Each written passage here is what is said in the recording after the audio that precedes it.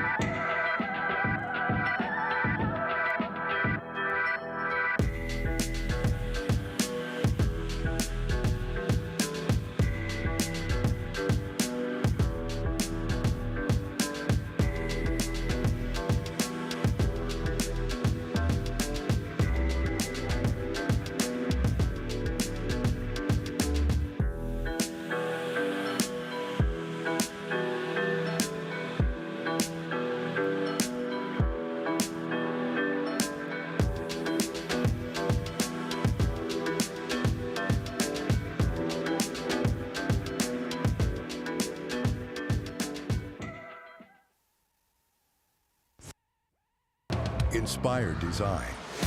Ultra-quiet operation.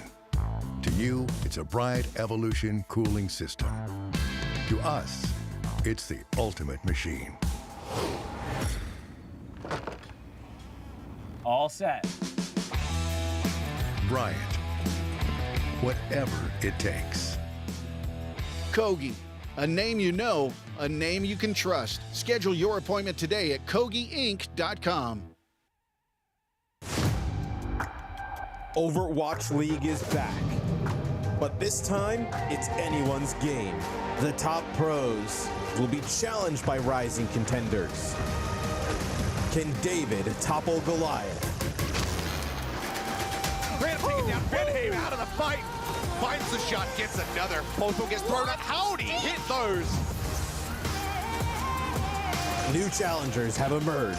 Oh my God! Look at the man cook! But legends stand in their way. From still hungry. Oh, JR! You best get up early if you want to come with the king like that. Duffing him out. Oh, my word. Edison. Still game over. There's no power. Oh, no. Oh, but what he doesn't have is ground beneath his feet. He kills as soon as he respawn. Backbone. This is the Overwatch League Pro-Am.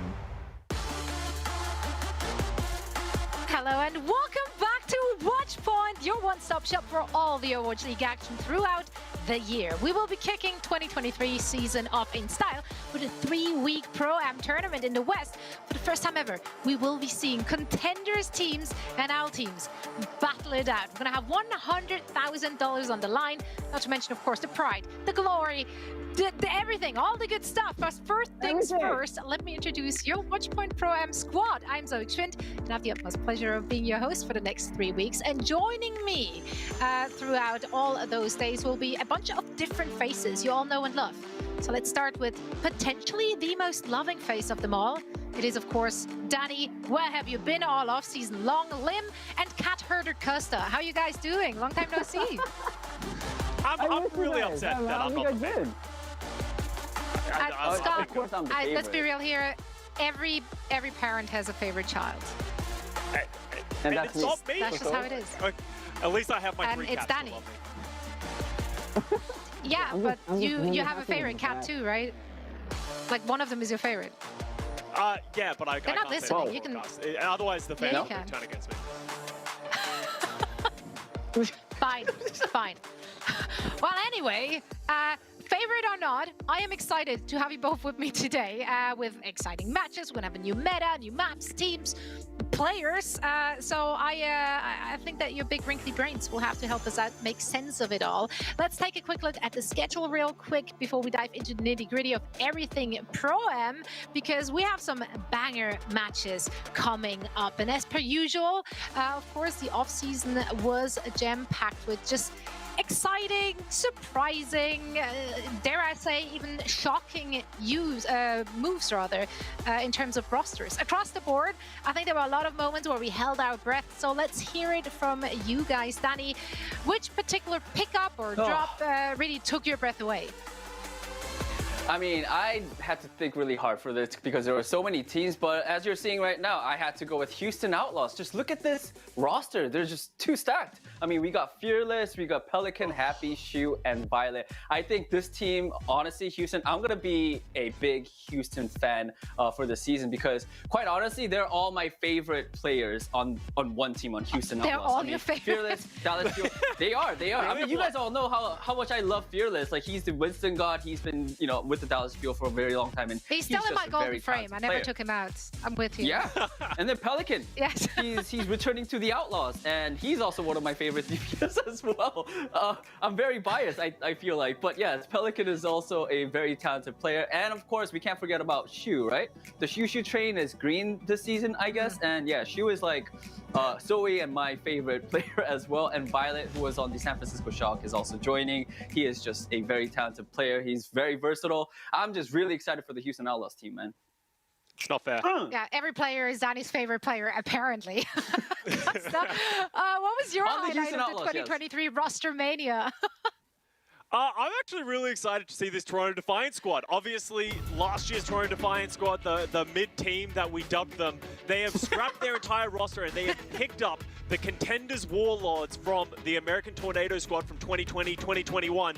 They all went to different teams last year. We had Collusion Sam go to the San Francisco Shock. Hydron and Sir Majed went to the Florida Mayhem. OG, Ultraviolet, and Speedily were at the Atlanta Reign.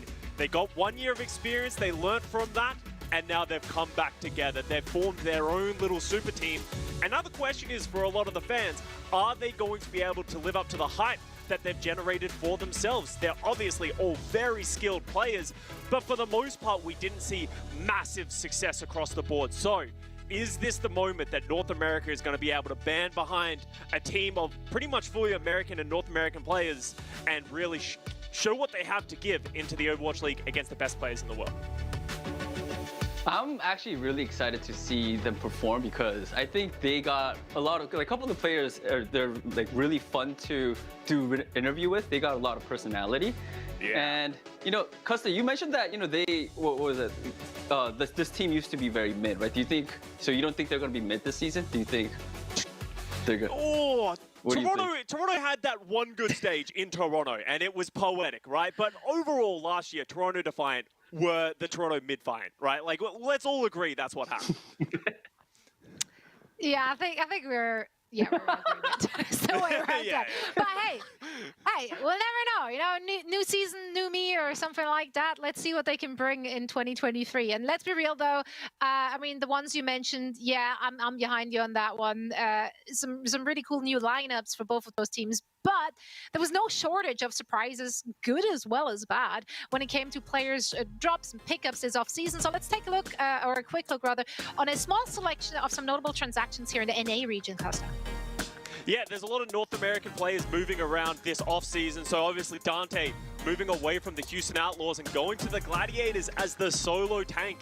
Is he going to be able to get away with it once again, or is he going to fall short? Sugar Free, the young prodigy since forever ago, has finally made it to the Overwatch League. Obviously a very talented player, but he didn't play last year. Is he going to be able to keep it up? And then obviously we got Lep and Seeker finding new homes in New York Excelsior and the Valiant respectively. Are they going to be able to sort of help those teams reach a level that not many people are expecting? I'm just very excited to see, the representation of NA players this season as well in some of those great teams of ours. Now, I said before that we're kicking the 6th season of Owl off in style with a never-before-seen Pro-Am tournament. So let me walk you through the format real quick, as we are going to have 20 Western teams participating, 7 of which will be from the EMEA and NA contender scene. Each of those teams earning their spots via qualifying tournaments. Our 13 Owl and 7 contenders teams will be split into 4 groups with 5 teams each. There, they will then be facing off against one another in a round robin, best of 3, with the top 2 teams of each of those groups advancing into our single elimination bracket play, which is happening in week number 3. And as I mentioned earlier, other than the obvious bragging rights, there is also some cash on the line. The $100,000 prize pool is split as follows: 50,000 to the first place, 20,000 to the second, and 10,000 to the third and fourth place, with the top 2 contenders teams earning 7,500 and 2,500. Unless, of course, and that's a little caveat, if those contenders teams actually make it to the top 4, then they wouldn't get the additional money. So you can't double dip. Give it I think they should double dip. If a contenders team gets top 4, let them double dip. Personally, from his own pocket, providing that money. That is so big of you, Costa. We love that. He's rich. Oh, it's fine. Costa could handle, a couple $1,000s. He's like, oh God, let's move on quick before someone holds me to it. All right. Well, we covered teams, we covered format. I do think it is time to dig a little deeper and talk about the meta. And before we attempt, once again, like every year, to predict what we might be seeing currently, let's take a trip down memory lane and actually discuss where we left off. Danny, could you refresh our memories and tell us what kind of meta we ended in the 2022 season?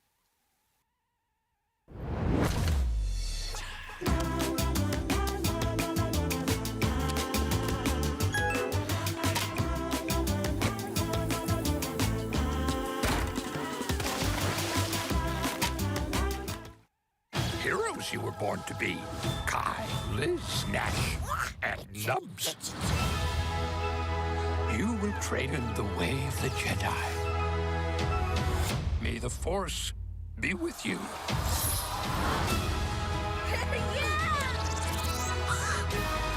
This is the fun part.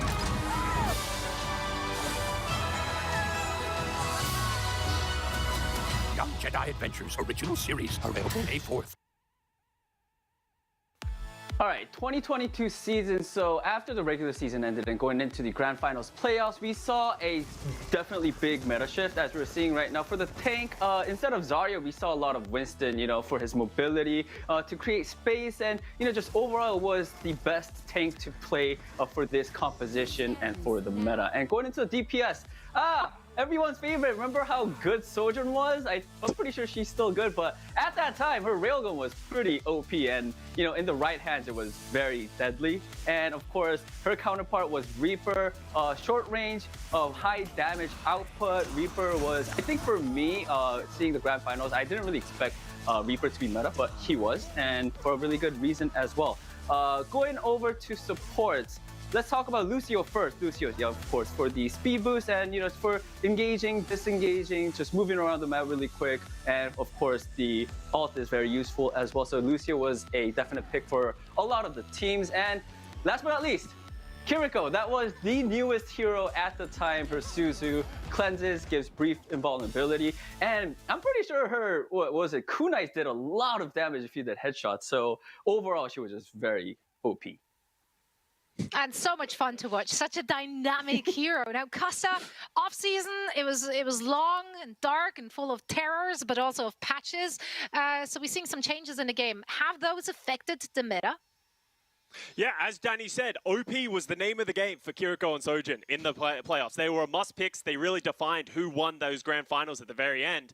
But they have been hit by the nerf hammer, but maybe not hard enough. I am expecting to still see a little bit of Winston, Lucio, Kiriko with that Sojourn. As much as Sojourn has been nerfed, so her one shot is less consistent, it does less damage, and Kiriko's healing and cooldowns have been changed slightly, they are still going to be quite strong in the meta, and you should expect to see both of those compositions. But we're in the Pro-Am. We got multiple different regions coming in, and these contenders teams love to play their Reinhardt Brawl. It is their staple. It is their bread and butter whenever you can play it on any of these maps, like King's Row, like you're seeing on your screen. This is going to be the one thing that I'm looking at the Overwatch League teams to deal with, because especially the North American contenders teams, they are going to run at you with this Reinhardt. They're going to play that together style, and that is going to be difficult to deal with. In the European region with Team Peps and Twisted Minds, they like to play in the sky, though. They're going to play that Echo. They're going to play that Pharah. So how are the teams going to adjust to that? Bits of Wrecking Ball here and there, but for the most part, that's what you should see today. And I do love that. I mean, we know that... Danny gets excited. I haven't seen Pharah in so long. Wow. She's still very dominant in my gold matches, don't worry. Yeah, no, I mean, here's the thing, though. Like, I love that we know that our teams, they usually scrim against one another, so that might give some of the contenders teams a leg up because they're coming in with compositions that our teams are not necessarily, used to play against currently. Yeah. Now, of course, other than new patches, we also got blessed with some new maps, which we get to see in action during the Pro-Am tournament. So let's start with a closer look at the Antarctic Peninsula. Danny, what are your first impressions of that very new map we get to see? This map, when I first played it, it just quickly became one of my favorites because I think it's a new style of control map where there's a lot of ramps and like short high grounds. Just overall, I think it's a different type of control map from what we've seen in the Overwatch League. So I like anything that's new and fresh, and this is definitely one of the maps. And most importantly, quite honestly, I really like this map because of penguins. Yeah, that's honestly, you and me both. But it's a selling point. As you can see here on your screen, it doesn't have penguins, but Shambali Monastery is a very unique map. I'm convinced that the third point doesn't even exist with how defensible the first and second points are. There's going to be a lot of holds on these maps just because of defensive high ground, being able to play out of that window, especially on that second point with those ramps moving up. Keep an eye for people to play that Sigma, double flex support compositions on here, or maybe people are going to try and up the pace and knock them down from those high grounds. Yeah, so would you Zoe, say do you that have a might favorite map? look a little similar to what we're seeing on like Circuit Royale? So is it more Circuit like Yeah, kind of. defense The favorite? second points play very similar. Like, as you can imagine, with those Got it. ramps and those, like, alternating ramps where people can just sit on the high ground and shoot at you. It's hard to deal with as an offensive team. Well, we'll see what the pros got for us. Now, it would not be a watch point disc if we did not force our analysts to make some way too early predictions for the entire tournament. Oh, no. So I'm going to buy you guys some time, because I'm nice, to think about which player you think will be walking away as the Pro MVP, and what better way to feel inspired than just watching Proper lifting some trophies. Because quite frankly, you know, Proper, he strikes me as a gotta catch him all kind of guy. So why not win another MVP title? Right, Danny? Yeah, exactly. That's my point. I saw that screen. I'm very inspired. I think I'm gonna go with Proper.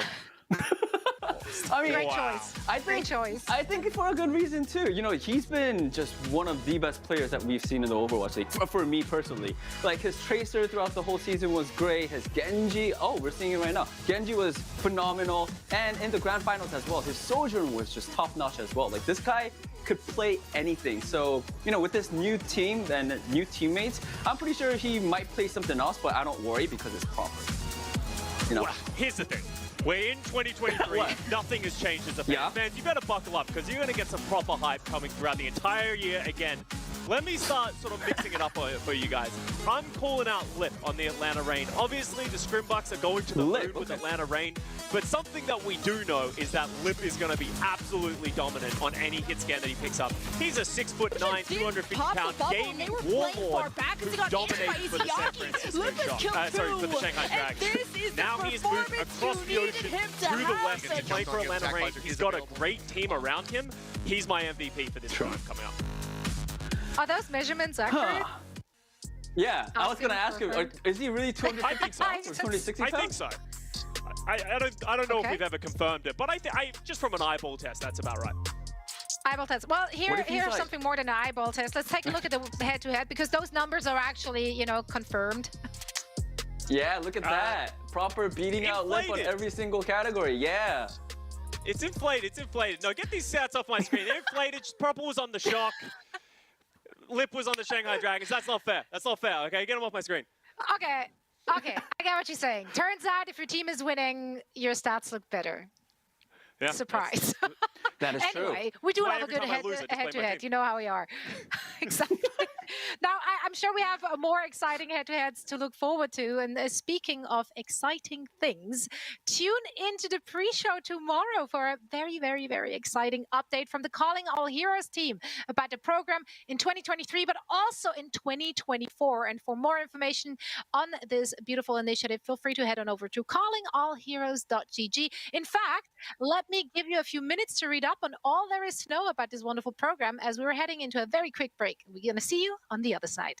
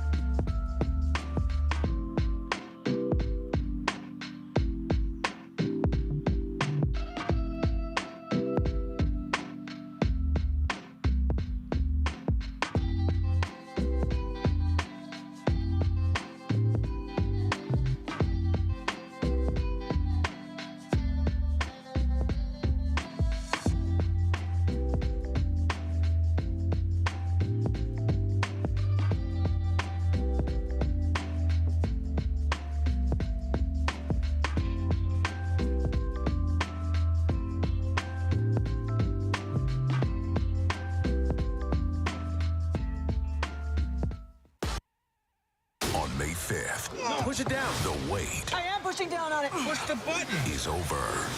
I pushed it. Open the freaking door. That is a stupid design. Guardians of the Galaxy Volume 3. PG-13. In theaters May 5th. Tickets on sale now. Welcome back to the Watchpoint pre-show. We are getting ready for the first Pro-Am matches and are buzzing with excitement to finally see our favorite teams and players back in action. And if you want to show the world which team you're supporting, I got good news for you. The revamped 2023 team jerseys are here, finally. So get your favorite team's Pro Kit jerseys to start the 2023 Overwatch League season off the right way. Do you guys have a favorite? Ooh, I think I'm going to go with Soul Infernal. I think I like that jersey the most. That's a good one. I like Seoul Dynasty because they have Seoul, South Korea written all over. A lot of Korean pride. I'm Korean. Let's go. Very biased. I love that. Love that. Great answers. Now, some of your favorite teams will be back in action very soon as the Pro-Am kickoff is getting closer and closer. So let's talk about those 4 groups. Each group is composed of 5 teams, 3 OWL teams and 2 contenders teams, with the exception, of course, of Group B. They only have 1 of the contenders teams, the first place qualified team from the NA region, the Saints. Do you guys feel like there is a clear group of death, a clear hardest group? Kosa, you want to go first or should I go first? I'll go first. I'll go first. Danny. You're right. Go. I think Group B is going to be the deadliest group because I think this group is one of the. It is. I mean, I think because this one has like the contender team one contender team that could really make it to the top. Because I heard from Door that Saints has a lot of great players. One of them being Tree, and I'm very excited to see Tree perform.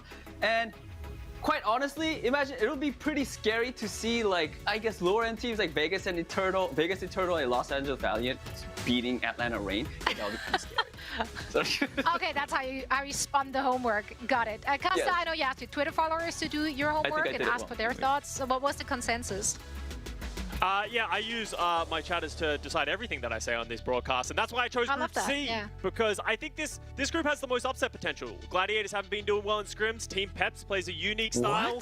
We don't know anything about Washington Justice or Boston Uprising. We haven't seen those rosters yet, so I think there could be a lot of upsets happening in Group C. Yeah, let's actually take a few quick looks at some of the highlight plays from the contenders qualifiers. Guys, what are your thoughts on the strength of those teams? It's kind of interesting seeing these teams play because, as I said earlier, they play very different styles. They all have like some pigeonhole in the way that they like to play the game. So I think there's going to be a lot of different looks and a lot of exciting gameplay. And I think some of these Overwatch League teams, especially towards the bottom end, could be pushed to the edge. Yeah, and I'm going to be very, very interested to see what our community thinks on sees coming out on top of the Pro-Am tournament. How many of you are actually having a contenders team slotted for that #1 spot? And yeah, all you have to do is hit us up on social media so we get an idea of where you're at. And on that note, I'd love to mention that we're offering fans a very new way to engage with the Overwatch League and allowing creators to bring awesome match action to their communities. Watch parties will begin on March 30th on YouTube. So get excited for that. And now, folks, we are just moments away from the first OWL 2023 Pro-Am match, which will all happen right after this break. So don't go anywhere.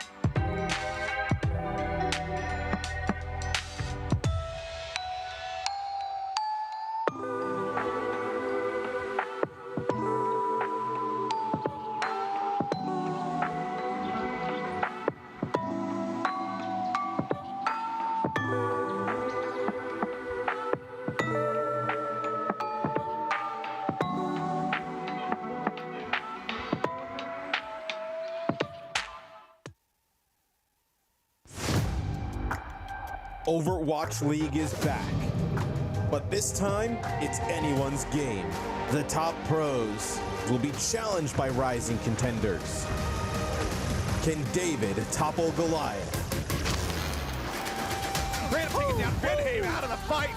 Finds the shot, gets another. Postal gets thrown out. Howdy, hit those. New challengers have emerged. Oh my God, look at the man cook. But legends stand in their way. Probably still hungry. Oh, Theo! You best get up early if you want to come at the king like that. Dumping him out. Oh my word, Edison. Still game over. There's no power up.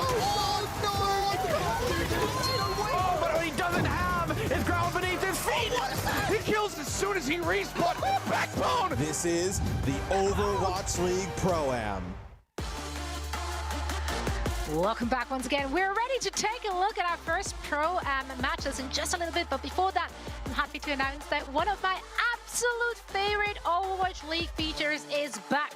It's gonna be better than ever. Our fan art gallery is making a return, and we're now offering a more flexible viewing experience for all of you. New tools to highlight work from specific tournaments and events, and enhanced full-scale views on every single piece, which is awesome. So make sure to share your art celebrating the players and teams competing in Pro-Am, or your favorite casters, you know, for a chance to be featured on social media and on the broadcast as well.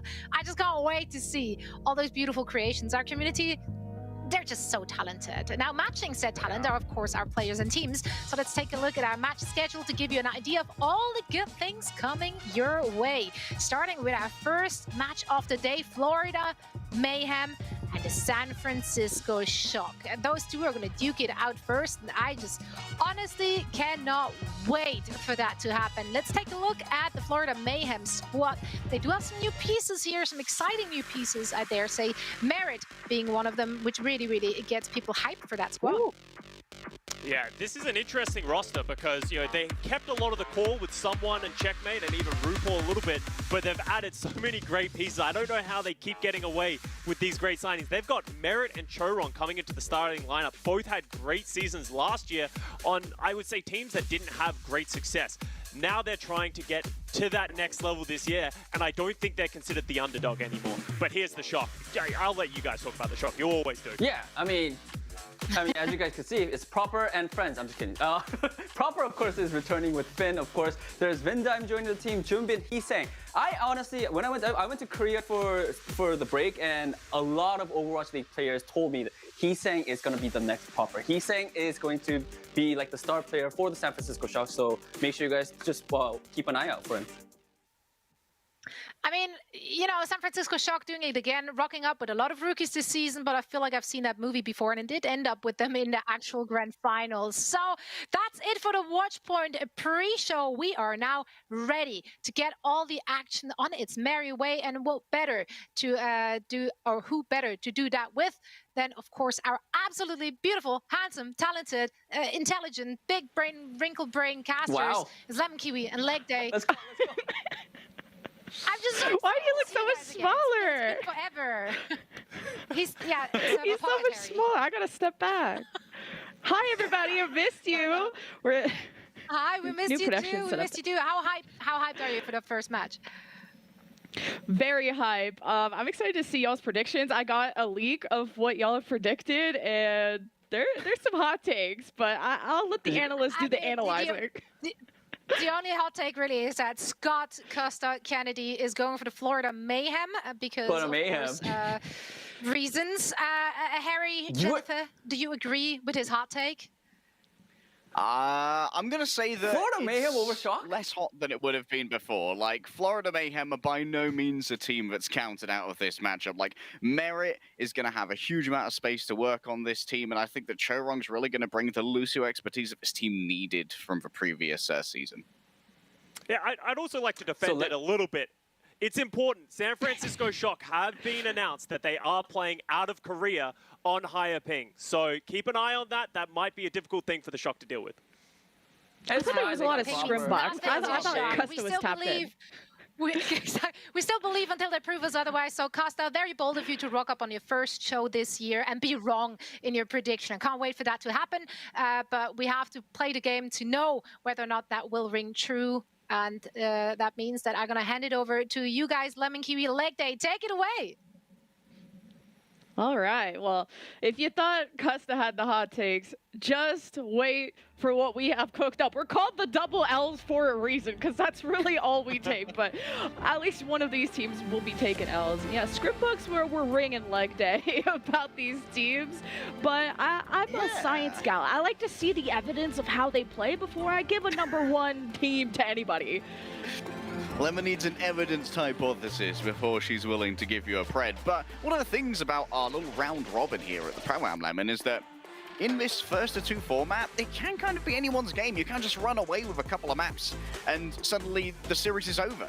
There are no take-backsies, not much room for a reverse sweep. So if you can come out swinging as Florida Mayhem, who we didn't have any scribblings about Florida Mayhem, they might be a little bit more of an unknown factor and ready to bring out a couple of surprises here. One thing I'm going to be particularly looking for is whether Checkmate, if he's got the Tracer to try and keep either Heesang or Proper in check, who are both legend tier Tracers in their own right. Yeah, just the hero pool overlap in the Shock is what's going to be most interesting. You know, from the scrim box, it's looking like Heesang's taking over for the Tracer, and Proper's playing hit scan. But I mean, Proper was a flex god, you know, from Genji meta, Tracer meta, whatever it is. Like, he pulled it off. And there's a lot of hype behind Florida too, who made some upgrades as well in their support line. They have Sauna as this new flex player, can play the Tracer, can fill in the gaps, and Merit, who I feel like was this kind of horizontal trade, not really like an upgrade over Hydron, but equally can be that hit scan, Sojourn, whatever that the team needs. And let's roll out on Village Nepal. All right, Ramatra in action here. Not too many Ramatras that we've seen in pro play recently. It's been very heavily Ryan favored, especially in North America. But like Custa said, San Francisco Shock, we've been cooking up in Korea, so maybe some separate influences have been seen. The Bastion. I did not have Proper Bastion on my bingo card. I'm not gonna lie. Great boop though from Vindime. Making sure that Proper is well protected. The reason why you have this Cassidy Bastion mix-up, at least in the Pro-Am qualifiers, which is the best evidence of the meta, has been around the Bastion can't hold off angles as well, has to play stacked on the team. Cassidy has more mobility, has more protection, self-peel really. And I was not expecting Proper to pull that out. I thought he'd have the Cassidy to maybe match Merit, but for now it will be the Shock on the point. Yeah, Proper needs to be very careful about his cooldown cycling as well. After that tank configuration, he's incredibly vulnerable to getting dove, but that's where Junbin comes in, using the E of Ramatra in order to try and slow down rotations that would punish that lack of damage that could come out of the Bastion between cooldowns. Enemy over here! Enemy here! Looks like Checkmate just kind of poke the point just to draw some attention. Heesang not playing that stacked, and this Ramatra of Junbin is also keeping the Ana Cassidy of Merit over stuck in that closet. And surprised that Florida are playing this split. I mean, they're trying to find these off angles around the stack that is the Shock, but not finding much success. Yeah, we're seeing quite a few timing issues here, and Junbin, like we said before, just is very much prioritizing making sure that someone gets no support. Cuts off RuPaul's healing, and RuPaul needs to walk through that Ramatra shield if they're going to deliver the healing over to someone. I wouldn't mind seeing like a little bit of preemptive poke eating here from Florida Mayhem in order to try and charge up the nano so that someone at least has some damage reduction while RuPaul is busy being cut off by Junbin. Deadeye from Merit down low. Even the bubble from someone to protect him. 75% plus though for the Shock. Like, we need to see Florida use these ults to get something out of it. All Merit did was really zone out, and someone just got nano, jumps on in. Maywall for the Shock to just protect themselves, maybe even find a split. I think Heesang was just ice block. Junbin is also sleeping. Finn brought up the Ant Matrix to maybe stop the dive from the Florida Mayhem. Someone jumps back in, finds a few kills, and signs of life come out from the Florida Mayhem.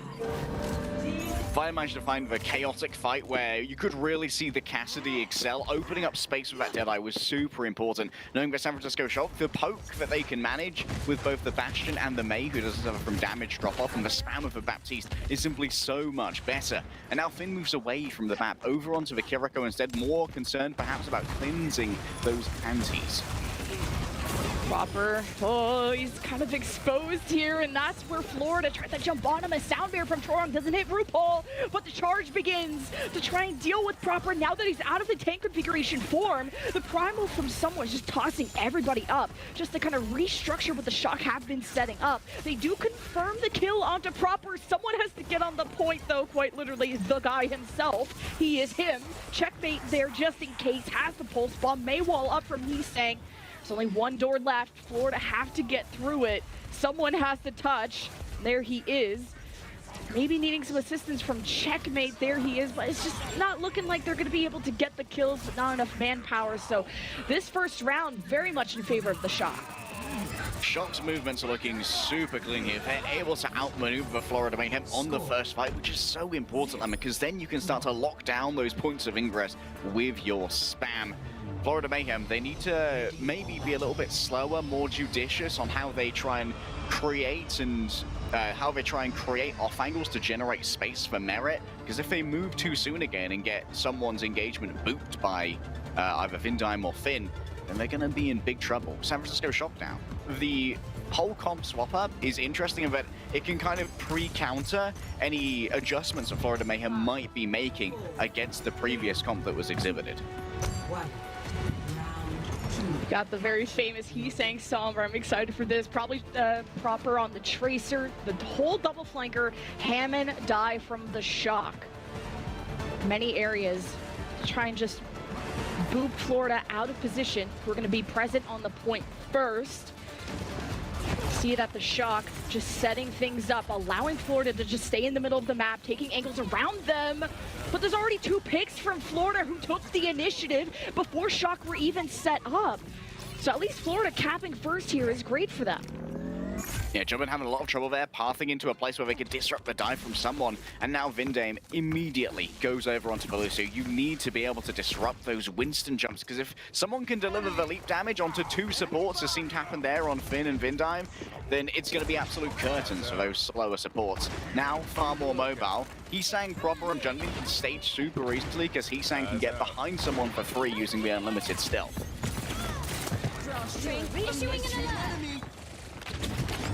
Checkmate now, looking to try and find an insertion. However, that is an unhacked health pack behind them. Could be useful for the Wrecking Ball.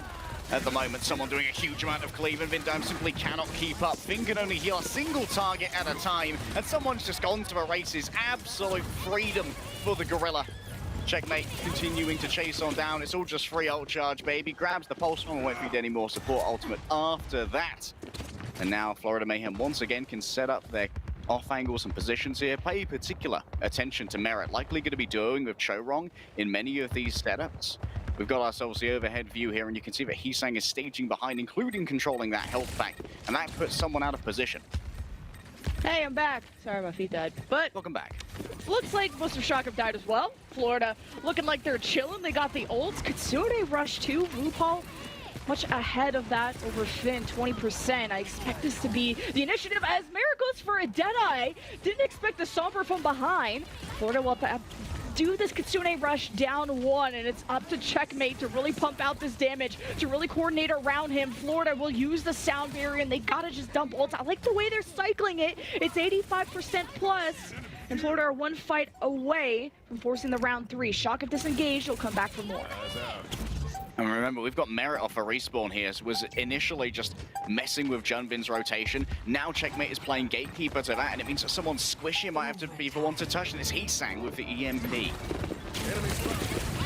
EMP ready from the Shock. They're all stacked up. 2 great pile drive from Junbin. Kitsune rush, mines, and the EMP from the Shock. Keep in mind, like, even if they win this fight, they gotta go 0 to 100. Close out Nepal in quick fashion.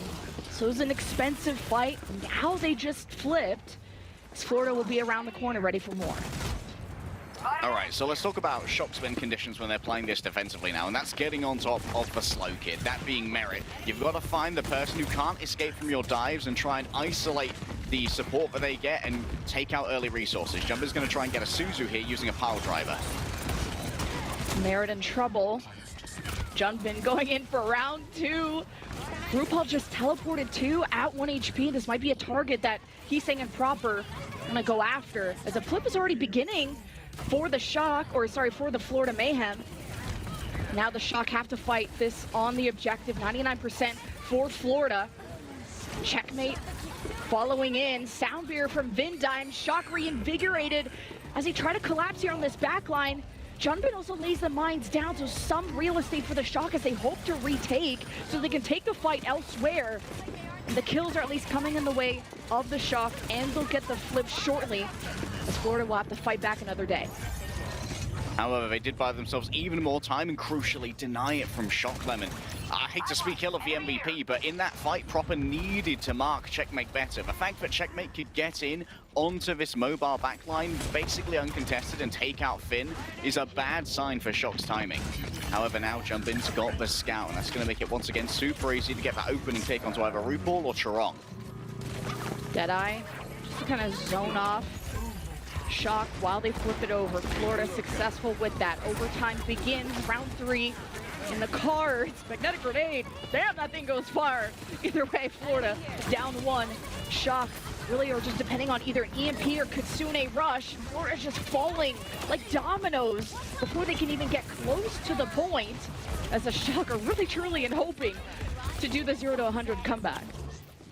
Oh wow, big spawn camp there, just continues to build more time, but San Francisco Shock have had stolen away from them 2 fights in a row now, just due to point control. Merit, after having used the Deadeye, swaps over onto the Sombra. It's going to control health packs and deny Junbin the ability to operate independently, as well as gives good scouting to Junbin's position, so that you can proactively position against it.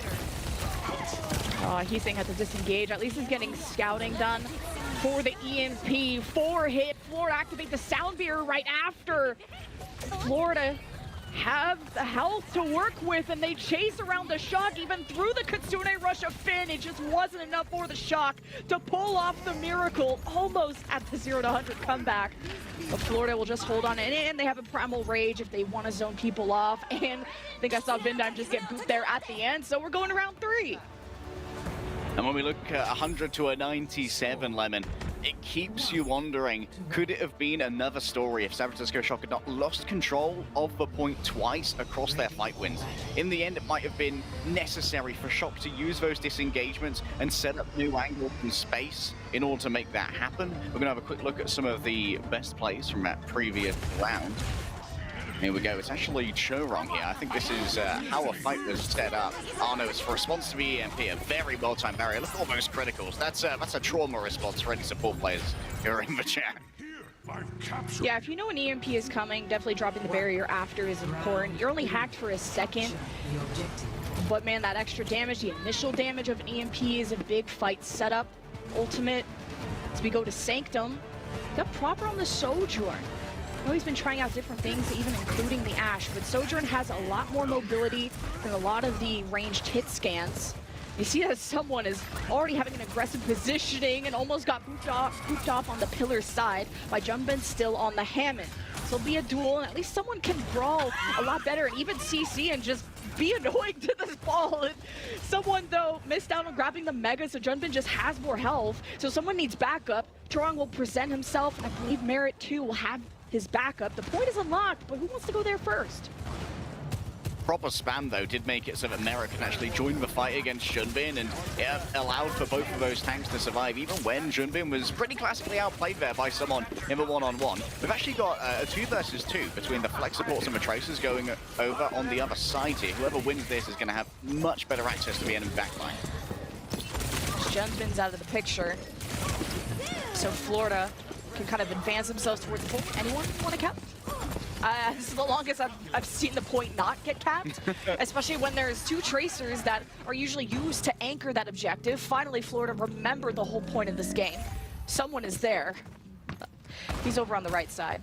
But we got pulse bombs. It took a while to cap. Yeah. However, I think it came down to some good discipline as well, just not giving up these positions that were super important to maintain in order to keep your team safe. Checkmate, though, requiring the pocket from the Kiriko is quite inefficient. The Kiriko's not the best pocket for the Tracer. Oh, Proper's in trouble. He used the jump, couldn't grab the Mega. And Florida have control of the pillar side. They've even nanoed Mara just for the extra firepower. And this is pretty flawless by Florida. I'm loving the Sigma swap. Yeah, Visuma's doing very well. Unfortunately, no Zuzu to keep Merit alive, and now it's Proper and Finn's time to shine as the holdovers from a previous San Francisco shot. Alas, the chase of 3 is more than enough to make sure that Heesang will be falling down. The Transcendence here is going to be interesting to respond to, as you're likely going to use it to try and deal with the Kitsune rush going through from RuPaul. Checkmate maybe could stick Finn, force that out early. Oh my goodness, it's a super low healing comp now though. Finn's got the Transcendence for healing, but Vindime not on a flex support anymore. Like this jump, the Transcendence for tempo against the Kitsune rush of RuPaul, really, who's going to occupy this pillar space to overlook the objective, because Florida are so far having a very flawless Sanctum, and the kills continue rolling in. And Junbin not able to use the Primal in time is curious. Didn't get to see if it was just the burst or wanting to use his next fight, I don't know, but 74% more for Florida. A little bit of a grog caveman rush there, honestly, from a San Francisco shot. Pop trans, press W, and Proper just gets caught up taking too much damage as everyone just leaps on forward. Now it's going to be potentially last fight, and as you have overtime on the point, you have to deal with Merit's Deadeye, which is going to be super difficult to contain. Oh, accretion from someone missed Junbin. He's at the back, but Finn and Vindime have to be careful. They got anti-grenaded by Chorong.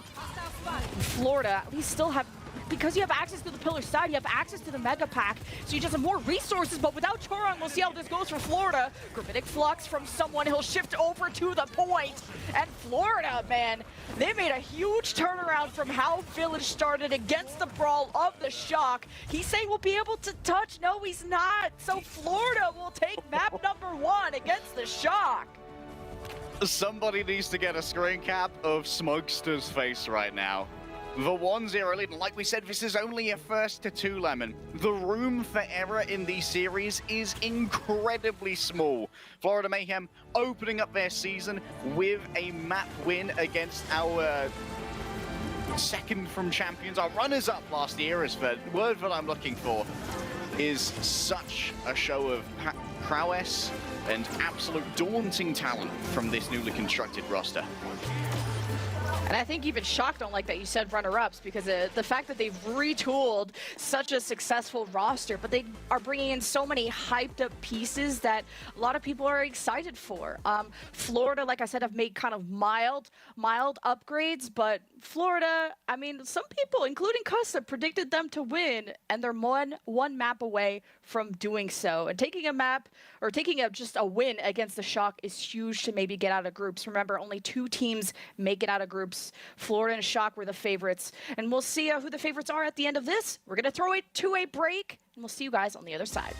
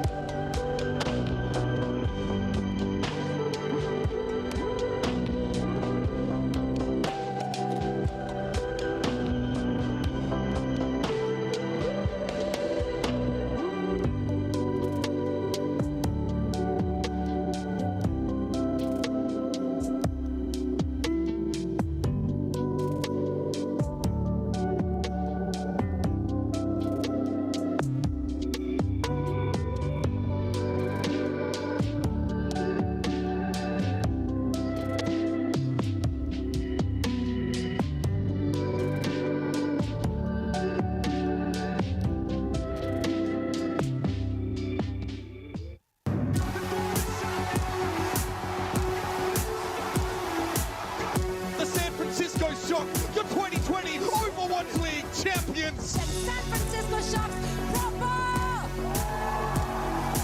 Proper is a generational talent. He's going to be in this league for a long time. Look at this guy. He's running down Bernard. Then he just charges the Sigma. Completely uncontested, tearing through.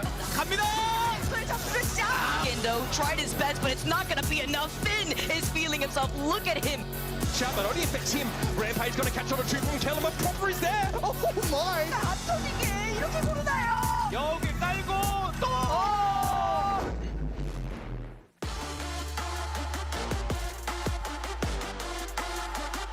Welcome back, everybody, to the Pro-Am, the first match of the preseason, I guess, Florida versus Shock. And yeah, Florida took the W on Sanctum with a 100-0 win on that final round after taking an early L on Village against the Proper Bastion. Like that was really fun.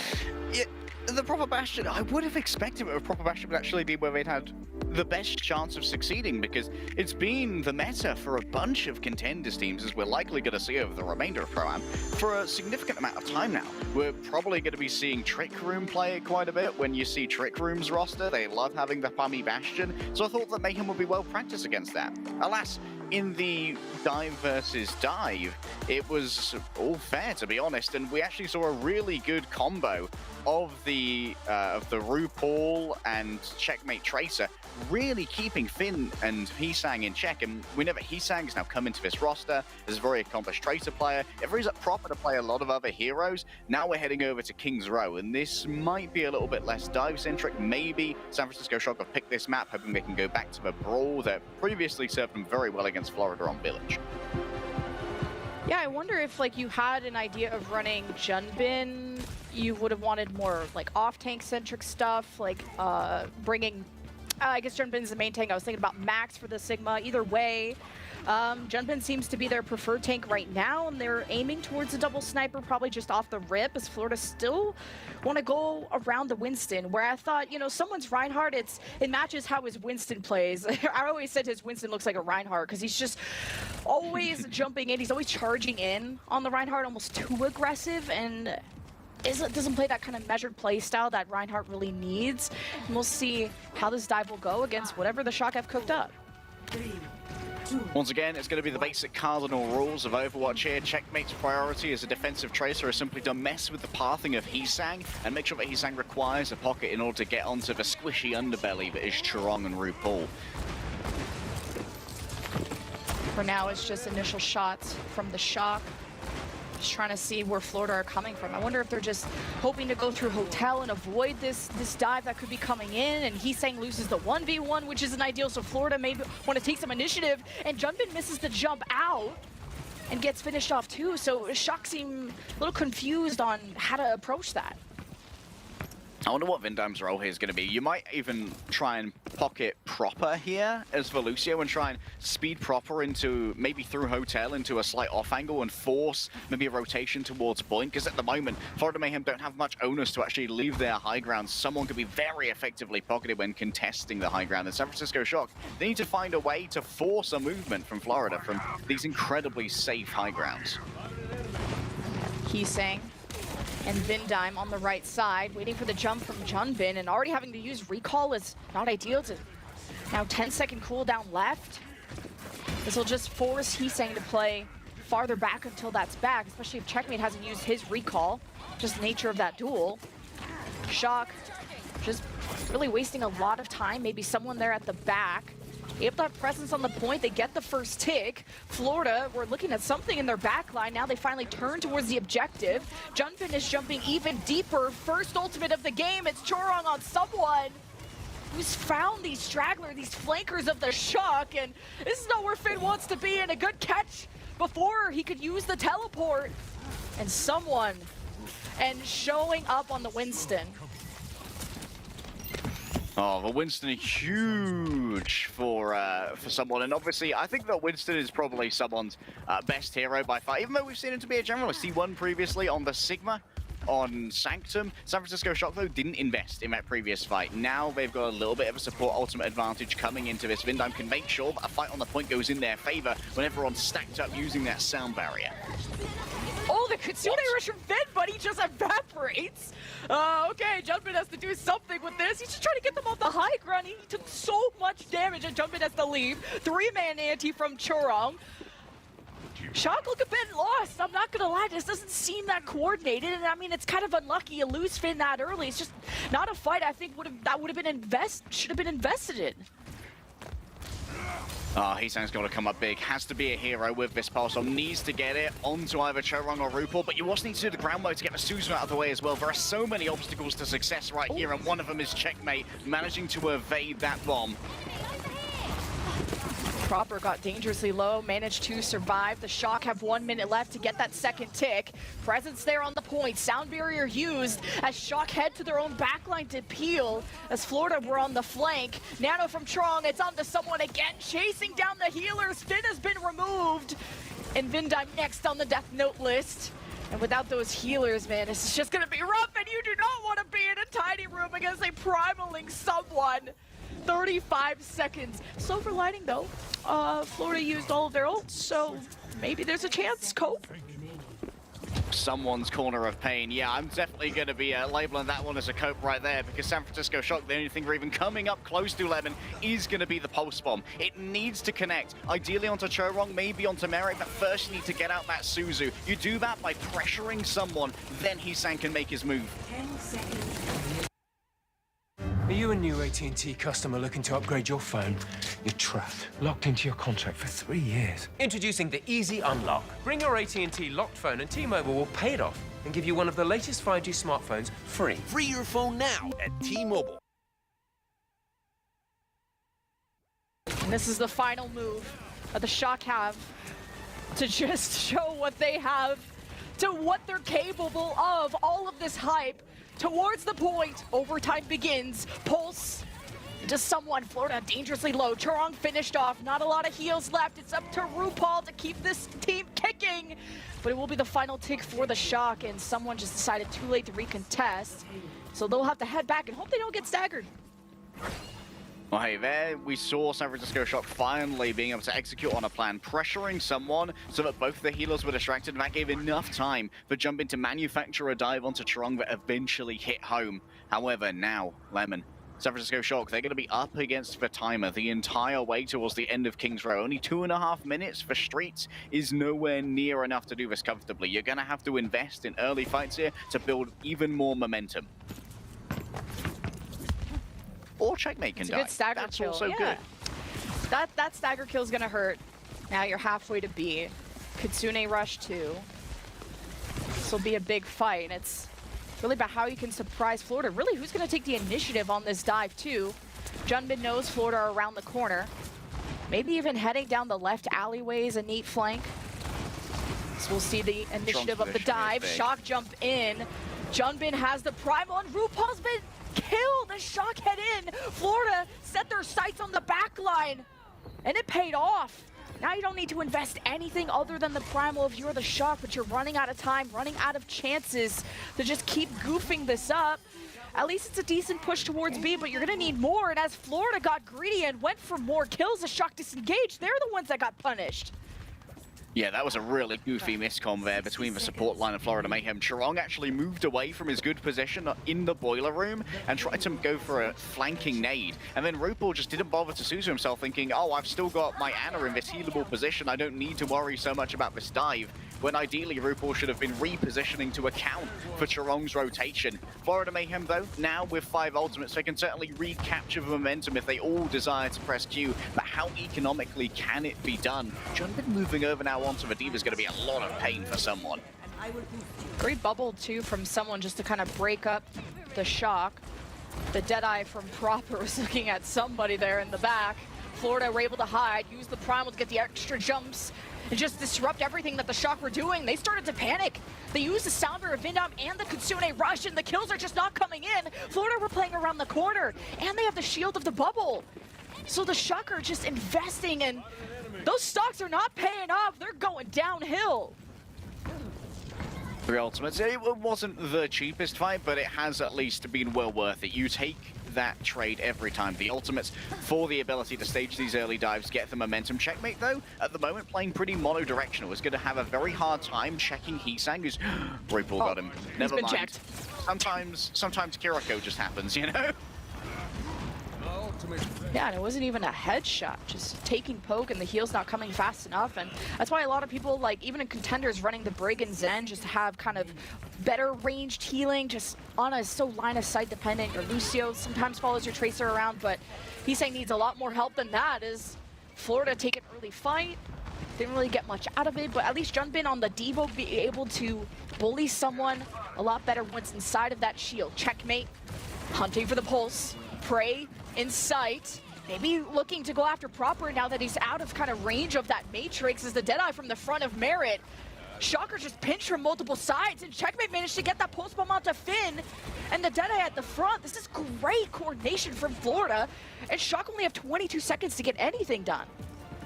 Unbelievably valuable kill here. I wonder if we might see Finn. Oh, hello. Oh, it's going to be Vinade from behind, maybe for sleep as well. Vanano, the early fight potentially is huge, Lemon. Yeah, the someone Nano. You love to see it. Now he's just hunting, and the rest of Shock gonna fall over. At least, though, for how this map started, Shock going towards C is not too bad. They still have some cart push, as Florida a bit split on their focus fire right now, as Florida like to get these first picks, and then finishing off the fight's a different story. They will stack up behind Chorong. You have the Kitsune Rush available for RuPaul. Still Florida are fighting a backline fight, and Heesang is almost emoting on card while this is being pushed. Florida need to focus on the objective. DPS traded out. Suzu used from Florida. Now they're able to contest. Shock with a 3-man sound barrier. Gonna keep this going for as long as they can. Heesang with the pulse bomb with the Chorong. It's up to RuPaul to keep this defense kicking until respawns do. And Shock are meters away from tapping, and I feel like Florida focused these fights in just the wrong areas to allow Shock to even get this far. Oh yeah, you're exactly right, Lemon. While it may have been a clean engage from Florida, the second half of a fight, the second phase of a fight was all wrong. We needed to see RuPaul use that Kitsune Rush earlier when we saw Heesang trapped on the car. If you can force someone to fight inside your Kitsune Rush, you are going to kill them, and that's exactly what overtime demands. Still, it took way too long to use the Kitsune Rush, and we also saw some, I think, maybe poor pathing from someone in terms of a dive, maybe looking for maximum jump value with the damage instead of maximum ability to cut San Francisco Shock off from their spawn room. Because even while you're antied, you're still invulnerable if you can get back into that garage, and there needed to be a more concerted effort to stop that San Francisco Shock disengage while Heesang dives to the car. Yeah, that was Florida just living behind Shock at all times, and Shock just moved forward and got so much cart push when they shouldn't have. And just overall Shock not looking as coordinated, and to be expected. You know, you bring on a bunch of rookies, you restructure your whole team. We were expecting the Shock to have a slow start to the season, and they're playing from Korea. Not sure kind of internally if there's stuff that still need to be pieced together. But yeah, it's uncharacteristic to see the Shock not look like they have a game plan. Just the fact that it took almost overtime to cap the point. Yeah, like you said, there's still a lot of room for development on this roster. A vast majority of the roster is new additions. Only 2 holdovers, I believe, in Proper and Finn, so the previous comp structure has needed a little bit of augmentation. But change here from Merit, oh my goodness, that's a bad early pick. This gives Checkmate so much freedom to get on top of Finn Diamond. You can already see him giving up the high ground. Eyes on the target. Yeah, Florida already on the point, starting that first tick. Without Heesang, you don't have someone that's, you know, easily able to contest, so it'll have to be Junbin, who steps up. Proper's in the top window. Merit has to keep an eye on that. See someone bubbling that top window where Proper was, and from behind you have Heesang has returned for his revenge. And Florida heading in very deep, like past the objective to finish off these kills to truly guarantee at least a first tick. And Florida have the respawn advantage. You don't have Chorong, but should be fine with RuPaul around. Junbin's been isolated, and Heesang can't blink past this bubble, so fantastic Winston as usual for someone. Beautiful three-man dive, and I love the risks that RuPaul is taking as well, just teleporting in with someone onto that backline to make sure that he's getting the healing, and you can also weave in those kunai there as well to make sure that there's enough damage to take down those targets. We've got ourselves a quick replay here as the cart will settle. There's probably someone on the dive. So moving in here, it's already going to be someone and Jumpin just jostling for the high ground control. They capped you. They really debated you right there with that. But either way, somewhat. And Florida can move past this choke. Up above is Strong. That could be just setting up an anti-grenade to see if they can jump in off of that initiative. It hits Finn and Vindime. There is a push by someone. Forces out the teleport from Finn. And now he could go in even deeper. Surprised he'd rather go after Vindime. It was probably just the easiest target he could access. Still looking to confirm that kill. And while Finn is occupied, Finn just frags checkmate as he was probably pushing up to help someone with this. And someone doesn't have a lot of backup, but he's disengaged, at least in line of sight of his Ana. And could be going in for round 2 once his nano comes online. Yeah, we've got some valuable real estate gained here as well. Heesang has been found out on the back. Suzu could be forced out, but should be an easy pulse bomb kill. Oh, Merritt just falls over. Great dive by Shock. Can at least take some control of this game. Florida, I mean, once they start diving, they go just deeper and deeper. And it felt like Shock just let them have too much freedom at this point. It's nice to see a fight win every now and then. You know, I think that while I do talk quite a bit about the interplay between Pulse Bomb and Suzu, what it does do is creates this psychological expectation that, hey, I need to save Suzu, because we've tracked that Heesang has this Pulse Bomb. And I think that does open up these little lapses in judgment where Merritt could have been saved from that dive via Suzu, and maybe it could have been turned on San Francisco Shock, but you're so worried about that ultimate that you try and keep it in the back pocket. Maybe you hesitate just a second too long. Kitsune rush, RuPaul and friends of Florida, they surge forward. They leave the cart behind, or maybe Heesang was hoping to pulse bomb just one of the stragglers, and this Kitsune rush worked out. Florida got 2 kills out of it. Vindime didn't want to counter with the sound barrier, so Shock will have at least those options to hold the end of point B. Yeah, holding the end of point B, I think, is the more valuable fight here, and Vindime knew that. So being able to try and fight at the end here, every single fight that Florida Mayhem lose at the end of point B would drain their time bank so much. Jumpin needs to be careful though here. Finn is going to be the main source of healing, and Finn might find himself constrained if Checkmate's going to be able to move in onto the back. Got Proper ulting, looking for any target. Some have split off to the alleyway. Florida takes shelter in the Mega Pack room. When to re-engage, Proper jumps back, and on an off angle is the Shock, ready to pounce. As soon as Florida emerge from their shelter, and as soon as they do, Junbin was right on top of them. So back-to-back fights for the Shock. Yeah, amazing fight flowchart there as well from San Francisco Shock. They didn't actually get that many kills from Proper's overclock. What they did do is force a split that left Checkmate unsupportable and isolated, which meant Heesang and Vindime could go for the 2 versus 1 and get rid of that off-angle pressure. Then Finn's free to do whatever he pleases, and San Francisco Shock are continuing to hold on to an ult advantage. Pretty big ult advantage. Deadeye. You thought you could be zoned off with this Suzu, the safe Baron, but he just didn't pull the trigger. So we'll be looking at the back of spawn. What a collapse from the Shock. Kitsune rush and sound barrier too to invigorate that. It's only 90 seconds left for Florida to get point B, and that card is pretty deep, so it'll take a lot of tools, a lot of weapons in their arsenal to get through this. Well, those weapons are certainly coming up now, though, Lemon. 4 of them available, and all of the defensive countermeasures of San Francisco Shock. What is Jumpin doing over here? Playing the Primal, of course. Forgot that he has an extra 1,000 HP in the back pocket, but San Francisco Shock have to be careful not to get caught in rotation here. Yeah, it'll be the Checkmate and Heesang duel. Winston's getting involved. First Primal from someone. Kitsune rush. The backhands coming in strong. Soundberry did hit someone and he needed help. Merritt and friends still got the kills, and they kept someone alive through all of that. And Shock just don't have the firepower, it seems, to finish off these targets. Now Shock are up by 1, but this card is sailing away, and they get the touch at the last second.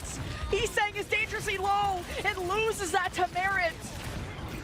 Just a few more meters to go for Florida, but it's getting so damn close. Looking back, the Shocker overtaking in kills, and it's only RuPaul on the left side. And only with 20 seconds left, and how much was invested in that last fight, it's not looking possible for Florida.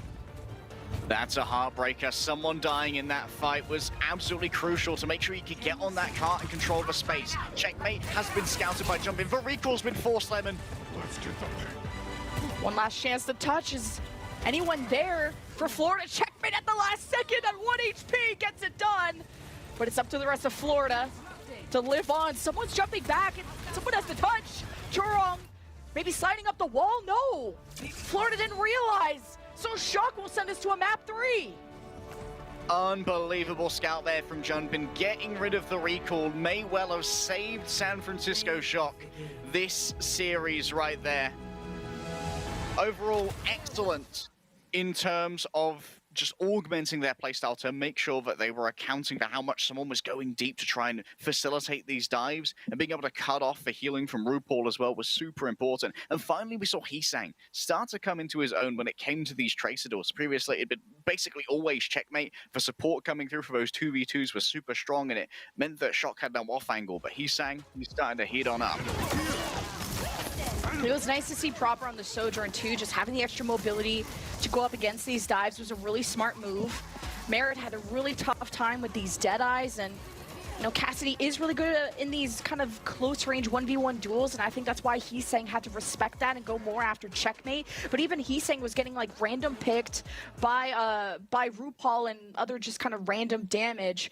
So that was a liability they had to depend on. But anywho, we got map 3 around the corner. Shock got away with murder. It seems like lots of murders, and we're gonna see more of those on the other side of this break.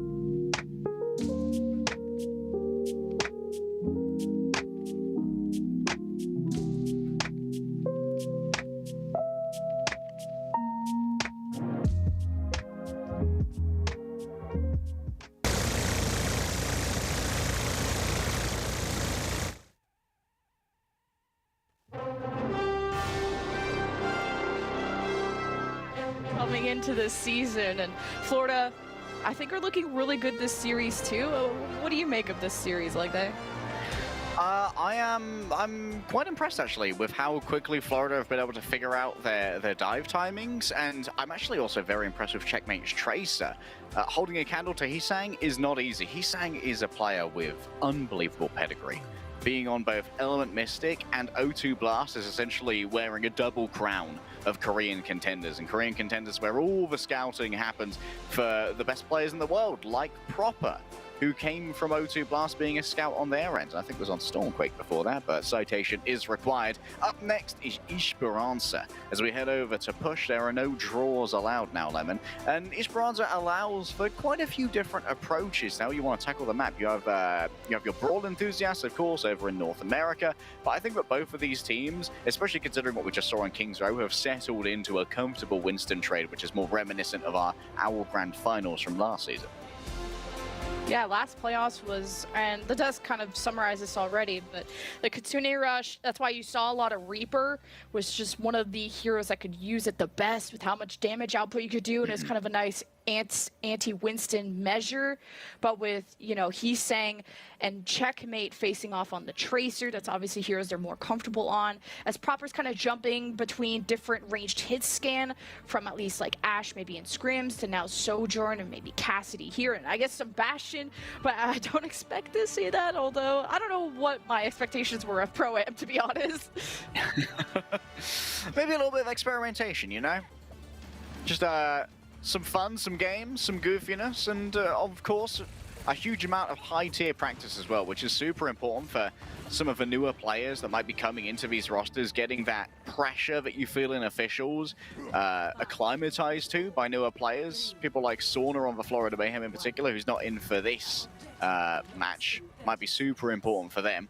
Heading out once again with a mirror this time. Proper actually playing on the Cassidy instead of a Sojourn. Does mean that access to the high ground is going to be a little bit more laborious, but it does also mean a touch more frontline damage. Cass doesn't suffer from like the spikes in efficacy that Sojourn does with the rail, just has very consistent high damage output.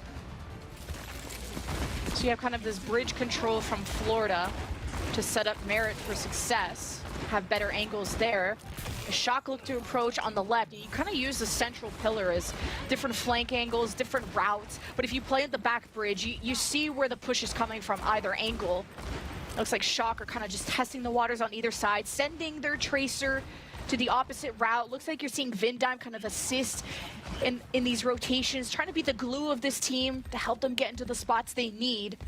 But shots being exchanged and only a small push by the Shock. Doesn't look like either team wants to dive first, as Max has just been antied, and he's brought down to half health. Hisang has had to use recall. These are just some of the cooldowns and conditions that Florida could have began their dive on. They've already posed themselves on the bot, now circled around and jumped on Max and finished him off, and the heals just didn't come quick enough for the Shock. These anti-grenades from RuPaul have been disgusting as Florida take a clean fight. Have to play a little bit slower to get RuPaul back from spawn, but at least some initial push there.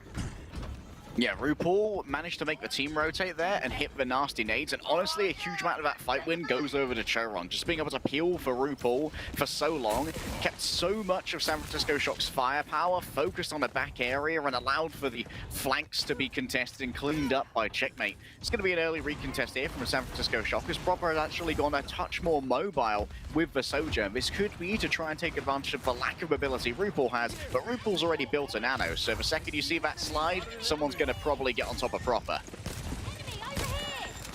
Florida have the nano. So they usually initiate this with someone jumping in, and he has primal. So there's a big push coming for the Shock. And when they kind of want to start this Kitsune Rush, I think there was an anti-grenade from RuPaul that got Suzu by Finn, and he just gets slapped back to Jupiter. And someone's going ham, and you just had a feeling that in a Winston matchup, someone was going to look one of like the strongest. As Max makes an appearance here, not able to hold a candle to someone quite yet. You know, it's a low sample size, Lemon, but I do worry that San Francisco Shock aren't respecting someone's primals enough to respond to them with a sound barrier. I feel like at this point, having given up this fight is far more of a detriment than having used the sound barrier for the primal would have been. Now you have forward spawns for Florida Mayhem. That's supremely important for someone like RuPaul, who when he dies comes back super slowly. Shock have had issues kind of taking initiative as Finn tried to cross over to the right, just gets zapped to death by a Winston of all things. And Mara gets nanoed. So silver lining, and I guess maybe checkmate pulls either way.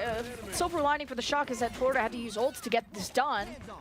That's even more push. Back to the checkpoint the bot goes. Yeah, forward spawn also cancelled. It'll be regained once Timothy, the bot, has actually crossed over the point that marks the checkpoint.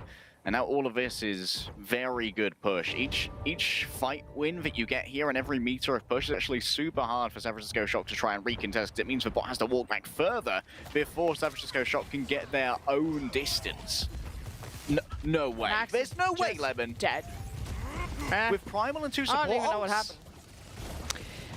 Yeah, Max just got evaporated. It's just a lot of bursts, and Florida can keep on trucking. He used the speed there of the Lucio. I think Mara could have just held that even longer, to be honest, because there was no danger. At least some initial damage to maybe finish off someone's dive. Either way, this is an 82-meter push. RuPaul is dead. What a pick from Proper. A headshot to give Shock a chance to climb back into this map 3. An 82-meter push, though, is respectable, but you have 6 minutes left.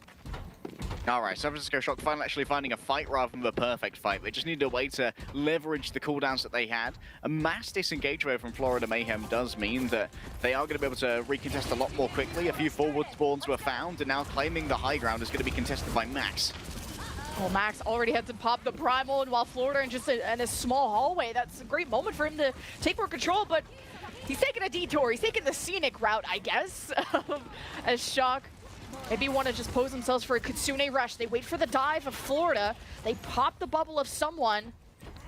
And Shock just playing so passively, just waiting for the moment to be forced to make a move. As it's barrier to barrier, Kitsune rush for the Shock. And they're up by 1. A kill on the RuPaul is massive too, as Florida won't have much to say without Merit in the picture, but someone's popped Primal. He has confidence, and how can you not when you have Chorong by your side? What a clutch by Florida. As looking back at the card, there's barely anybody left. As Vindime tries to join forces with Heesang, who primals and finishes off someone, but he's the only one left of the Shock. Someone just told Heesang that this is actually his debut series in Overwatch League, so it's time to go Big O mode. And indeed, he does. RuPaul, though, with the Nano in his pocket, can make sure that anyone can actually recontest the cart with quite a good amount of HP and sturdiness.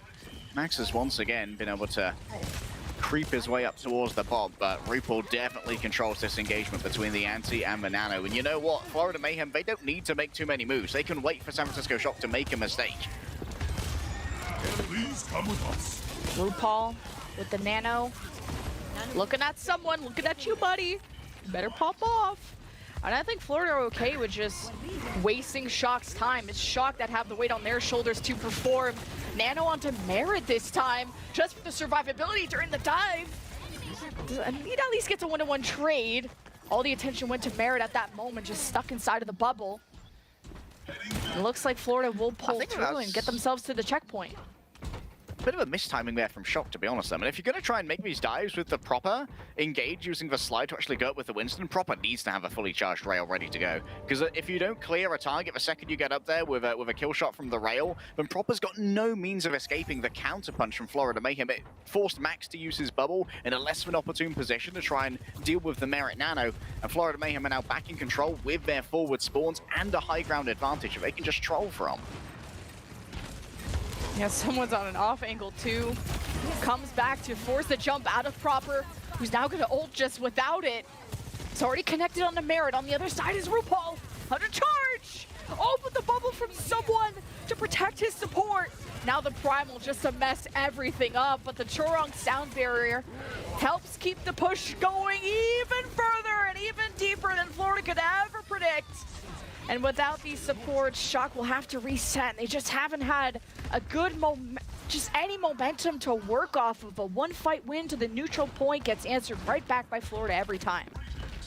Someone is the SFD, the Sojourn Fund Denier with the Primal. It's been consistently destroying the San Francisco Shock. And once again, they have built up this wealth, this treasure trove, this armory of support ultimates, but can't find the ideal time to use them to actually save some players. Once again, keep your eyes on Proper, and if he takes a risky engagement using that slide, how it can be punished by Florida Mayhem, especially with something like a Deadeye. Yeah, Merritt's up there, and he's going to be the target of, you would hope, Max's dive, just so you can have these tracers roam a lot more freer.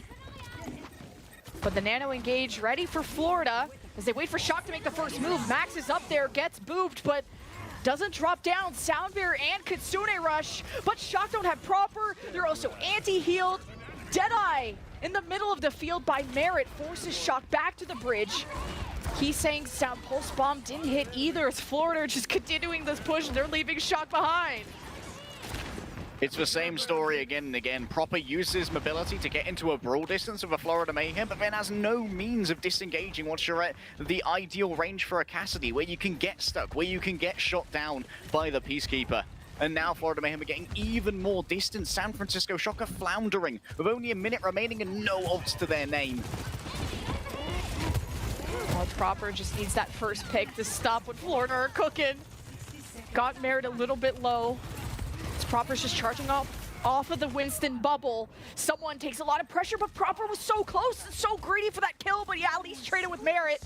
4v4, Soundbear engaged from Florida to keep this cart going 95 meters as Shock have stolen away the bot, but they're losing the fight, so as they kind of prioritize different things, Shock just fell. And Florida, if they get to 100 meters plus with this time left, it just doesn't seem like it's possible for the Shock to come back. Angie, if you can hear me, prepare the Smugster art, because he's definitely going to deserve it after this one. Florida Mayhem are looking unstoppable, and now when someone's got another Primal Rage, these have consistently destroyed for San Francisco Shock. Proper's making this engage again. It's so reckless. Yeah, to use the jump offensively like that against a dive, especially when you know the Winston still has jump, just getting so desperate to make these key plays for the Shock, and it's not working out. Because just expecting Heesang to do proper things, it's not going to work out. The Shock lose the series to the Florida Mayhem, something that only Custa could have predicted. Only Custa could have predicted it. Hey, he did. I didn't expect to see that this would be as close as it was in a Winston mirror, though. Because, honestly, I don't know why we brought Max in for the final map. Like, Max is a good tank, but as far as I'm aware, when I've read the Max lore, when I read the runes, Max was an off-tank player, not the Winston player. And going up against someone in that Winston duel was not great. And I think a key important thing about Florida's story was the fact that he didn't pick up another tank. And there was a lot of talks about, was someone going to be flexible enough last season? Was he going to be the star that they needed? They kept him, they retained him, and he showed up against one of the biggest teams in the league. So, of course, your player of the match is going to be someone from the Florida Mayhem, from the Sigma swap, bullying the heck out of everyone on the pillar side of Sanctum, to the outshining Max on the Winston, although that was maybe slightly off rolling. It just someone's aggression. You nano him every single time. His Primal's getting multi-kills on King's Row. Someone had a performance that is going to be an important statement for Florida's season. Oh yeah, and it's an important statement to all of Florida's future foes as well. If you've got support ults, you might need to use them for Primal Rages, because someone's mechanics when it comes to the Fists of Fury are absolutely brutal, and San Francisco Shock found that out a very hard way. In our first matchup here of the Pro-Am, our runner-ups, the home of the MVP, the home of the Rookie of the Year of the Roll Stars, have been torn apart by the scrappy new team of the Florida Mayhem. I know these best of threes are short, and we wish we got to see all of them, but all the teams have to do a round robin. They got to face everybody.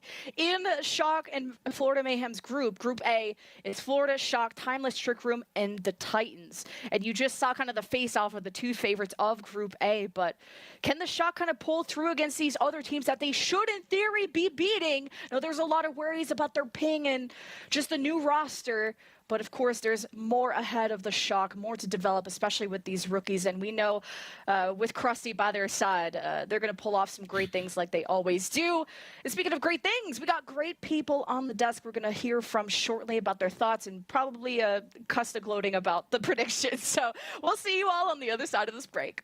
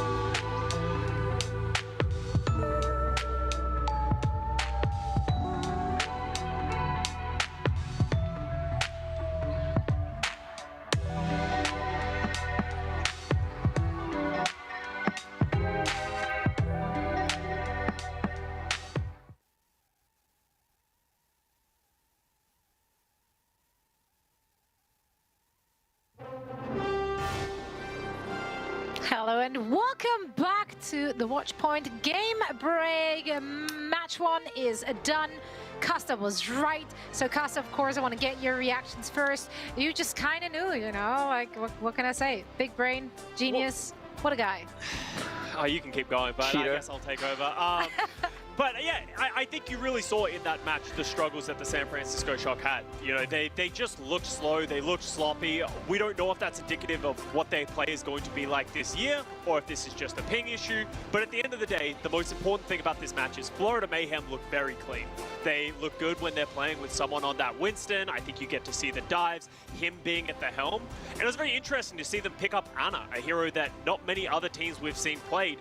Maybe using that to enable someone a little bit, put that nano onto him, give him that little bit of extra aggression and lead the charge for the Florida Mayhem to take even more wins in the future.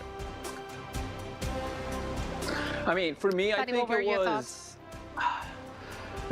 I also agree. I think San Francisco Shock looked a little bit lost, and they seemed a little bit hesitant as well. So I really hope that they figure something out, because they have another match going up against Trick Room next very soon. So if they don't, then it feels like there might be another loss on San Francisco Shock side. Yeah, and they can't really afford too many losses. The groups aren't that humongous, you know. But I think Lemon Kiwi really summarized it well. San Francisco Shock kind of looked like they didn't really have a game plan coming into this. And they also didn't really seem to have the reactionary style that we're so used to seeing from them. But again, retooled roster, new season. Maybe they didn't prepare as much for Pro-Am as they did for the actual regular season. We don't know. However, what we do know is the Florida Mayhem look cohesive. They look good. They meshed well, and they looked strong. And definitely top contender of their group now, for sure. Now, we do have one really nifty little play that Costa would love to break down for us. Yeah, of course I want to hype up my main support players, and this is going to be Chorong. Chorong is, what he did here going into this match is Chorong was able to get a decloak onto Heesang going into this fight. And what that did is you see how Heesang's just in a really poor position here. What happened before this fight is Chorong gets a great decloak, so then what happens is Heesang's EMP just came out too late, and that defined this round. That kept Florida Mayhem in this map to then go on to close the entire map. So I want to give massive props to Chorong, as much as you might not have seen it here. It was a really big play. We did see it on the broadcast, and you know, I hope we get to see more big plays from Chorong for this Florida Mayhem squad. Or any main support, really, because that's what Costa Yeah, wants I'll to talk see. about anyone. Only support. Now, of course, that was a great play. However, the one player who walked away as the absolute MVP, you know, the player of the match, was someone. And Danny will now have a quick chat with him about that victory and the Pro-Am in general. All right, let's head into the interview. Our first interview of the Pro-Am. Hi, someone, can you hear me? 자, 서문 선수, 제 목소리 들리시나요? 네, 들려요.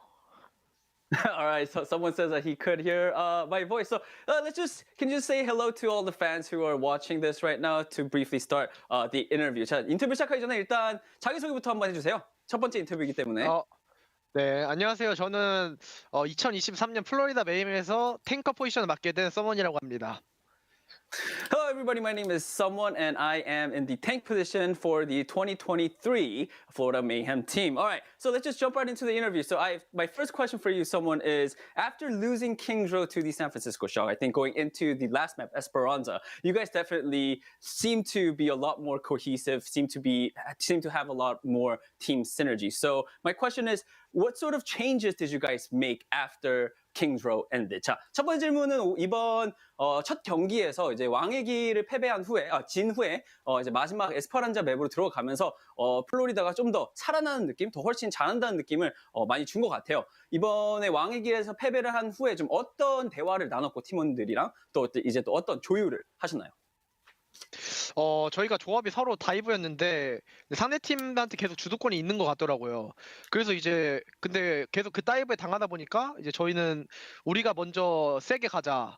그래서 이제 쫄지 말고 더 빡세게 해보자. 딱 이런 식으로 해서 이스페란스를 잘 극복한 것 같습니다.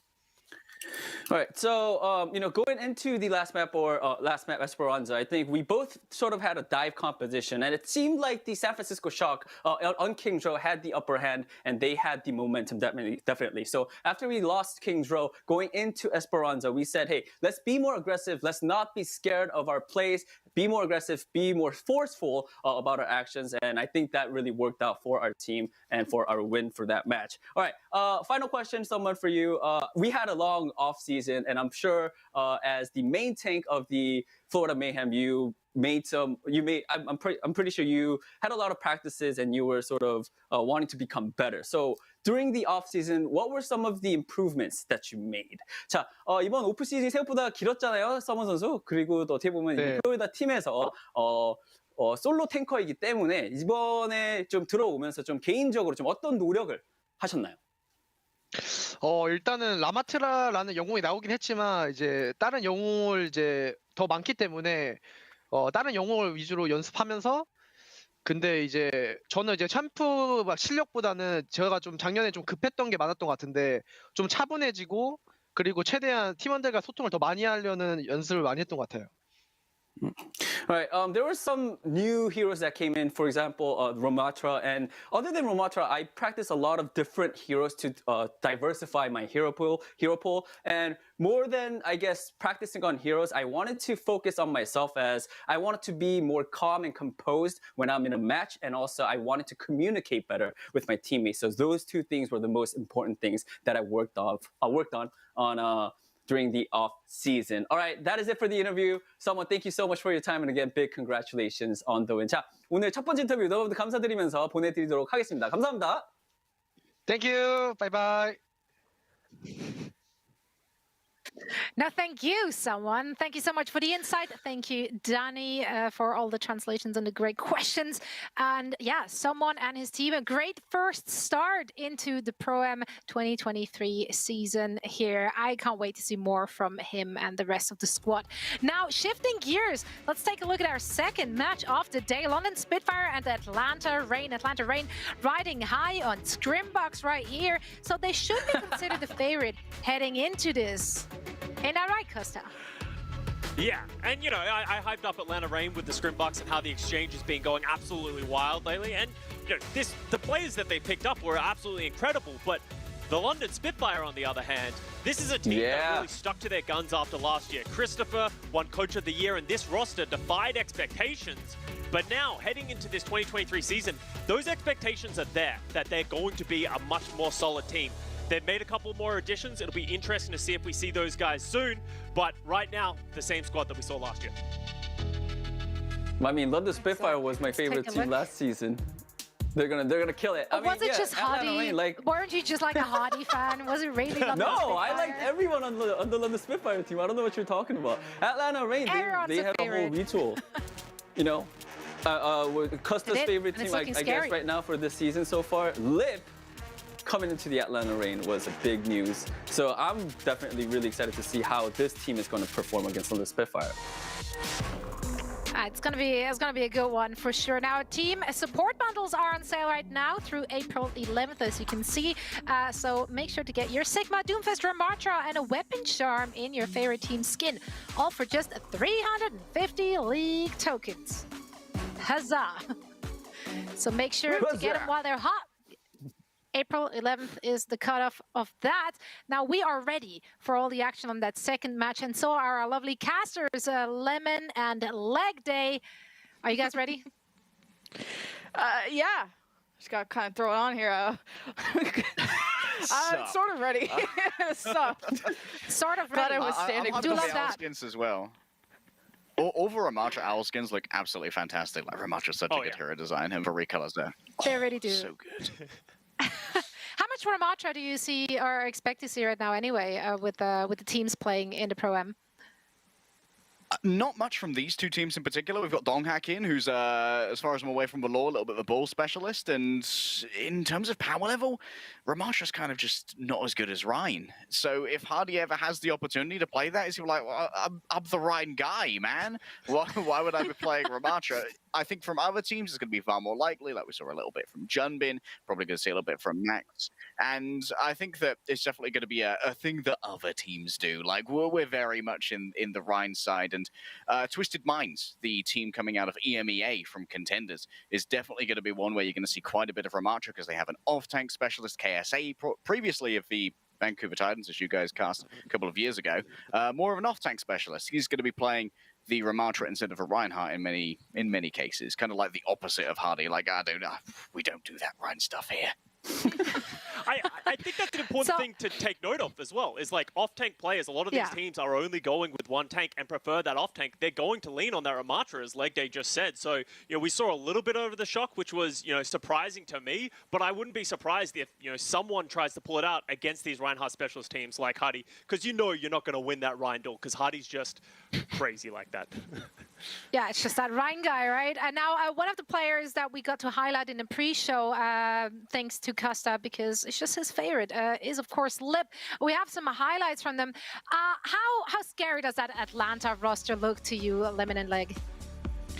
At least for me, they're looking like an easily top 3 team, championship level players. Especially Lip was one of the biggest pickups. I'm glad my voice isn't echoing through because I saw this highlight earlier. Definitely was one of the best sojourns from last season. I think overall, Atlanta Reign, their style, I think, is what is going to bring them a lot of success behind Hawk in that case. Playing a lot of Doomfist, was known as probably the best Doomfist alongside Dante. And I think if Hadi and friends stick to kind of this Rhine brawl, it's just compositionally not going to be the best matchup. We've seen a lot of, even from the Pro-Am qualifiers, Doomfist teams, dive teams, if they can split up the brawl, it's going to be best. What about you, Like Day? How high up do you have that Atlanta Reign squad? When it comes to the scariness that you talked about before, I'm quaking in my wee booties, to be honest. This team is legitimately terrifying. I'm gonna put out a bold statement here that Custom might actually be familiar with as a former teammate. I think Stalker has the best mechanical tracking I've seen on any player since Bunny. I think Bunny had some legendary tracking, was one of the best to ever do it. I think Stalker, honestly, is up there. The first time I saw this guy play in Korean contenders, I was like, whoa, that looks illegal. That does not look like a legal maneuver of the crosshair right there. And Stalker, as it has been in basically every competitive Overwatch kind of meta we've ever seen, like, there's always a room for Tracer, right? And when there's room for Tracer, you have to think about the dynamics of the Tracer duel. Vigilante is a fantastic Zen, and Zen Tracer often are going to be the ones to control those flanks. I think Stalker is going to be a very hard person to beat out on that flank, and that's always going to give Reign a trump card. So, it's risky, but I'm going to go top 1 right now. Top 1. All right. Their favorites to win the tournament. I like it. Okay, Costa, but like you completely bought into the Atlanta Scrim bugs as well, right? But maybe you walk us through it for people who are not following all the Scrim leaks and whatnot. What about the Atlanta Reign makes them so scary? Why are they considered a top 1 team? Is that individual play? Is it insane team cohesion and understanding of the meta, or just everything? It's easy. We have just talked about how great this team is, and we haven't mentioned Chio and Fielder, the championship-winning backline from the Dallas Fuel, now on this team. We haven't talked about Vigilante. I actually can't believe that they just got snacked up. Like, just snacked up. How are they even available? What a steal! Yeah, hey, Honestly. anything's possible when you start acquiring players. And this Atlanta Reign squad is just, on paper, is that top 1 team that Leg Day just said. They have that potential to be able to just match any other team in terms of mechanics. Where everyone's questions were coming for Atlanta Reign was, how is this going to work with Hawk in the lineup as the solo Western player on that tank role? And then, you know, Gator stepping away from being a player and becoming the head coach of this team. How is that all going to gel? We're going to have to find out in this first match. But from what we've seen of them so far, it looks good. If we got a moment, would you guys I'd like have liked to see more changes for that London squad? Because, I mean, they did turn it up a little bit more towards the end of the season. They kind of found their stride. Would you have liked to see more drastic changes, or do you feel like it was a good move for them to just kind of stick to what they had? On the London roster, yeah, like, they had some good synergy, and I think that they've basically been filling in holes, right? Like, we've seen a second flex support come in, so we don't have to deal with Boneback again, even though Boneback obviously was in our highlight reel. He's a big boy, he's pretty good at the Zen, but when you have Backbone being the one playing your Zen, it very much limits your options in those metas to removing a good amount of the projectile heroes that Backbone is best known for. So I think that these have been very, they've been very measured and targeted pickups. And I think that London don't really want to mess with a good thing, because the fundamental Overwatch they play is super strong. And what London might be looking for here is just to be able to exploit the mistakes that other less drilled teams make.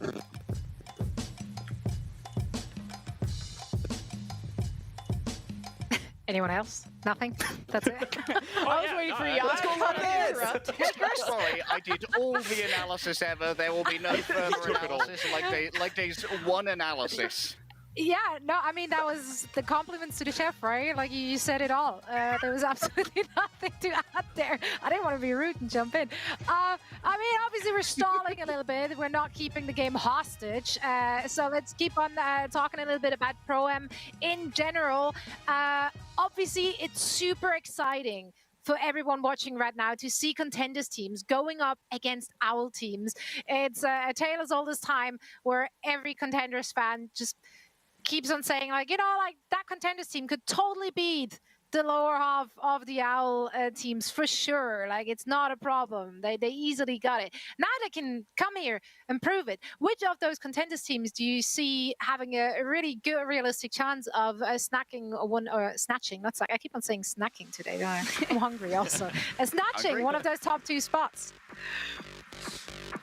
At least for me, I think Saints, I mean, obviously the #1 team and all that, but their group 2 looking weird. I mean, the Valiant roster we only got to just kind of look at today once that got revealed, and Vegas Eternal are not looking super strong. And I think seeing this match today will also give an idea of what London have cooked up. I mean, they're starting with the same roster as last season. I would have loved to see Lethal. That was a player I'm really hyped about. Came from Redbird Esports, been around the scene for a long time, fills in that tracer role that Sparker and friends needed. So looks like our game is ready though. No more stalling, guys.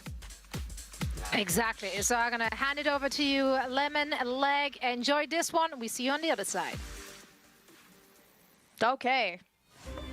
Well, Ilios will be our first map, and like to continue my point, you and I have casted Lethal for so many years, and he's a huge highlight on every team he's been on. He'll be kind of a substitute from here on out, and we'll see how he'll be incorporated in the rest of the season. But it makes sense for London to stick to the pieces and stick to what they know, as you said.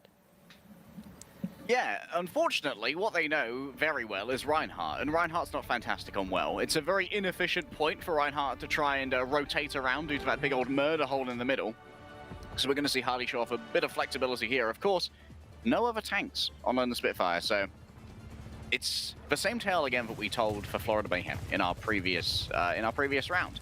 These tanks have their preferred heroes, but they also have to build up a roster of some geographically dependent heroes like Winston alongside the Reinhardts and the Sigmas to make sure that their map pool is not constrained by the single tank they have. Donghak coming out here on the Winston as well, and Lip. Oh, this is what we've come to expect. Lip Sombra, legendary for a couple of years, now even more damage, even stronger. That means more EMPs and more danger from a hyper aimer like Lip.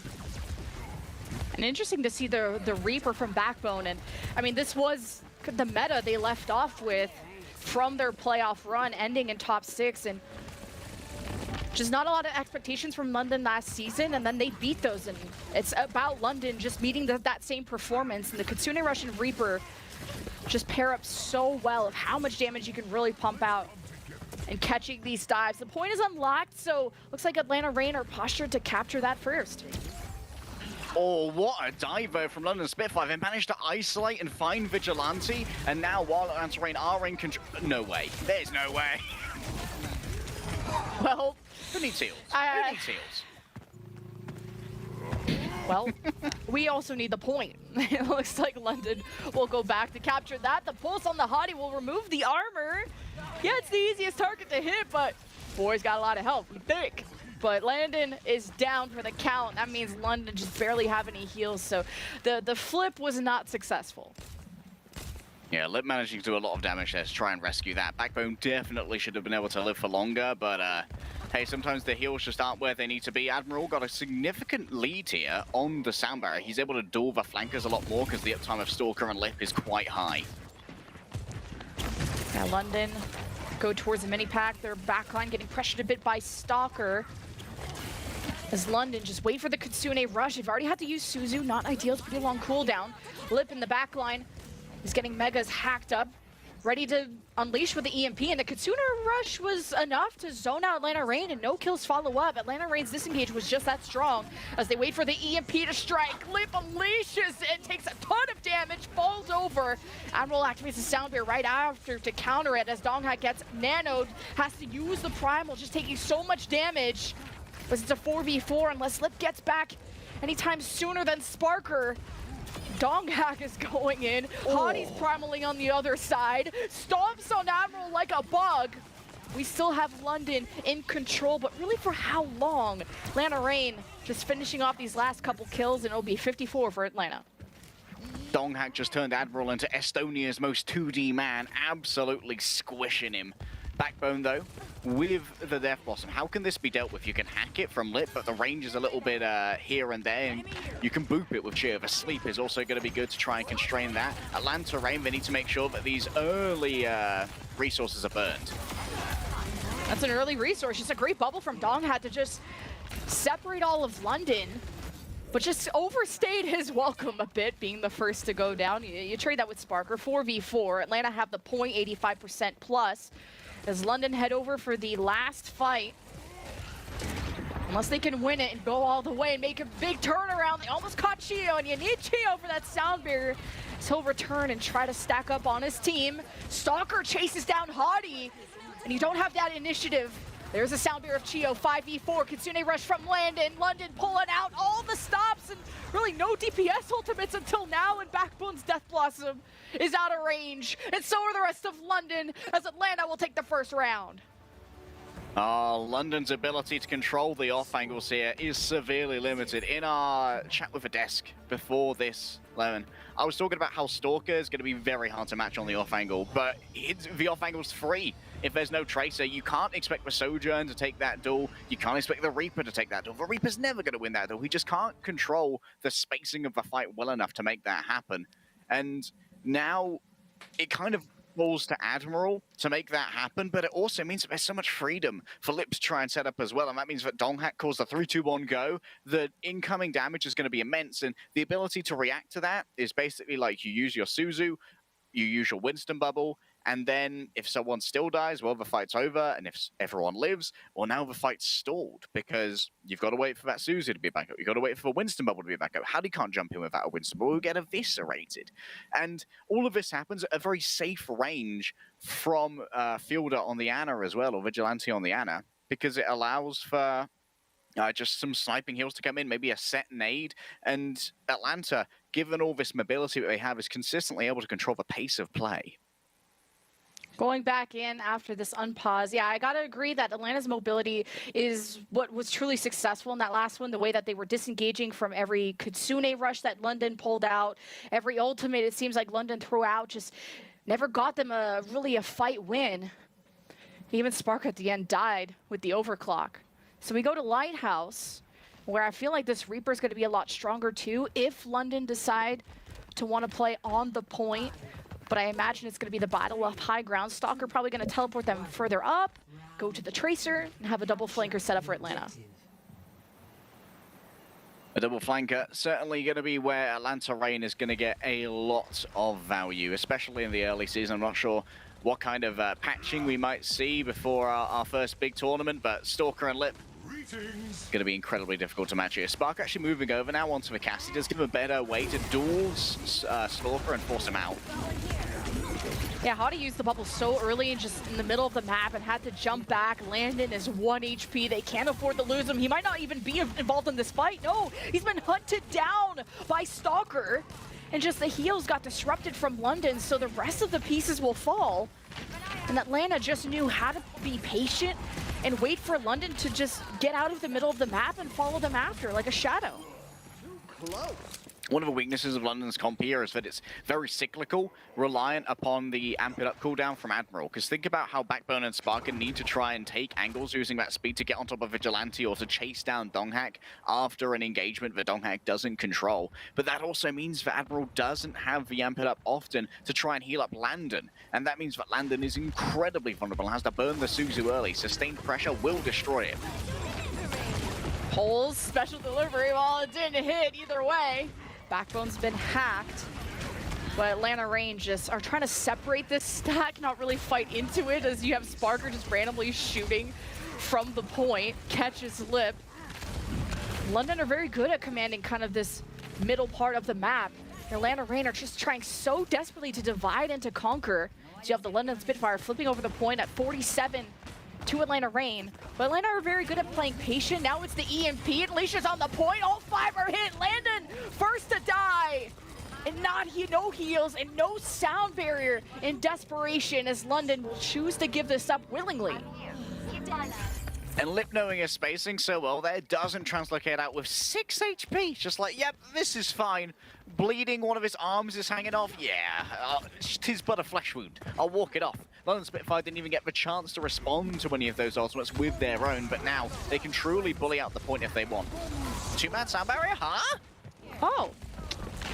Wonder if that got kind of split up by a bubble from Hadi. At least Vigilante is dead and Chio is low. London are just gonna send it to the point to get the flip as soon as possible, but they lost Landon during the cross. Sparker, double kill. Sick to see as Atlanta choose to give this up, and London have quite a hustling to do to catch up and score. Got an enemy. All right, everyone, mark the calendars for the first time. That's one of the sound barriers of all time. The first time we're going to use that this season. And Chio not going to be happy with that one. Stalker looking for a way to move in with the bomb, but of course we once again have to talk about the Suzu dynamic. Landon thinking about having to save that, and now there's pressure on the point that's going to make Hardy misposition, and that means there's an open backline. Oh, did that hit? No, okay. So Sparker, I mean, he's been hitting his shots today, like headshots like crazy. And London not too worried about the point. Yeah, that's the beauty of running this double flanker of Atlanta, is you can have presence on multiple points of the map, but not enough to really dissuade London's attention as the score begins to close. Hardy also responded super quickly to that dive, maybe a mistiming on Atlanta Rain to have given him time to get that cooldown back. And now Hardy's just going to be able to dance in and out to contest, and so there's going to be pressure coming from the back, trying to force out that primal early, potentially. Now Kitsune Rush available from Landon as Atlanta get the flip, and Backbone is maybe trying to contest and paid the price. So London may want to absolutely wait for Backbone for this Kitsune Rush.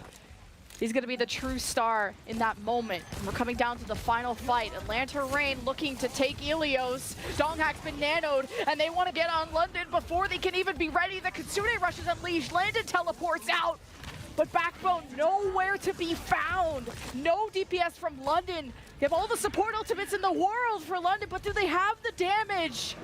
At least getting rid of Flip is one step. Equation.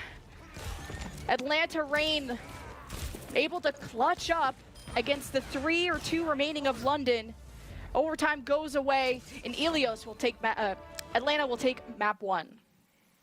What a brutal setup on top of Sparker there as well. Hitting the ante, using the Nano Winston to force out that Kitsune Rush so that it could have been used on the point where the contest was super needed. And honestly, this was such a quiet game from Backbone. Playing the Reaper, but never really being able to find Donghack. Was mostly able to get his actual damage onto the Ana using some TPs, but very much limited usefulness from the Death Blossoms as well. So I wonder if it's going to be something that London augment in the future.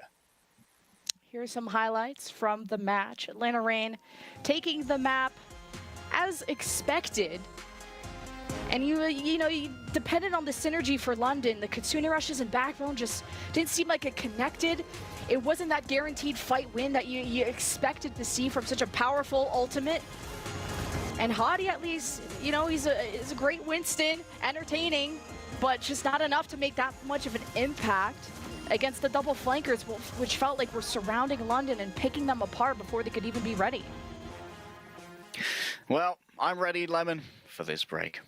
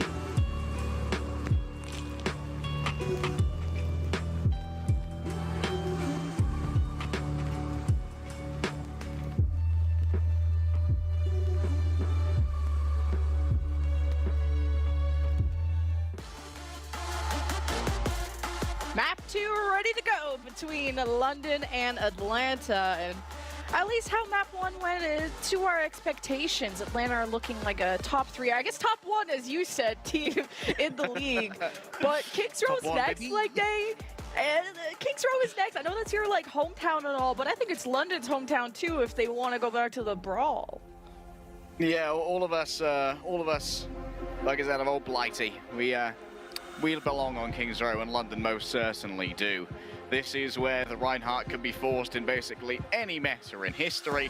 So why wouldn't London want to go here? You can very much limit the flank routes, and you can check them much easier with a Lucio, I believe, on this map, because a lot of them have narrow corridors, especially on first point. You can very much constrain the movement of someone like Stalker, someone like Lip, via Admiral, who's going to be permanently on Lucio here to keep Huddy running around at the speed of sound. He's got places to go. Don't know if he's going to be following any rainbows there. The rainbow back home. Oh, double rainbow. That's a throwback video. I don't know if people are old enough to remember that, but yeah, the Don't worry, my brawl... throwback went back further. I'm excited for the Brawl of London. It's a true throwback. Really, the different versions of Brawl we've seen, at least from the Pro-Am qualifier, have been either around the Cassidy or the Bastion. I touched upon this when Proper pulled out the Bastion with a Shock's Brawl. And it's that Bastion is a glass canyon, does insane amounts of damage in that tank configuration, but mostly useless outside of it, and, you know, there's no utility healing that he used to have and stuff like that. But Cassidy, Magnetic Grenade, huge for these Tracers that could be dueling you, just staying close to the team, but you can also take off angles with at least a tumble that you can use. So I like Sparker going to that. He's been a hit scan that they can depend on, at least until Lethal shows up. Ooh. Either way, London have the Brawl on defense ready to go. I love this, Hanzo, but this drags us back to the debate we had on desk. Well, not really a debate. We were making the point that off-tanks are going to prefer, when they go up against the Reinhardt, playing the Ram. It's a lot more to their skill set. That's a wall, but it's going to force out Nemesis form from Hawk, so a major resource now missing, Lemon. Oh, the shield is broken too. Hottie eviscerated. As you can have this first cap begin. Once your Reinhardt is dead, there's just no chance of anyone behind it surviving. And you tried to run as fast as you can. Admiral just left everyone behind. The taxi has left the station. And Atlanta, that's a quick take. You know, one of the things that's interesting about the Reinhardt matchup here is that the Ramattra really messes with the calculus for Rein survival that's been ingrained into so many Reinhardt players. Because his pummeling punches actually go through barrier, he can actually run down a Reinhardt who's at a disadvantage without having to worry about any of the defensive cooldowns that Reinhardt really has. And that might be a little bit of a confusing time for quite a few players on the Rein. And Lip's access to the high ground is going to be big, especially for point C if he sticks to that. Dragon Strike, big to isolate these fights too. First May walls come up. Surprised we didn't see the Hawk Doomfizz, but I felt like the Hawk Doomfizz was so unsuccessful for Atlanta Reign on this map in particular. I want to say it was one of their lowest win rates when it came to hybrid, but just this random headshot is something you have to fear when it comes to Hanzo, especially, and Lip on it. The immortality from Landon just bought them time. Dragon Strike to lock London in the fight. Actually, gobbles up Hottie, so you take those kills where you can. And then the Ant Matrix from Landon to just try to stop the pain train that is Atlanta. It's not going to work out, as Atlanta even still have stuff left in the tank for the point B cap. Oh yeah, the bad news just keeps on coming for Hardy, because now Stalker has a Blizzard, and in this matchup, the Blizzard is the kill Rein tool. And to answer this, you need a sound barrier and you need an immortality field. London only has one of those, and Hardy can't even try to slam his way out of it. What is this early wall here? Nice engage. Nice Ant Matrix too, just to get any picks, and this Blizzard is a Blizzard of all time. What are we cooking? Oh man. Maybe it's one of those swap ultimates. I don't know, but yeah, it's a 2v5, and they got kind of rolled by the Ant Matrix before they even had that plan in mind. So anyway, Atlanta have 5 minutes for C. Hawk's looking clean on the Ram. And the skin's looking clean as well. Pick it up at the Overwatch League store now, I think for only 150 DAO tokens. Got my corporate responsibilities in, let's go. Addy's got a slam here. Remember that the Ramattra shield is very inconsistent in terms of blocking these. It'd be very impressive to see an actual slam block. Okay, Blizzard, pretty deep into the point. Oh, Deadeye. Sparker said, get away from me. Atlanta Reign do respect that. Oh, big man Ramattra Here to give you a backhand and the annihilation! London head for the hills. They don't want to get staggered anymore. The card's about to get to the end. Backbone contest at the last second. Now Hotti's got the sound barrier. They got room to work with and ultimates to spare. Sound barrier, shatter, and Matrix Tennessee 9. Hotti's off pinning somebody! Yeah, Huddy sent out the slam. It only caught Fielder in the back, and Huddy was like, well, someone's got to kill him. Seem fitting it be me. And just runs it down with the charge. Honestly, that third point was never going to work out for London Spitfire anyway, and I'll tell you why. 3 letters, LIP, up on the high ground. Who's going to be able to actually challenge that Hanzo as he plays the off angle, sneaks in behind the shield, and finds easily accurate arrows onto the squishy members of London Spitfire? They've been absolutely thrown through a loop here by the Hawk Ramatra. The Ramatra should be taking seemingly a lot more damage, but I don't think we've really seen Hawk die yet. London Spitfire, their front-loaded damage here with the Cassidy should be eviscerating this guy. Yeah, Lip, I mean, already started off with this headshot. Then the Dragon Strike as London get around the corner also ends up killing Hottie. So you just blow your whole chance of having a recontest because of this. And then Atlanta Reign used the Ant Matrix after this fight to just guarantee the point B. The cycling of Atlanta's ultimates have been beautiful to watch. And it shows also how snowballable, if that's even a word, of how King's Row is.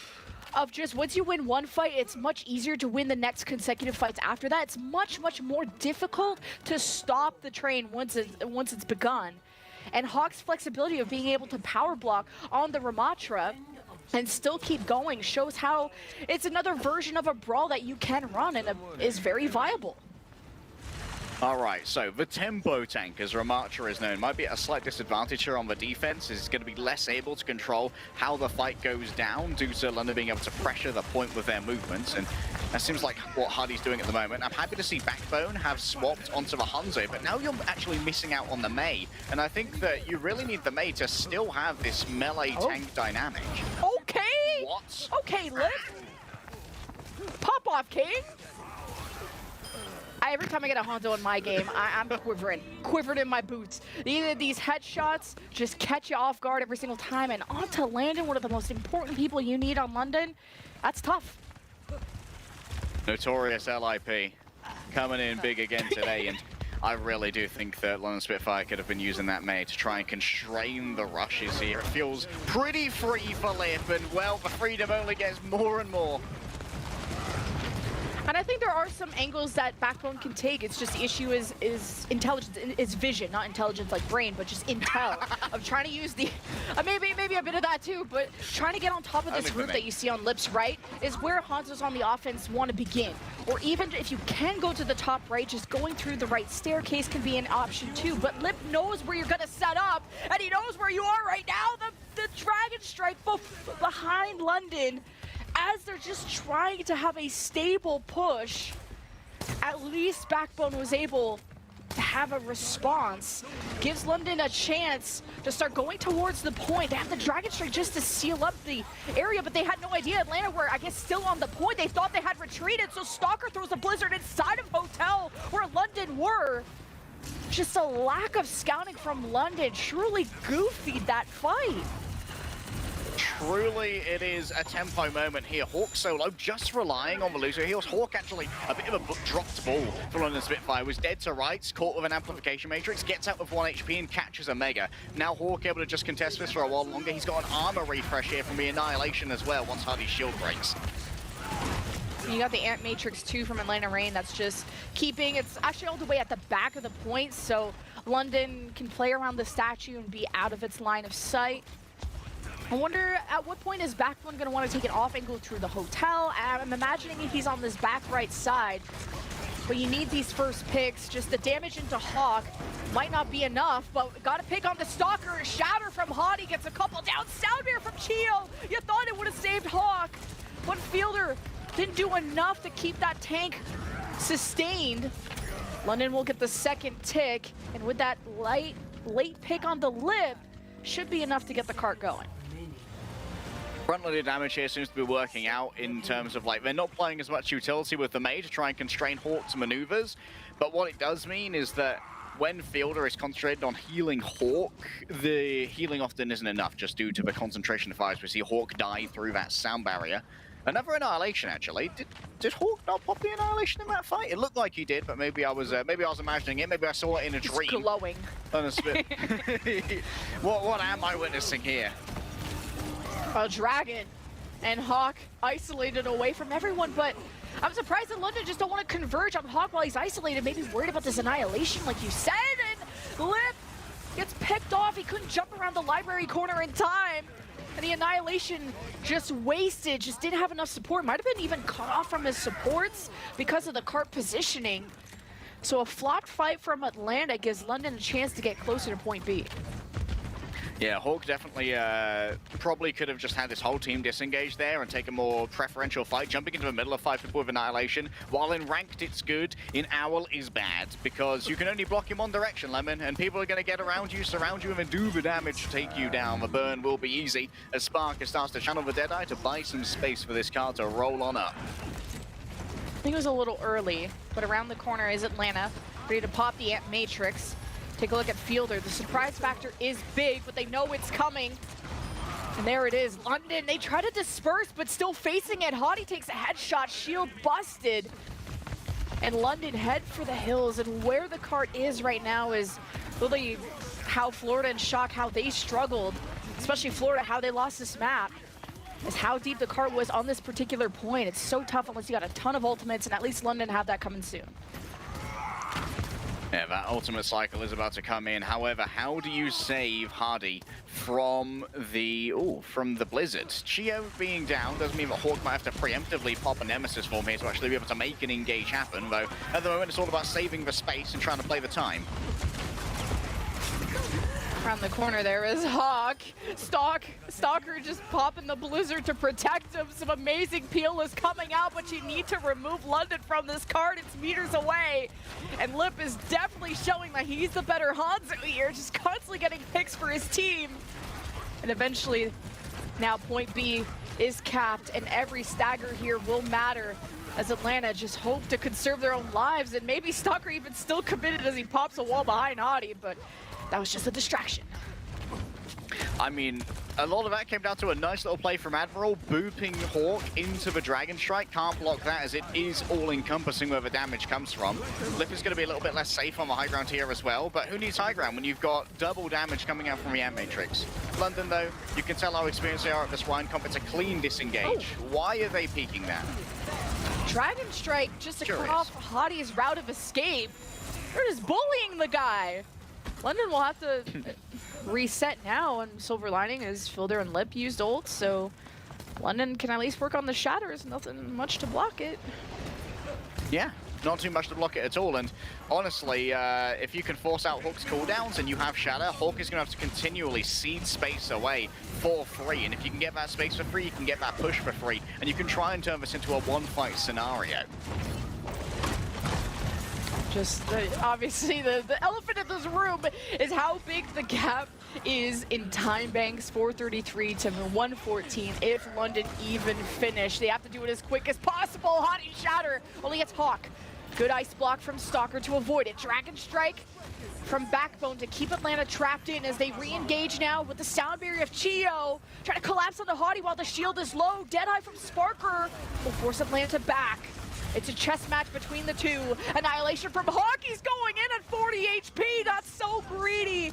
The Ant Matrix from Landon in his face did not help either, as the sound beer from Admiral is the final nail in the coffin. They can live through this blizzard that was successfully dropped by Stalker. So the push will have to take a few more seconds for London.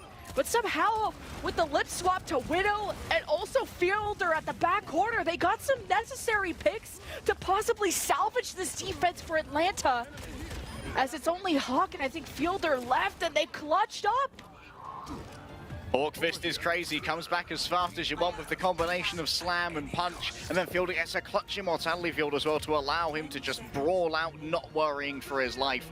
If it's going to be capped, Lemon, it's going to be capped in overtime. The best they can hope for is a draw, but they're trying to avoid the loss. Hottie will at least be on the cart, but he was all by himself. Look at Landon back there. He got left behind. Oh, that disgusting fadeaway from Lip's headshot there. Woo! Well, that was a quick one. Atlanta Raid take the series. That was a quick one, and I think we saw a couple of holes in London's strategic depth there. I think they definitely could have used a May to try and control the Ramatra as well, and sticking to the May with the Cassidy, while it did provide a lot of damage onto the Ramatra, without having a May Hanzo, the Hanzo couldn't really force out Fielder from those angles where he could just freely heal the Ram and keep Hawk in those fights to allow for space and time, crucially, for Lip to find the headshots that were needed. I gotta say that Blizzard at the end from Stalker sure helped out, because if he didn't drop that, I wasn't sure that Atlanta were even gonna have a recontest, because I think that zoned off London. Then I think Atlanta had one last person contesting somewhere. It was hard to see with all the dead people and corpses on the card. But because Stalker is just that cool and fragged out of his mind, we're gonna give him player of the match. Stalker has done it again, really shined bright. Pulse bombs made Hottie's life hell on Ilios. And then later on, I mean, the May stopped everything that Hottie and friends had cooked up on King's Row. Yeah, Stalker's mission statement today was make Caddy not have fun playing Overwatch, and I think that Stalker achieved that very well. And there's a reason why we hyped up Stalker coming into this series. When it comes to the Tracer duels, they're one of the most important, consistent, meta-defining hero interactions you'll see across almost all Overwatch metas. And having someone as crazy as Stalker ready to do that, especially in clutch situations like the one on your screen right now, is super important for a team that wants to make a deep run towards the finals like Atlanta. 47 limbs? That is crazy. Stalker had a performance of a lifetime just now, and that he just made it look like target practice. As even London, I mean, they just got dismantled using the dive on Ilios. The Brawl, which you thought was gonna be hyped up as their hometown. Yeah, they got as far as they could, but Hottie wanted to be a lot more aggressive and just didn't have the resources to pull it off. And when he was either isolated by a Dragon Strike, or all the damage was focused on him. They know Hottie is a linchpin to the London Spitfire, and they proved how lost London looked without him. Yeah, this might be the first iteration we see of a split down the middle between main tank players in Overwatch 2 and off-tank players in Overwatch 2. Which side of the Rhine and Ramatra debate they fall upon. We're looking particularly over to teams like Vancouver Titans here. Like, would Punk prefer to play for Ramatra over the Reinhardt? And how will this sort of dichotomy of the Brawl tank comps define a team's identity here in the Pro-Am meta? Well, in Atlanta's group, I just have to see. They're obviously the big favorites. Atlanta, London, Valiant Saints, and Vegas. Will the Saints, I mean, kind of the most hyped up contenders team, be able to take one of the spots from a team like London, who obviously didn't look great here, but you're facing off against the favorites of the entire league? We got so many more, not Pro-Am, but at least Pro-Am matches around the corner. So we'll see you guys on the other side of this break.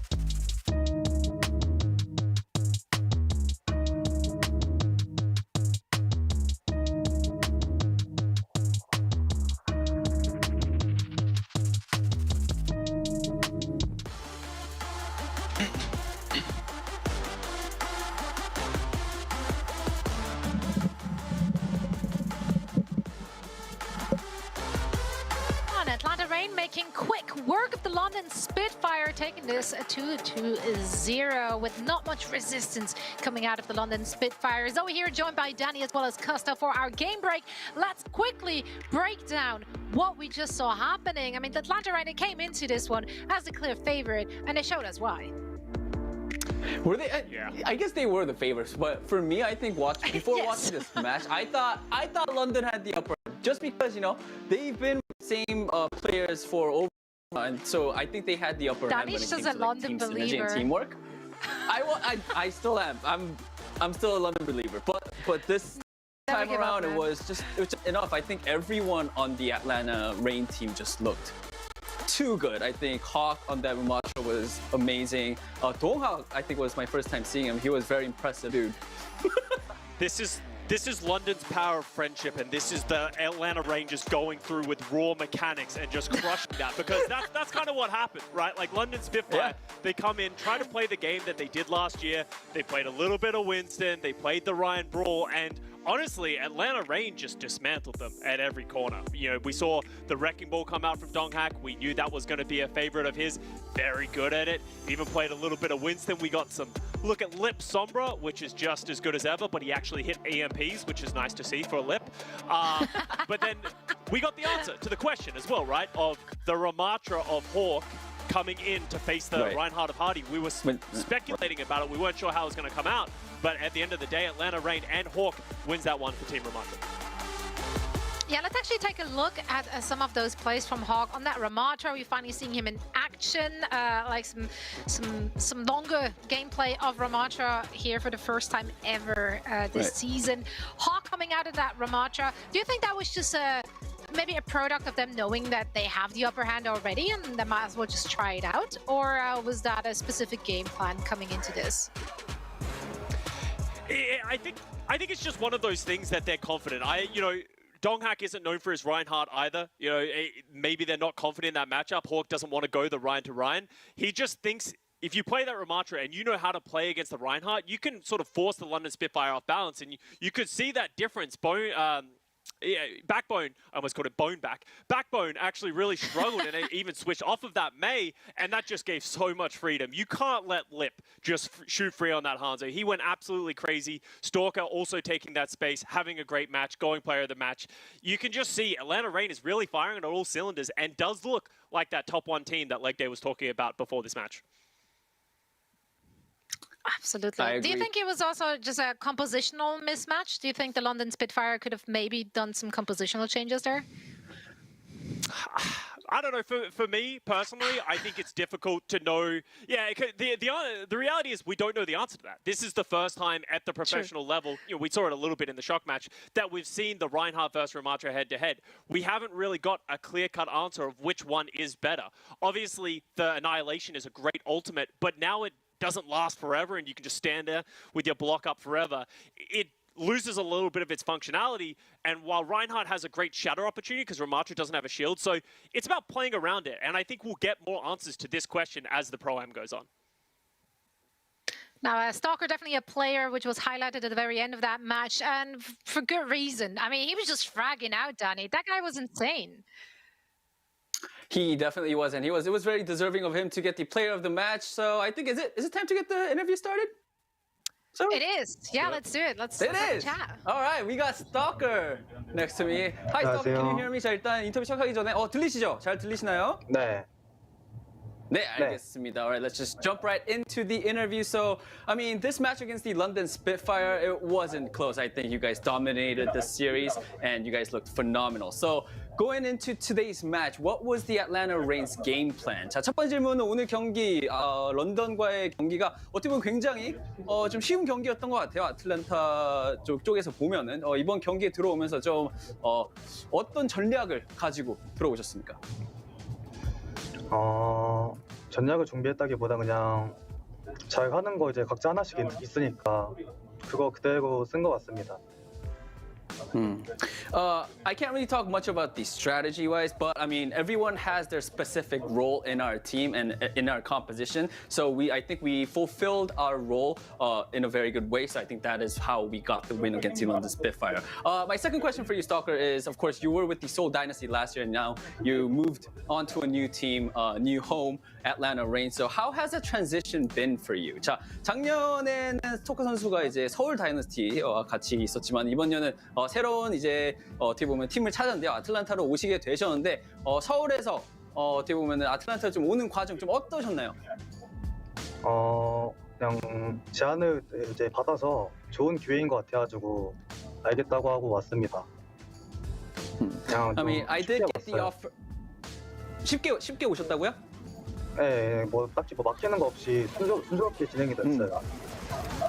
All right. There wasn't actually any difficulties at all. I got a good offer, so I thought this was a good chance for me to find a new team. So I took the offer, and everything just sort of went smoothly for me to transition into the Atlanta Reign. All right, that is it for the interview, Stalker. Thank you so much for your time. Again, big congratulations on the win. 자, 인터뷰 감사드리면서 보내드리도록 하겠습니다. 스토커 선수, 감사합니다. 감사합니다. You know, the almost lack of emotions on his face makes him even more scary. Not gonna lie. Just like, yeah, it was not a big deal. We just absolutely crushed him. He tried. Yeah. He tried. You just don't know. No, I love it. I love it. It's edgy. That's very Atlanta Reign of him. Now we are heading into our third match of the day, and that means we finally get to see our first contenders, Team Trick Room. They placed second in the qualifiers in the NA region, and they will go up first against the San Francisco Shock. Now, with what we know about the San Francisco Shock after having seen them already, where do we see them, in this very matchup? Do you think that could leave some room for Trick Room to potentially upset? Potentially, as you said, we just saw a very weakened San Francisco Shock against the Florida Mayhem. But here's the thing about this matchup: is San Francisco Shock against the Florida Mayhem. That was really someone playing Winston, leading the charge and running them down, making the San Francisco Shock feel uncomfortable. Trick Room as a team don't like to play that Winston as much. If anything, when they play the dive, Infected wants to move over to that Wrecking Ball. So I would expect them to either play aggressively with that ball or play that brawl style with the Reinhardt. And I don't know how that's going to work against the San Francisco Shock because, as we said, we have no context of how good this Shock roster is right now. But you're having a look here at the Trick Room opening roster. We got a bunch of great players, making their first debuts on the Overwatch League stage. Pummy, Boat, Infected, Humbe, and Magic Mateball. These guys are great players who've been in the North American contender scene, and I'm excited to see these guys get their shot. Yeah, and we did get to see on the Shock lineup here, at least for the first map. We do have Max back in, Leg Day and Lemon. You weren't massive fans of the Max swap in their first match. How are we feeling about this one? Is this the right play? You first. Yeah, it depends on if they actually want to. It depends if they actually want to play an off tank. I'm not going to lie. The Max swap is good if you want to play what Max is good at. But if you're going to bring in Max to play more Winston when you have Junbin on this roster, I don't think it makes much sense, to be honest. However, this could be a whole different kettle of fish. The coordination we saw from Mayhem, the understanding of these compositions seemed to be pretty fantastic, and also they were offered a lot of mistakes to capitalize upon, which was what we talked about after that match, Proper just sliding in a lot. That needs to have been fixed in this break here, and maybe Max is going to be able to do a little bit more to actually gain the space for Proper on a main tank, so that Proper doesn't feel the need to actually claim it viciously with the slide. Yeah, a few things there is that I feel like the Shock could also be incorporating Max just to get some play time. I don't know, at what level are the Shock taking the Pro-Am seriously when maybe their sights are more set on their performance in the league and getting as much playtime to these rookies as possible. I do agree that I'd love to see a Sombra Tracer from Heesang and Proper. I think that would bode better for at least playing around Junbin or Max's Winston. I feel like Proper gets caught out, or he almost wants to play like a Tracer the way he's offensively diving in on the Sojourn, and he's not getting those first picks. Occasionally, but we have such high expectations for Proper that this more quiet performance is uncharacteristic. But we knew that the Shock were going to have a slow start. It's just about when that start is going to happen. Yeah. Well put. And I think it's a great point you're making there about like how serious are they taking a pro-am currently, or is this just like some practice time for everyone? That said, though, I do feel like there's some pride on the line as well, because now they're going up against a contenders team. I'm pretty sure none of the OWL teams wants to have that on their resume, that they went down as the first OWL team against a contenders team. So let's see if they have the upper hand or not. Lemon Leg, it's all yours. This is going to be a good one. Our first contenders showing Trick Room. A lot of hype behind this team because just there wasn't big expectations for Trick Room when it came to contenders. He actually had a much higher placing than a lot of the community expected. They went all the way to the finals of the Pro-Am and lost 4-2 to the Saints. And a lot of Trick Room's identity is around Infected's Hammond. Yeah, Infected's Hammond is absolutely fantastic. And Lemon, I'm pretty sure that Shock are going to be putting a lot of effort into this particular matchup to not lose to the up-and-coming Dark Horse Contenders team, because, you know what, I'm sure that all of the fans of San Francisco Shock on Twitter would have some very reasonable and measured responses to that set of events if it were to occur. I particularly am looking forward to seeing Pummy here. We're going over to Antarctica, and that means we're likely going to be seeing Pummy the Goat on Bastion. You all saw his picture, you saw him looking down at everyone who was staring upon his visage, and that's because Pummy #1, baby. And honestly, Proper might be a fraud in this lobby. Sorry, I can't finish it. Proper showed off a little bit of the Bastion earlier. Oh, they did him dirty with the contenders Trick Room at the top. Oh, damn. Also, we'll start on labs. We'll see how tricky they will be, but we're starting off on labs, which is popular for Brawl especially. It's a very narrow section of the map, not a ton of cover. Everyone's doing the team pose. You gotta take a screenshot for the socials in your first kind of semi-owl match. But yeah, Brawl versus sort of Brawl from the Shock.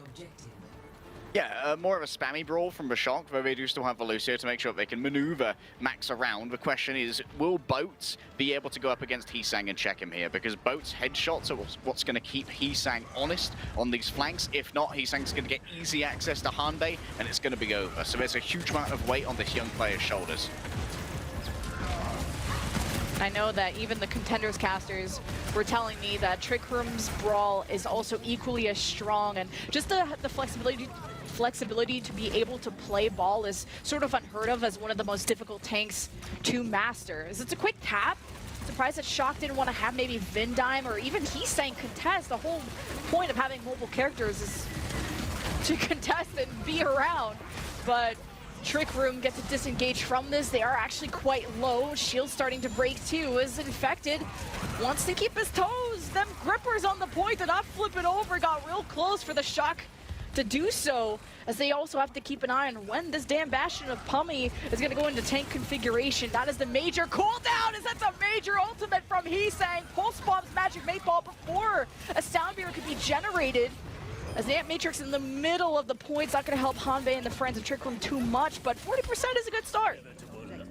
And this is what we talked about when it comes to the key to victory here for San Francisco Shock. Heesang needs to remain uncontested or outmaneuver Boat and get access to that backline. Magic 8 Ball felt the pain of what a Heesang tier Tracer in the backline feels like, and now San Francisco Shock can actually do a lot to control the positioning of Trick Room using the Dragon Strike, which, while it's not deadly in its own right, being able to control the speed of engagements and disengagements is a major power play against a roster that wants to stack as tightly as Trick Room. Trick Room just running it down. They had the initial Mei wall behind Max, and he's using his power block really well, and now he has the Annihilation! It gets his revenge on Trick Room! As the Sound Barrier, I don't even know if it came out either way, they all got disintegrated by Max. Oh yeah, Max and Proper together doing a huge amount of damage through their ultimates, and now this has cycled over to Finn having access to the Nano Boost. And I wouldn't even mind seeing the Nano Boost move over to Heesang here if need be to make a deep dive if San Francisco Shock start to lose a huge amount of positioning. Usually you might be using it though as more of an anti-damage measure to make sure that Max can get healed up to full if he ends up in a more precarious position without Nemesis form. Oh, Pulse. Hello and goodbye. Magic Make Ball doing the respawn simulator. Man, Shock just tearing them apart before Trick Room could even think twice about it. Now it's 70% plus for Shock, coming down to last fight for Labs. Real good day for Heesang. 2 pulse bombs, 2 Lucio kills, and once you lose access to that speed boost, Infected is a sitting duck as Max can run rings around him with a Nemesis form speed. Still Infected. With the slam here, it's going to be a duel of... Oh, 5-man anti! That's bloody brutal, Lemon! Just to distract them a little bit. As Infected just got slept as he was jumping down, and opens up vulnerabilities into Trick Room. Headshot from Proper to pick off Hanbei. He's got a Nano on a Proper, Soundmere from Vindime. This was last fight in Trick Room. They couldn't even fight on their terms. They didn't even see another person before they lost their main support. 100 to 40 is a huge start for Shock and a big turnaround after how Florida's match went. Oh yeah, big turnarounds. Shock decided, okay, no more games. You've had the loss out of us. And that's all you're going to get. Heesang, I've got to sing the praises again. Like, that comp, it falls apart if Heesang pops off, and Heesang popped off. The lack of ability to really duel Heesang was super important. And it also meant that, like, you were relying on Mateball to be the one to duel the Tracer, because no one else is going to be looking around to deal with that.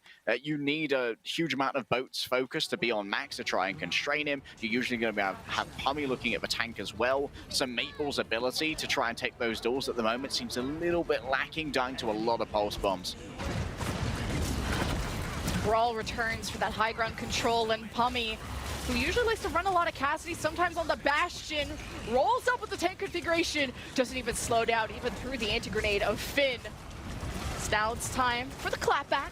Max, in his form, almost gets charged down by Infected, who went way too deep. Really thought he was going to get that pin. Somehow survives. We'll get Hanbei just that much closer to the Ant Matrix. Most definitely going to be the first ultimate that you see. As Shock overtake the high ground, see if they can put Proper in a good position, as Trick Room gave up that bridge to go for the capture. And that's the presence of the point I was hoping to see from the Shock, having Heesang and Vindime just deny the cap. Maywall behind Max as he gets torn apart by the Bastion tank configuration. And Finn finds himself very low, and that'll be the fight. And Trick Room will cap first. Proper, not done fighting just yet though. There's still enough healing from Vindime to take these sporadic... Look at the surrounds! Infected can't shield everything himself. And so San Francisco Shock, this is literally just mechanics and ego. And you know what? Mechanics and ego are enough when you're the MVP, the Rookie of the Year, and the Roll Star, baby. San Francisco Shock say we refuse to yield. And now contenders Trick Room, they have to try and attack into a Dragon Strike through these narrow corridors. And we all know how painful that can be. Tons of ultimates and options for Trick Room. At least starting with the Ant Matrix is just tough because Shock are just playing at so many different parts of the map that you can't really funnel this damage in one area. As Infected, just gonna be in the middle of the map and trying to bait people towards himself, so the Ant Matrix does funnel the damage towards somebody. Tank configuration and the Soundmere to save Pummy as Trick Room fire right back. I think it's a 3v3. Trick Room also managed to flip the point. They'll return to the top of the bridge where they feel the safest. It'll be up to Shock to run for the hills, especially with Pummy in tank form. Yeah, Pummy using the schmooze there to try and get an angle onto Finn. And we've seen before that Finn suffers when he's down on the slow ground. It makes Max so much easier to kill with the wall because Finn can't shoot over it. Finn, you in particular are going to take some pain from this, but excellent evasion and a nice bit of wall peel there for some reason from Bo. Infected looking for Shatter. The Blizzard drop from Boat. And then they're just pouring all these resources into Nano Max because now he has Annihilation. The best way, you either run or you fight for your life. And at least you can block some of the damage. Infected opted for that. protects the rest of his team, and Trick Room managed to also keep the point this entire time and deny the flip. 70%, and they just let Heesang do it for free. Now we do this all over again. Why? Oh, Heesang still has recall as well. Might have to use it here, and now Heesang's going to be in a dangerous position. But this is a sad time from Trick Room here. Tommy seems to be safe for now. Yeah, as long as Shock stay on this point, it's going to generate. Trying to push Max off. We'll get the flip there for Trick Room. Amp Matrix, tank configuration. Pommy finds Proper over at that angle, but couldn't get the finishing blow, and Max is commanding so much attention from Trick Room, and they just can't seem to kill anybody. Heesang once again trolling on the objective, and Infector's going to have to walk forward to try and deal with this. In comes the Dragon Strike, it splits Infected away. Infected took the pulse bomb and still lives to tell the tale. He's got no armor though, and we just become so much squishier without it, and without that shield. Trick Room just get picked off, and Shock will be able to get back on the point. Having to win probably 2 fights though to take the map. It's gonna be tough. Trick Room are having a lot of trouble actually finishing their fights. They can't finish their dinner. They need to scarf down those vegetables before they can have the metaphorical dessert of accessing high ground. Heesang at the back. Good trigger discipline thus far, but I think that Magic Maple has an idea, and this is what we need from Maple, to check the Tracer and stop her access to backline. Pommy's looking for Finn. Oh, getting him low to like 1 HP. Must have found a pack. And there's a Blizzard right on top of Max, who's got nanoed again. Trick Room know he's the problem, and the problem has been removed from the equation. Trick Room 5 versus 3, looking to force round 3. And Heesang's not alive to contest. It has to be up to the supports or Proper of the Shock. As Proper's been trying to find these picks into the backline. It isn't successful quite yet. Will be forced to drop soon. And not much else to say about the Shock on this round. We'll be going into round 3. Once Trick Room deal with this annihilation from Max, but he got pinned immediately and shattered. Dealt with very quickly. Wow, some great target priority there from Trick Room. They seem to have a good idea on sub-level in particular of how to isolate and really punish the Ramatra. And we had a conversation with Zoe on the desk like, why is Max in? And evidently, we seem to be continuing to delineate between the tanks who like to play Ram and the tanks who like to play the Reinhardt. And Max, being classically an off-tank, is someone you'd expect to be good at this. One of the things that's very good about Reinhardt that you can do to try and shut down the Annihilation is actually to use the Slam to stick the Ramatra in one place, and then use your shield to block off the Annihilation from any potential targets that it might touch, and then you can instantly end it in about 3 seconds, which is just a little bit longer than the stun lasts. Now the brawl here of Trick Room is going to be even better for this round. Extremely strong brawl map with all types of areas. Perfect for a Maywall isolation. Speaking of which, Heesang pops one right behind Infected. Doesn't seem to have generated much as Trick Room set up on the point. Remember, they can kind of cross on either side of the central pillar to catch Shock off guard, mainly access that backline of Finn or Vindime if they wish. As Trick Room bring up that first main wall just to protect themselves from Max. Trick Room will get the first capture. Max will present himself, and they've isolated Infected, who's gotten dangerously low, and I guess doesn't have much of a shield. A good immortality from Hanbei saves him. Hanbei so close to the Amp Matrix, and Infected wants to play so aggressively, but he's taking so much damage and charges into his own death. And Shock isolated him perfectly with the main wall by Heesang, and Shock finish off what they started. Yeah, a bit of a miscom there. Ideally, Infected would have just been standing in front of the Amplification Matrix, getting the double healing from Hanbei, but instead goes a touch too aggressive, maybe seeing an opening in the Shock lines that was potentially exploitable. However, now that Heesang's moved away from a Tracer onto a Mei, we're seeing what I wanted to see from London Spitfire, which was more effort to try and control the opposing main tank in conjunction with the Hanzo to try and control the off angles. Amp Matrix up first, and Trick Room just walked past it, and the Dragon Strike right through them too. As Bo laid down the Blizzard, it just came a bit late. Shocker only down by 1.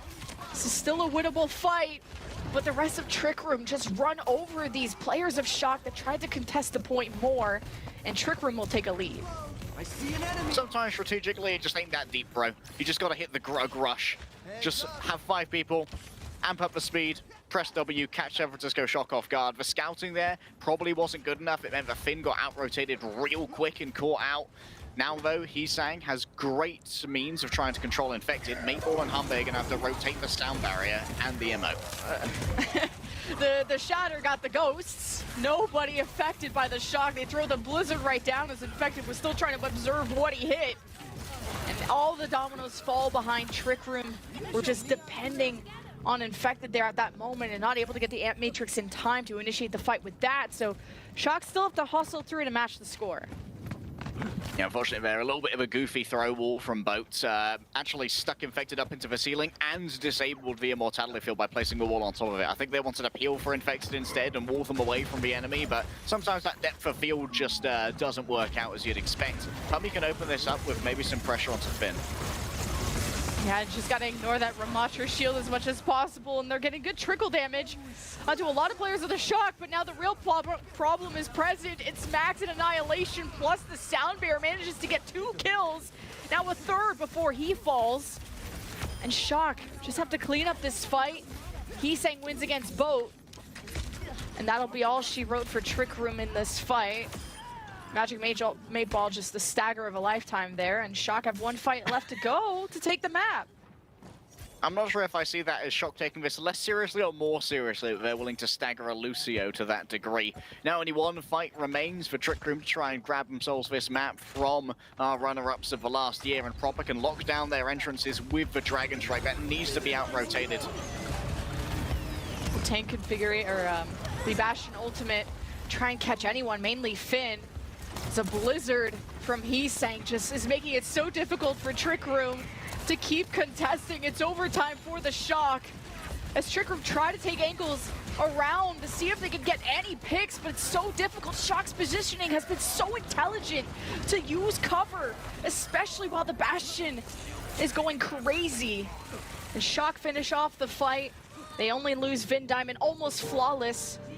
Last fight there, they'll flip it over. Magic Mate Ball just respawn. I'm not expecting any touches to be coming in. The rollout's looking clean though, but not clean enough. A Shock will take map number 1. Gonna need more than clean rollouts to take out San Francisco Shock, that much is for certain. And you know what, I'm kind of impressed with Hisang being able to bring out the Mei with pretty good efficacy overall. Like, Mei is very much what you'd call like a specialist hero, very hard to just pick up and randomly grab. And with Hisang playing as much Tracer as they did on that map, I thought, okay, maybe they're just gonna play Tracer for the Octangles on all of these, and we're not gonna really see much of a concerted effort to try and control the enemy main tank using the Mei. But being able to pick that up gives a huge amount of tactical depth to how Max is going to be able to take those duels against Reinhardt, because we don't know if like Junbin's going to be like the go-to Reinhardt, if we're going to have, when we look to brawl maps, Max come in instead and play the Ramatra. So this is a good feather to have in the San Francisco Shock cap. Yeah, I think Pummy would look better on the Cassidy. I think just Bastion in general is just such a noob-friendly DPS. Although we did see Proper play it, you saw just how easy it is to counter. Once Bastion is in that tank configuration, either use the Ramatra shield, a Mei wall, anything to block those seconds of damage, and then you engage afterwards. And it felt like just Pummy wasn't able to get any of the picks that they were looking for to start the fight on their terms. Do we have some highlights to see?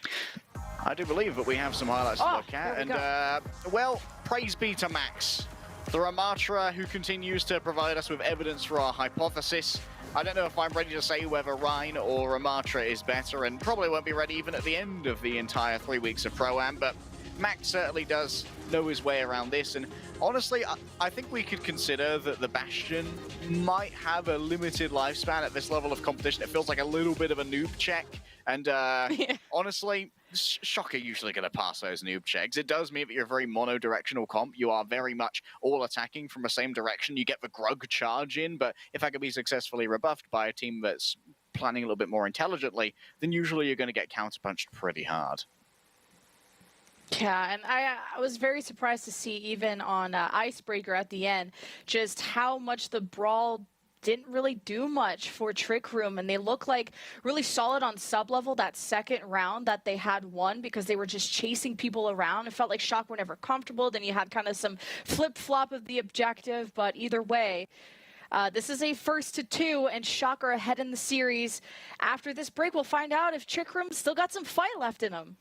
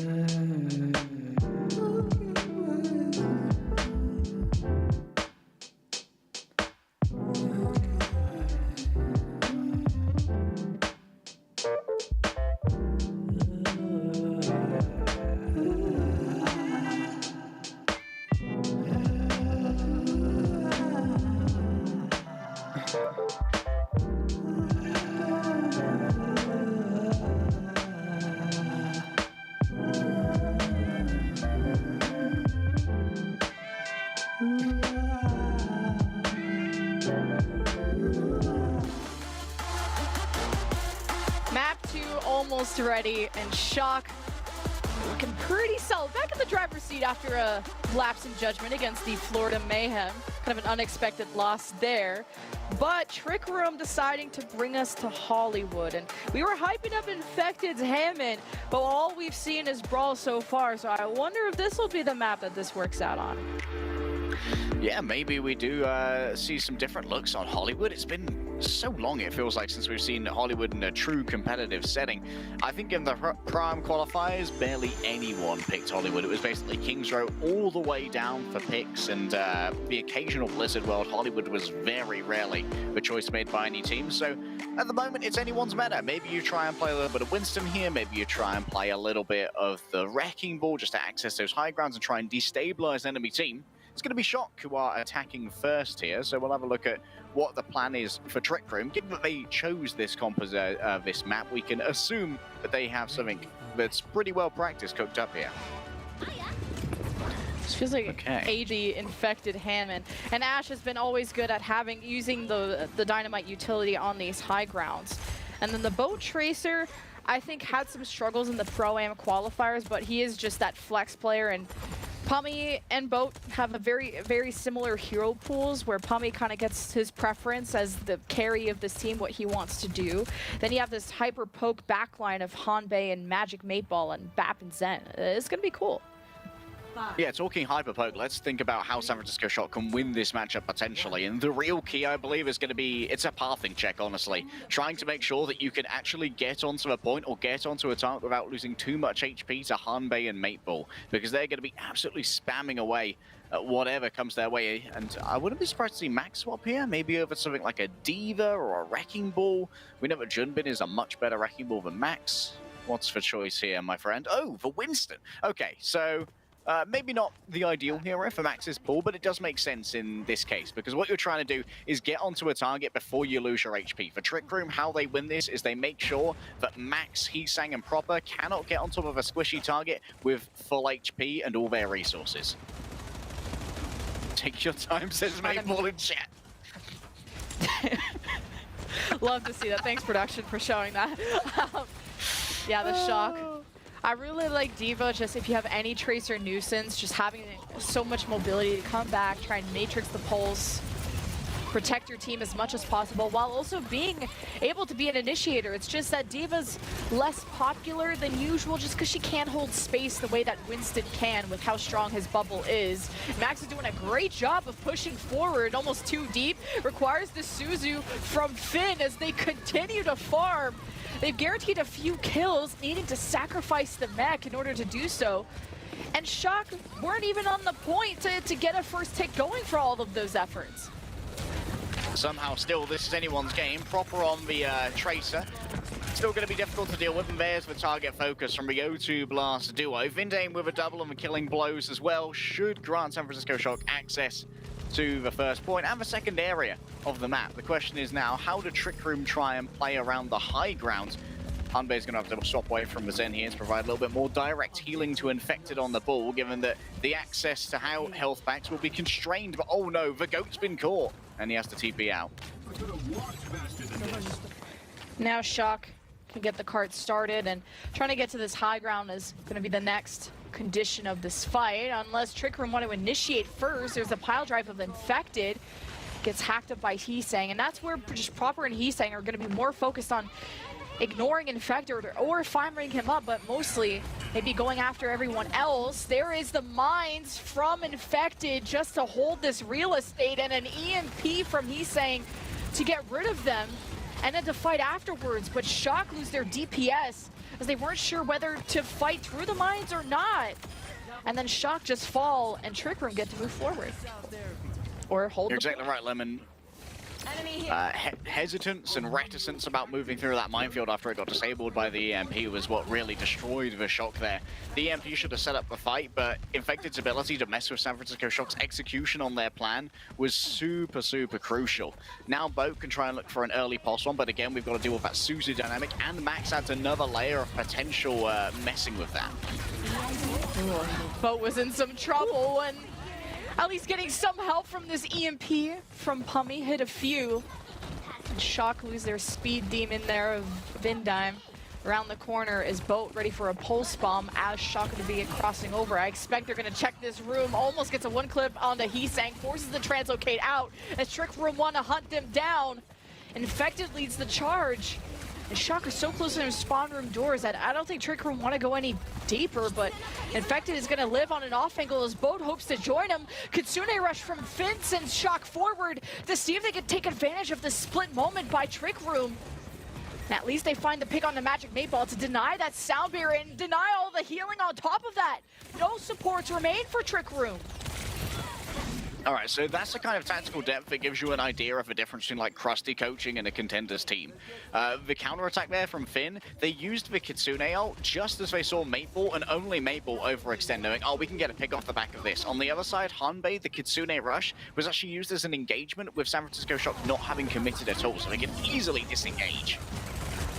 EMP hits Infected and Pummy. Magic Mateball responds with the sound barrier.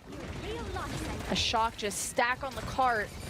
Now that things have settled a little bit, they go through the bar side to come back around as Infected split them up even more with the mines. He heads back to safety. Shock head to the high ground. Maybe looking for a Soundbear engage if they need it for tempo. Trick Room are just out of ultimates, so it's Shock that really have control of this, and if they can head towards point B, it'll be off of a fight win. And they've hunted down Pummy somehow, didn't have a chance to translocate, maybe hacked, I'm not sure. But maybe Shock not even needing to use ultimates, Boat is forced to use recall. Will have to just drift away as Trick Room are just barely anchoring this car and stopping its progression. But Shock are lost and losing a lot of time on hunting down these last few targets and not using any ultimates because it's a one fight, it's just a stalled one. Shock have lost for high ground as well. Quick reposition here from a backline should give him a touch more safety. And now Max can actually control the zone around the cart as well, using the self-destruct. And it might come down to either Pummy having a long contest before a TP out to make sure that the cart doesn't get to the end. Kitsune rush from the defense. Trick Room was trying to sustain through it. Self-destruct, EMP, and more from the Shock to finish this off. Almost getting the hack on the Boat to stop the blinks, and that'll be all she wrote for the Shock. Max even back in the mech is good too, so no momentum lost. Yeah, fairly cheap there as well for San Francisco Shock, keeping hold of a self-destruct. I think Max wanted to use it and actually got hacked out of the boosters he was going to use to launch it into the air. Trick Room now, they need to leverage their high grounds in order to get some early poke out, force some resources from Shock, whether that's some of the defense matrix or a couple of blinks from Proper to get into cover before they move in onto a more vulnerable target, in this case probably Vindame. Ideally maybe also you can make Finn use his teleport before the fight. 90 seconds for the Shock. Just trying to see if they can collapse on Infected, but Hammond just has so much health, so much mobility, and Infected is so good at getting in and out. Force out the Soundbear of Vindime as Shock re-engage in. But just trying to hunt down these kills is quite difficult. At least the Soundbear forced Trick Room back to the end of point C. Max has got good control over cart here, and good brawling against the Wrecking Ball as well. However, there's a punish. Oh my goodness, they really want to infect him. They force out for Susie. It's going to create an opening for Proper with the pulse. Wait, did Boat just stick Proper? Wow. Crazy. Someone's going to have to screenshot that and put it on Twitter. You don't do that to the MVP. I've already seen some screenshots of the take your time too. Pretty funny. 45 seconds for the Shock. And they got all the weapons they need in their arsenal to get this done. Just finishing off the kills, and that's one of them. A big pick on the Hanbei. Takes a headshot from Finn. EMP, back and forth. Infected heads back. Magic 8-Ball hacked and trying to be denied and staggered off of the sound barrier as Shock stack the car and see if they can cap before Trick Room can get a good fight going. I ain't gonna lie, that one was kind of down to Hanbei feeding his brains out, but that's okay. We've come to expect the excellence from Hanbei. You get messed up now and then. Good re-engagement here with the sound barrier. Grabs everybody. Yeah, Shock's WinCon was definitely trying to take the initiative before Trick Room got set up with the Soundbear and Kitsune rush. Max self-destruct makes a bit of space as you need presence on the card. It's overtime for the Shock, and they've lost Heesang. They head towards the back line. Looks like Max is about to get demacked. He got surrounded going in too deep and manages to keep the mech, but just barely. And it will be just Proper keeping the cart stalled out. Soundbear from Vindime keeps the fight extended for the Shock, but the respawn advantage is so big for Trick Room, and Shock stepped off the car and they weren't able to cap. Respawn advantage worked well. Meatball, come on, man. I think you're thinking. Oh, I love Trick Room. A bunch of jokers and goats on this team. Hashtag read the room, I believe they have. And, well, just working well with the respawns here. And good cart contest, the opposite of Shock in this case. I think that it honestly is just a little bit of trolling on their side. Obviously, it's very hard to contest the cart when it's covered in a minefield. But now is the real test of Trick Room, because some might say that defending Hollywood's fairly easy. You get good access to high ground, you've got some excellent angles from your default defensive positions, and attacking it can be a little bit of a nightmare, especially when you have to try and path through multiple angles to even get on top of squishies and take a huge amount of poke while you're doing so. Max seems a little bit indecisive at the moment about what to play, and hey, you know what? We'll figure out the comps on the fly. Sometimes you just need to do that. Is a little bit of lacking of touching the car. Those mines scary, Lemon. I think Max maybe thought he was, and Vindime thought Max was, and miscomm there at the end. Where that was a really back and forth fight where Trick Room had the upper hand. They started with the barrier Kitsune rush. Just lack of focus fire. When you see nobody dying for a long time, yeah, you want to give credit to the supports, but it's also a focus fire problem in this game. So just kind of initial Widow swap to get any picks while Shock present themselves at the front, and back to what Trick Room are best at. Trick Room returning to... I'm concerned about Pummy's angles here, to be honest. Like, getting some poke on the Ramatra is not going to be easy. How do you buy this space for Hanbei and Pummy is the question. Infected's probably going to have to do it. Maybe Boat is going to have to take a huge amount of this space as well. I wouldn't mind seeing Pummy getting double pocketed while Coach gunning up onto the high ground just to try and force San Francisco Shock out of these spam angles. Yeah, Pummy just putting some poke in, and behind them is Heesang. Has to be very, very careful in how he approaches this, but he's got the assistance of Max and the rest of the team. They've confirmed at least the kill on the Hanbei, but backlines are getting traded, and Finn is gone from the equation, and Trick Room have done enough to make this a swift point cap. Well, the San Francisco Shock might have had that one in hand when Max actually got the drop on the more fragile backline of Trick Room. But still, it came down to a brawl in the bar, and Finn kind of isolated himself by going down into the low ground to pick up the Mega Health Pack, and then no one could really help him there. San Francisco Shock going to have Max swap over onto the Diva. Easier transitions between verticalities with the boosters, and that means that there's a lot more variability in where the peel can occur. Ideally, you want to be shutting down Boat's Pulse Bomb here, but it's going to be fairly telegraphed anyway due to having to go up one of the elevators to actually attach it to a valuable target. Pummy seems to like playing this low ground, which makes him in sightline of Heesang, but also his own supports. Trick Room can play under these roofs too if they want to avoid anti-grenades like that, because I think if Max would have realized that earlier, he would have wanted to dive onto Pummy to confirm that kill. Amplification Matrix pretty far forward, isn't going to find really any value besides maybe push Proper back, who's on this high ground above. Now the Nano onto the Diva to just run down this DPS. Max gets rid of the immortality, focuses down Magic 8-Ball, but the Suzu from Hanbei saves the backline as Infected re-emerges to peel. And Max heads back before needing to use the self-destruct to get back into Mac. This is that Boat was caught on the flank as well by Vindime, and it's super important that your Lucio is able to actually take those doors confidently against a Tracer. Otherwise, it requires a huge amount more attention from Proper, and then Infected stops taking as much damage.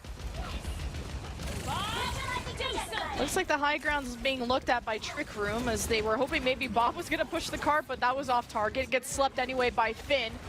Self-destruct, just to get Max back into mech. Above is Proper with a Deadeye too. If Trick Room commit to just an open position, this Deadeye could find a pick, but a little bit tough too with the Suzus. As the first couple of picks from the high ground, they get so Shock can just puppeteer this entire fight. Proper's looking real good on the Cassidy too. Oh yeah, Proper on the high ground is a threat that can't be ignored, but the thing is, when you're pathing to try and deal with it, that's when the rest of San Francisco Shock can really dig their teeth in. That's where Max and Heesang can start to find stragglers, pick them apart. You kind of hunt like hyenas. You look for the weak one in the pack, and in this case, it was Boat who was falling far too low and actually making an engagement that was well out of time with his team. Neither Hanbei nor Maple had any means of actually pocketing Boat on that angle, so a little bit of a timing issue here from Trick Room. Timing issue, at least not in the time bank. He's still got 3 minutes to get to point B. This Trick Room really got to focus this high ground, not give too much freedom to Proper. Although range on Cassidy still suffer, that's why he starts on that first high ground. He's been nanoed. I wonder if they were worried about this Infected dive. You got the Kitsune rush, that's what you really got to worry about. This Hanbei and Trick Room just commit to warding them Shock off of these buildings. And they have presence on the card, so that's being pushed along. Just making sure that whoever's down there is safe, but Max reemerges, able to get some contest here in bar. That was the shelter of the Shock, who used the sound barrier to re-engage outwards. As Infected just tosses them around in positions they're not comfortable in, and Finn gets found through the flock. and Trick Room just have to finish out the fight on their terms, especially while Finn is missing. There's just not going to be a ton of heals with just a Lucio. A Shock will just have to depend on killing things faster, and having the high ground sure helps with that. Oh, proper knocked off by Infected, and the EMP just catches him with a tail end. Gets rid of a big DPS threat. And now Shock. They are going to be a couple of stragglers who are hitting around, and Boat needs to make sure that he continues to fight Hisang in the zone of control of Hanbei, so that it is at least a somewhat fair... No way, Hanbei gets the 1v2. A cut from Pummy, managing to get the hack is super important, and Max is already demeched. Just really great stall from Shock that it's, it was about 3 minutes for Trick Room, and they cap with 1 minute left. Now, of course, more time being added on. But the win condition is there, right? The box of victory at the end after Shock's C9, sort of. Trick Room have a chance to send us into map 3. What an achievement that would be, even if it's not a series win. A map 3 from Trick Room. Not even the top seed coming out of North America going up against San Francisco Shock would be huge for them. Boat, oh, he's cooking up a pulse bomb over here, but you need to get the groundwork done to get that Suzu out of the way.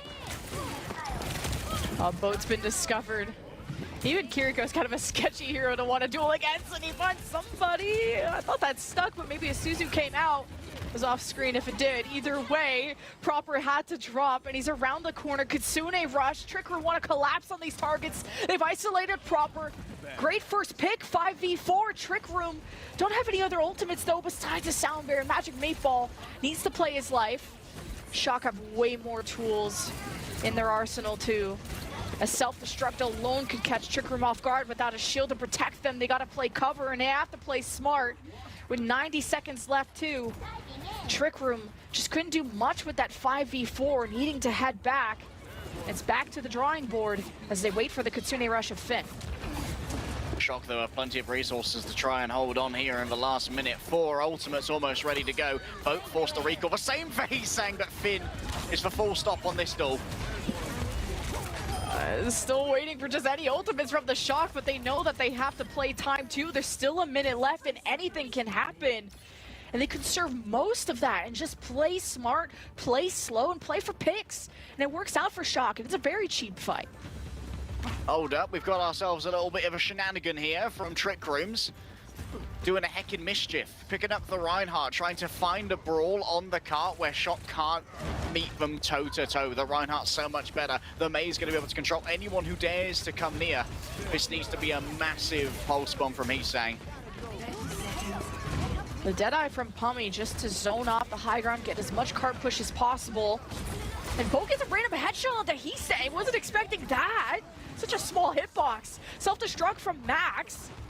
Trick Room are okay for now. Last 14 seconds. It's do or die. Magic Meatball Soundbear is warded away and Infected is gone. You don't have a front line, but you do have firepower. And it's Pummy working together with Boat. On the flank there is Shock. Proper goes down. Pummy's gonna screenshot that one too. Max tries to matrix some of the lethality coming from Pummy.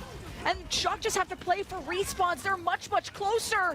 As the Blizzard from Boat, he had to sacrifice his life forward. A few more meters to go, and Trick Room have done it. They've taken a map against the Shock.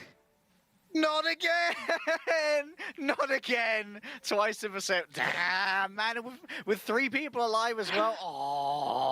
Oh, pain! It's quite upsetting, actually.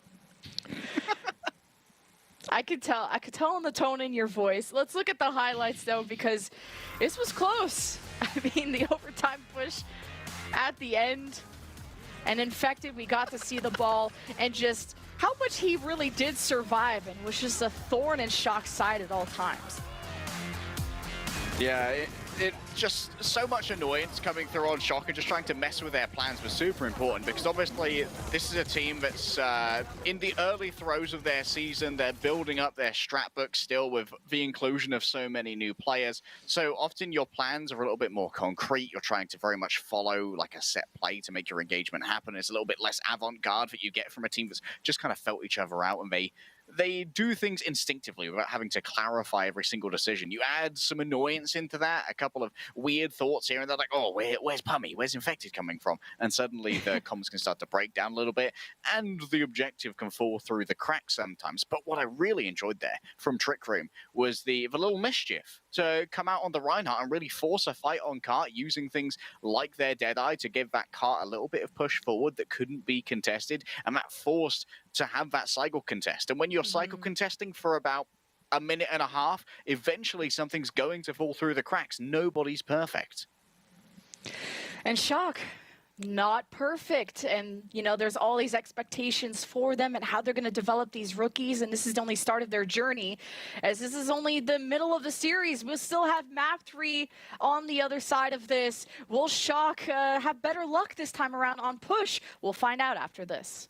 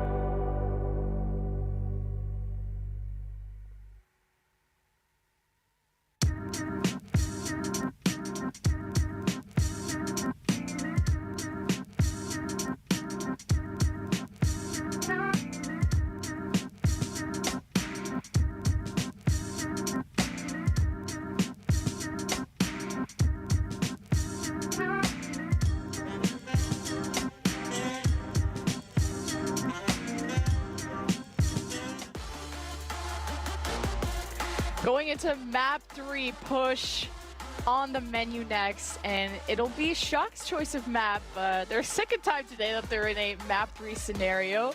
Starting off Pro-Am 0-2 would be not on the bingo card, to say the least, although a contender's win would be appreciated by the community too. But Shock can also end this out in style after some kind of uncharacteristic mispositions there on Hollywood.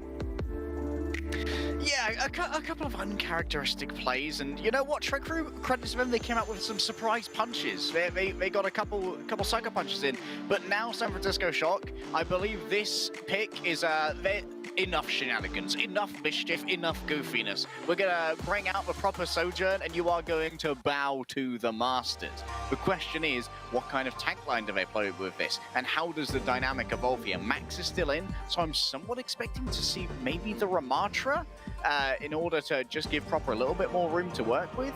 But also, how do you create the angles for Proper to try and take advantage of? Because as we saw previously from the Proper Sojourn, San Francisco Shock do have occasionally they make an ego dive, let's put it that way. They're like, we're good enough to just run in there and mechanics this. So why don't we just run in?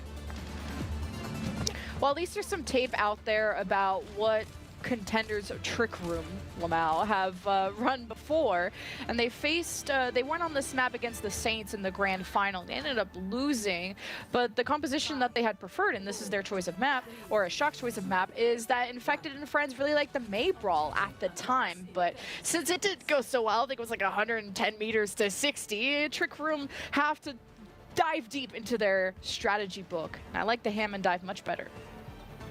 Okay, once again, we're talking about poke here from San Francisco Shock, making sure Trick Room can't make an engagement happen with full HP. That's a win condition, because if you can manage to poke them down, then Max will slow them with the E. And of course, control of the bot here is going to be much easier for Max. Just an initial pile drive, a Shock take cover in the corridor. As Bo maybe wanted to get in there, up close and personal, just gets rando picked. And you just got to be so careful how you engage into the Shock if they're going to be stacked up like this. Random poke, it's going to get you, as Shock will get some initial push in. Amazing use of the alcove as well. The right angle that leads into where the mini pack is allows you to easily avoid Infected's engage by utilizing the corner for cover. And this means that Max has a good amount of safety to work with. Oh, that's bad. That's very bad. 3 people just rolled in onto Heesang and took him out. Now your off-angle control is absolutely cooked. Oh, and Vindime got hunted down by a Lucio of all things. Like, the fact that Magic Maple is assisting Boat's rotations in there was pretty clean. And Shock didn't know who to focus on. They were getting attacked from all angles. Either way, Shock got 25 meters, and yeah, losing Heesang early, definitely not ideal. Trick Room now have unlocked a secret though. If they can exploit opportunities of Heesang being out of support LOS, trying to scout for Boat, they can actually spring a very quick 3v1 on him by having a Sombra uncloak and have your Skiriko TP in. And if you can 3v1 Heesang, then you can set up a fantastic fight afterwards with full control of off angles. Yeah, good Suzu just to make sure Proper's okay during the Infected dive. Mines laid just right near the bot, just to buy some space there, maybe disrupt what Shock are up to, and the hack and the assassination on the Heesang as Trick Room are up in this fight, but they got a bigger problem. It's the annihilation of Max. He has to stay within range of somebody to benefit from it, so that quickly went away. Yeah, excellent split there from Trick Room, just deciding, you know what, no, don't want to deal with this today. 10 HP from Boat, but still Proper dies. That's a good start for Trick Room. We still have EMP. Pulse Bomb finishes off Vindime. And with this, missing a lot of heals, I think Finn should be able to pull through if he could still stay alive. Just not being the case, not in contact with the rest of his team. So Shock will lose control of the bot as Trick Room want to match the score. Cars, outdated. Planes, overrated. Long have we waited. The boats have been activated, and we're sailing on a sea of some excellent off-angle control here. We keep talking about it because it's just so important. Nice EMP. Good Suzuki, it's Proper alive. And Nano onto Max to just hunt down these mobile heroes of Trick Room, but just having a hard time knowing who to bully and just being in range of somebody. As the counter dive started while Max was searching for targets, and Infected pounced on Finn. And I think Vindime is next. He's hacked up, and Pummy is just harassing them. The bot got escorted forward too by the Shock, so despite their backline being in trouble, the front just is trucking along. They are indeed just trucking along. And Max here might be able to get some good peel. Soon gonna run out of the... Oh, what beautiful play. Vindime might save himself. Yeah, Max, I like the diva, like I've mentioned already on Hollywood, just having so much mobility to chase people down, but locking people down is a whole other scenario. Infected just pile drives the back. Kitsune rush from Finn. Isn't enough firepower to get picks on the Trick Room, though. Shock still looking for anything, and Heesang gets picked yet again, and Proper is next. The coordination from Trick Room's dives is disgusting. They're one of the favorite Hammond teams coming out of Contenders, and they're proving us right. And honestly, they are one of the favorite Hammond teams coming out of the Pro-Am, but where they really shone as well was being able to win in those Reinhardt and Ramattra mirrors. I am so surprised that in a Tracer versus Tracer kind of matchup with the Wrecking Ball that you described them as being so famous for, they're able to keep track of Heesang, a multiple-time Contenders career champion, with flying colors. They get the lead and they simply leave. Now they can set up their own dive onto Proper, forcing out so much. Vasuzu was used there too.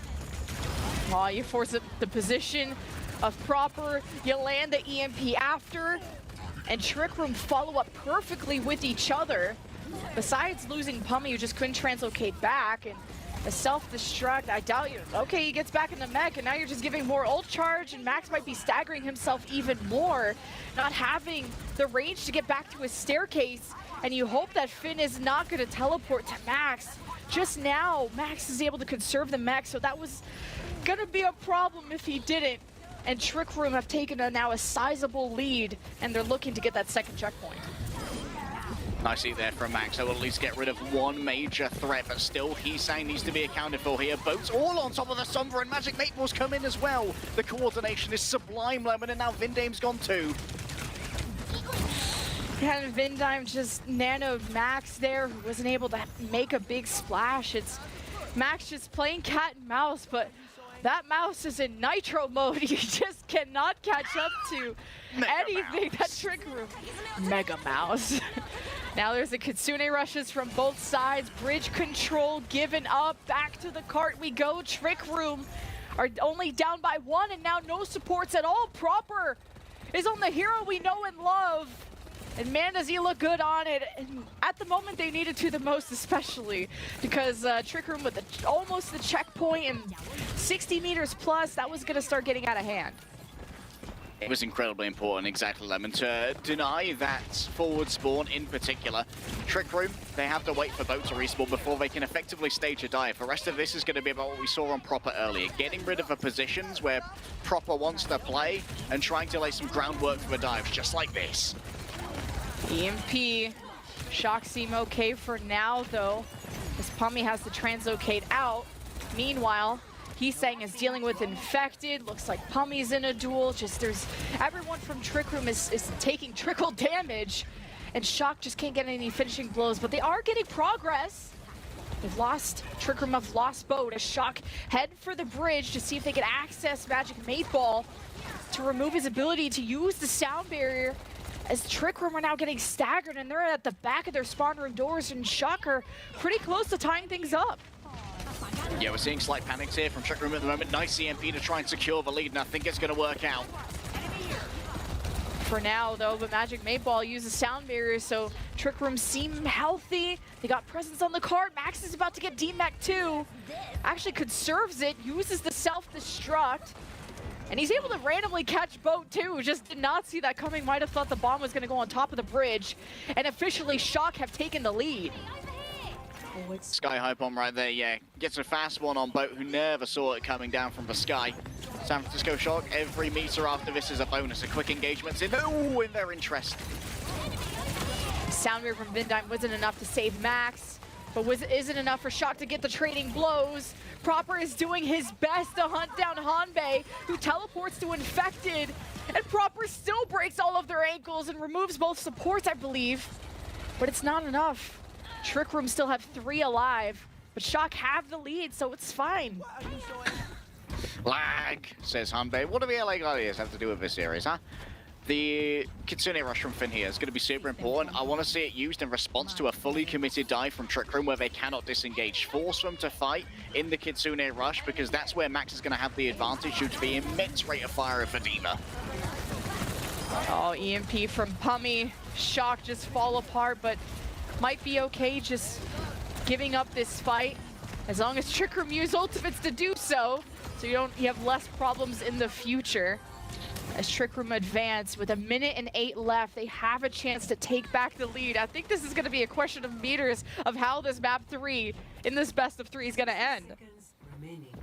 Uncomfortably close in Trick Room versus Shock right now. Hisang still can put this to bed with a well-placed EMP. Ideally, you want to force out the Suzu beforehand like we saw, and there's a good TP. There's the TP. Kitsune rush from Hanbei. This is a big fight for Trick Room. They can't afford to lose this. But an EMP from Hisang came late. And Bode is doing his best to match what Proper has been able to do thus far. And the synergy of Trick Room is what really paid off at the end. And they pushed through to the checkpoint. They're 0.2 meters away from taking the lead. And the Riz Academy boys of Trick Room, yes, that was their former team's name. I'm not just complimenting them. They've now officially taken the lead with 12 seconds left against the MVPs of the Shock. And yeah, the supports of Trick Room under a lot of fire, but Shock have to fight their way all the way back to scoop this past. And at least Shock will give themselves a chance. It is overtime though, and they got a few more fights to go. Enough games, yeah, 2 fights in a row I think here with Trick Room all getting forward spawns. So this first one is going to be a pretty quick engage. What you want to do is try and force San Francisco Shock to use as many ults as possible to win this fight out. But at the same time, you're risking Hisang getting access to that EMP. So Pummy is going to have to be the one to make a judgment call. He's going to get EMP first, but do you invest in this fight? This is the fight to win or lose them all. Sound barrier from Magic Mate Ball. Bode is hacked.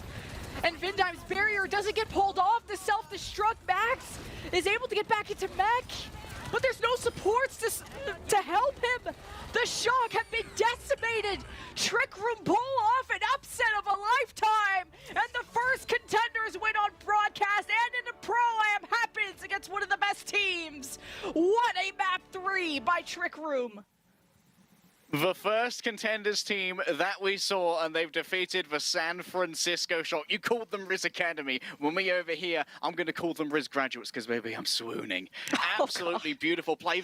The Ajax on Vindime as well, killing him during that sand barrier. Matebull forced it out. It was such a good calculation from Trick Room. If we force this in using the barrier, they know that they can't disengage from the bot. So what they have to do is they have to stay there, and they have to stay there by using their own sand barrier. So they pre-aim Vindime and take him out during the cast. Absolutely sublime. Wow, I know Twitter's gonna be on fire today. Everyone's been cheering for the underdogs of Trick Room, it feels like, because, you know, when you're just on top for so long, it feels like everyone was cheering against the Shock at that moment. A lot of fans had high expectations for them, and to start the day off 0-2 is insane. And you can maybe blame Bad Pachibari for something prediction. Maybe he cursed it. It's the only thing that can explain this, right? But a big congratulations to Trick Room. Like I said at the start of the series, it was about how no one had big expectations for them, even coming into the Pro-Am qualifiers. And they were runner-ups behind the Saints. And now with this win over Shock, they have the potential to make it out of this group. They definitely have a potential to make it out of this group, and Shock's potential to make it out of this group themselves is heavily in question. The best that they can do right now is going to be a 2-2, and who knows if that's going to be enough in such a stacked group. Well, jump in who? Because your player of the match is one of the most hyped up Hammonds coming into the Pro-Am. Your player of the match is Infected, where it started off with a lot of Reinhardt, and man, he suffered a bit on Antarctica, not gonna lie, but they found some success on sub-level as one of the easier brawl maps to go, and he truly shined when they went to their map pick of Hollywood, I believe, and dominated the high ground. His survivability was unmatched, and the way that they coordinated around him. We said Riz Academy because a lot of these players came from that team and have been together for a while, and you saw the coordination behind Infected. The most scuffed picture I could find on Google, guys. But his presence was known on the field, and I was a big fan of his play. Big 240p chat. In fact, he's also one of the youngest players that we have in Contenders as well. I think he's 15, 16, maybe 17. It's been a while since we've cast Infected, but he's been playing essentially since he was a fetus. I think that he was practically a zygote when we first cast him, Lemon, all those years ago. And, well, he has matured super well. However, the analytical takes on this series maybe haven't matured as well, and we're going to have our desk's take on it after a break.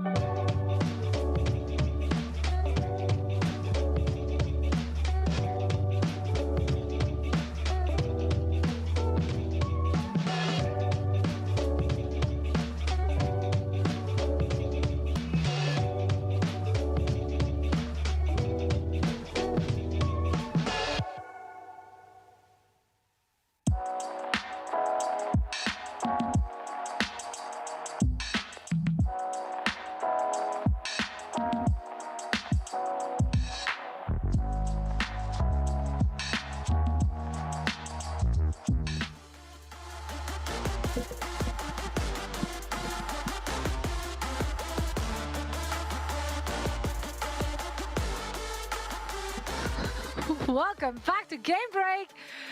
Wow. Yeah, what can we say? I think it's a great day of Overwatch so far.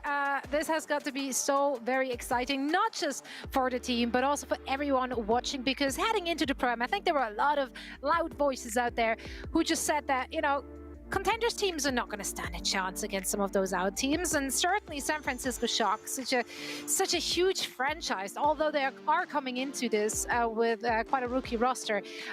We didn't expect them to go down like this. Not the best first day from them, but let's break it down. How did Trick Room get it done?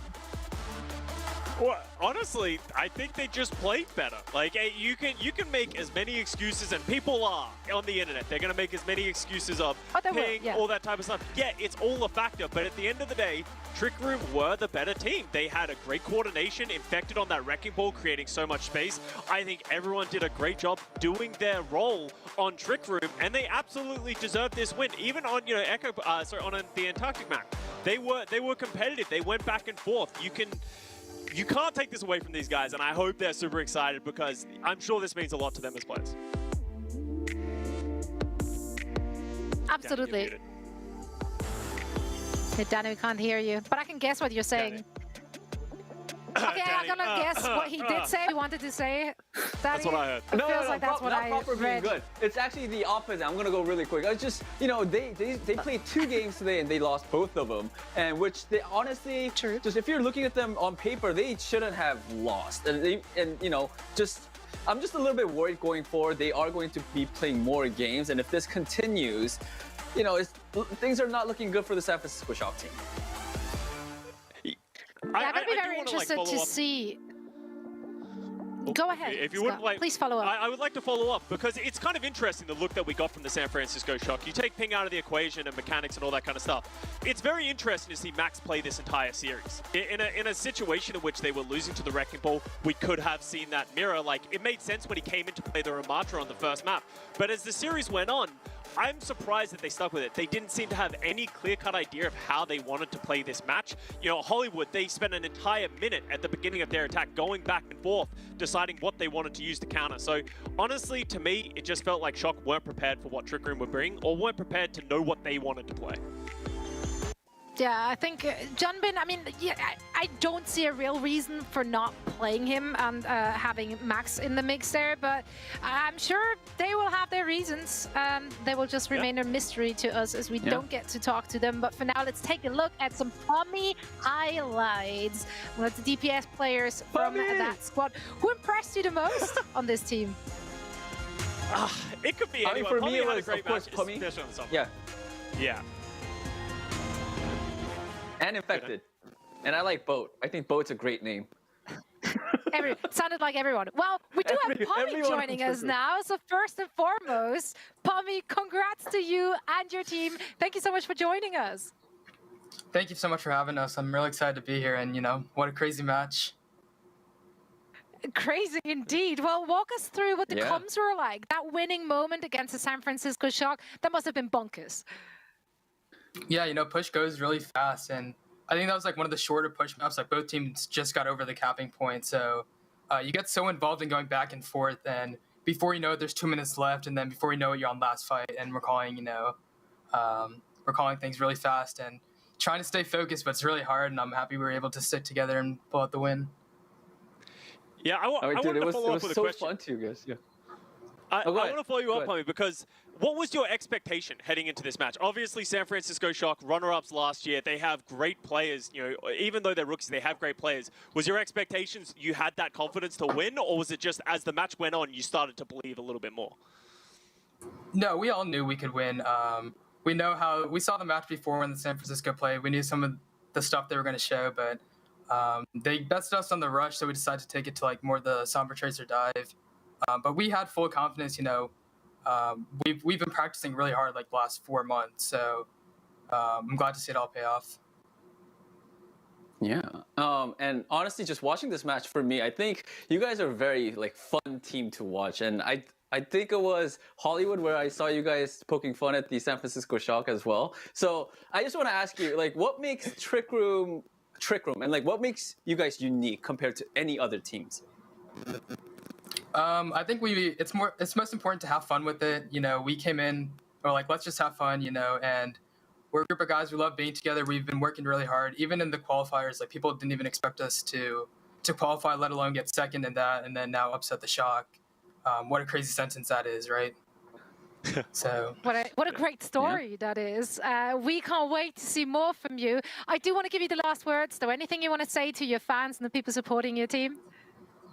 Yeah, thank you so much to everybody who's watching us and supporting us. Some of my friends at home, the people online.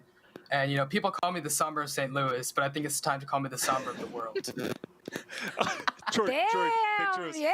Yeah, We let's love go. it. Bobby, thank you so much. Best of luck in your next few games. Can't wait to see more from you and the squad.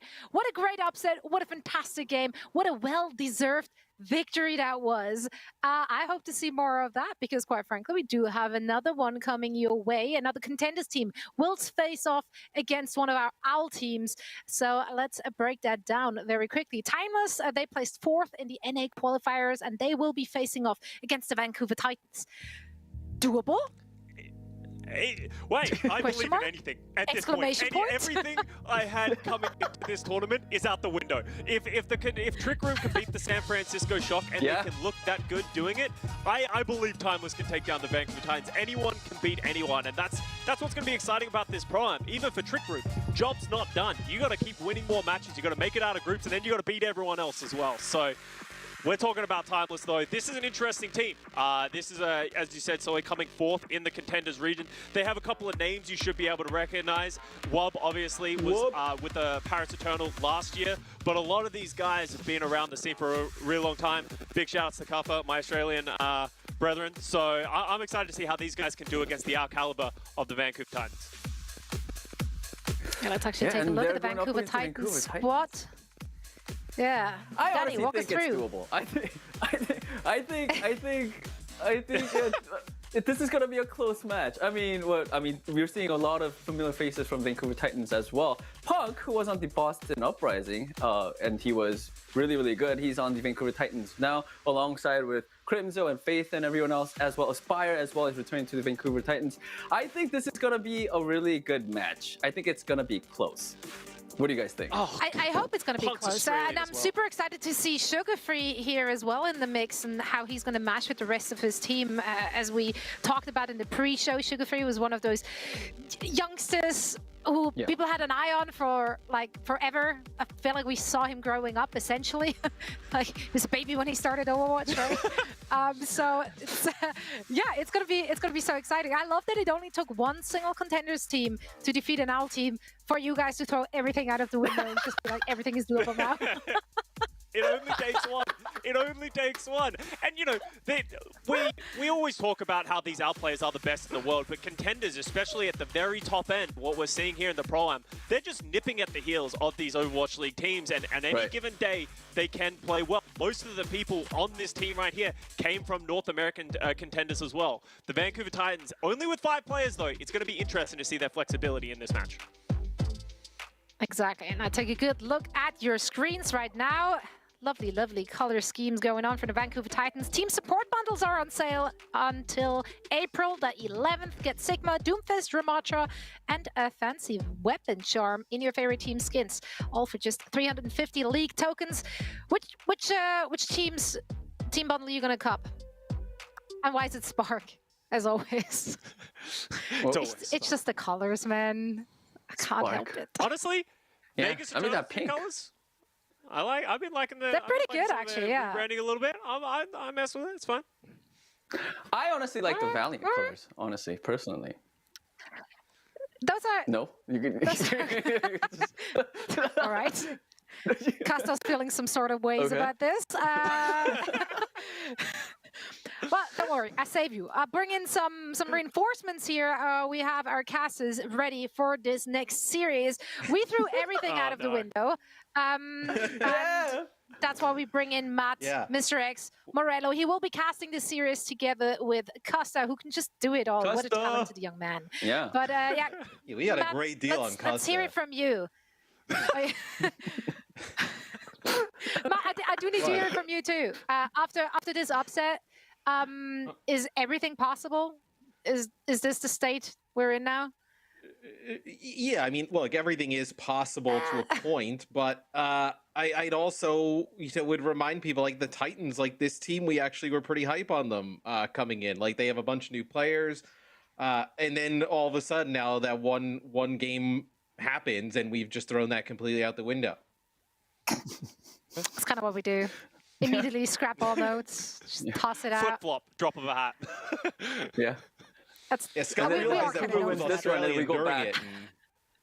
Well, I realized that we have a tank v tank Australian matchup here, and I got conflicted, and now I'm like not sure who I want to cheer for. So I guess we're gonna have to decide what happens in the server. That's right, and that's gonna go down in just a few seconds. So Costa, Matt, take it away.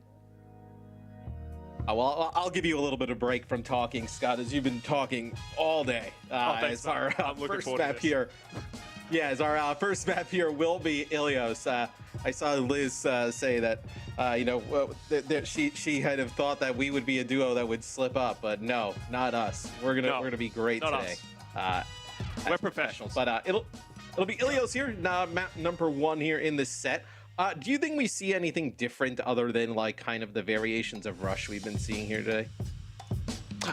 I don't expect to see the Vancouver Titans lean into that style of playing. From looking at, they have Punk as their only tank. He's going to want to be playing that Diva. We've seen that Winston. And from some of the scrims that we've seen from the Vancouver Titans, that's the style they want to play, allowing, Sugar Free to play that Tracer, and a Spy to play that hit scan.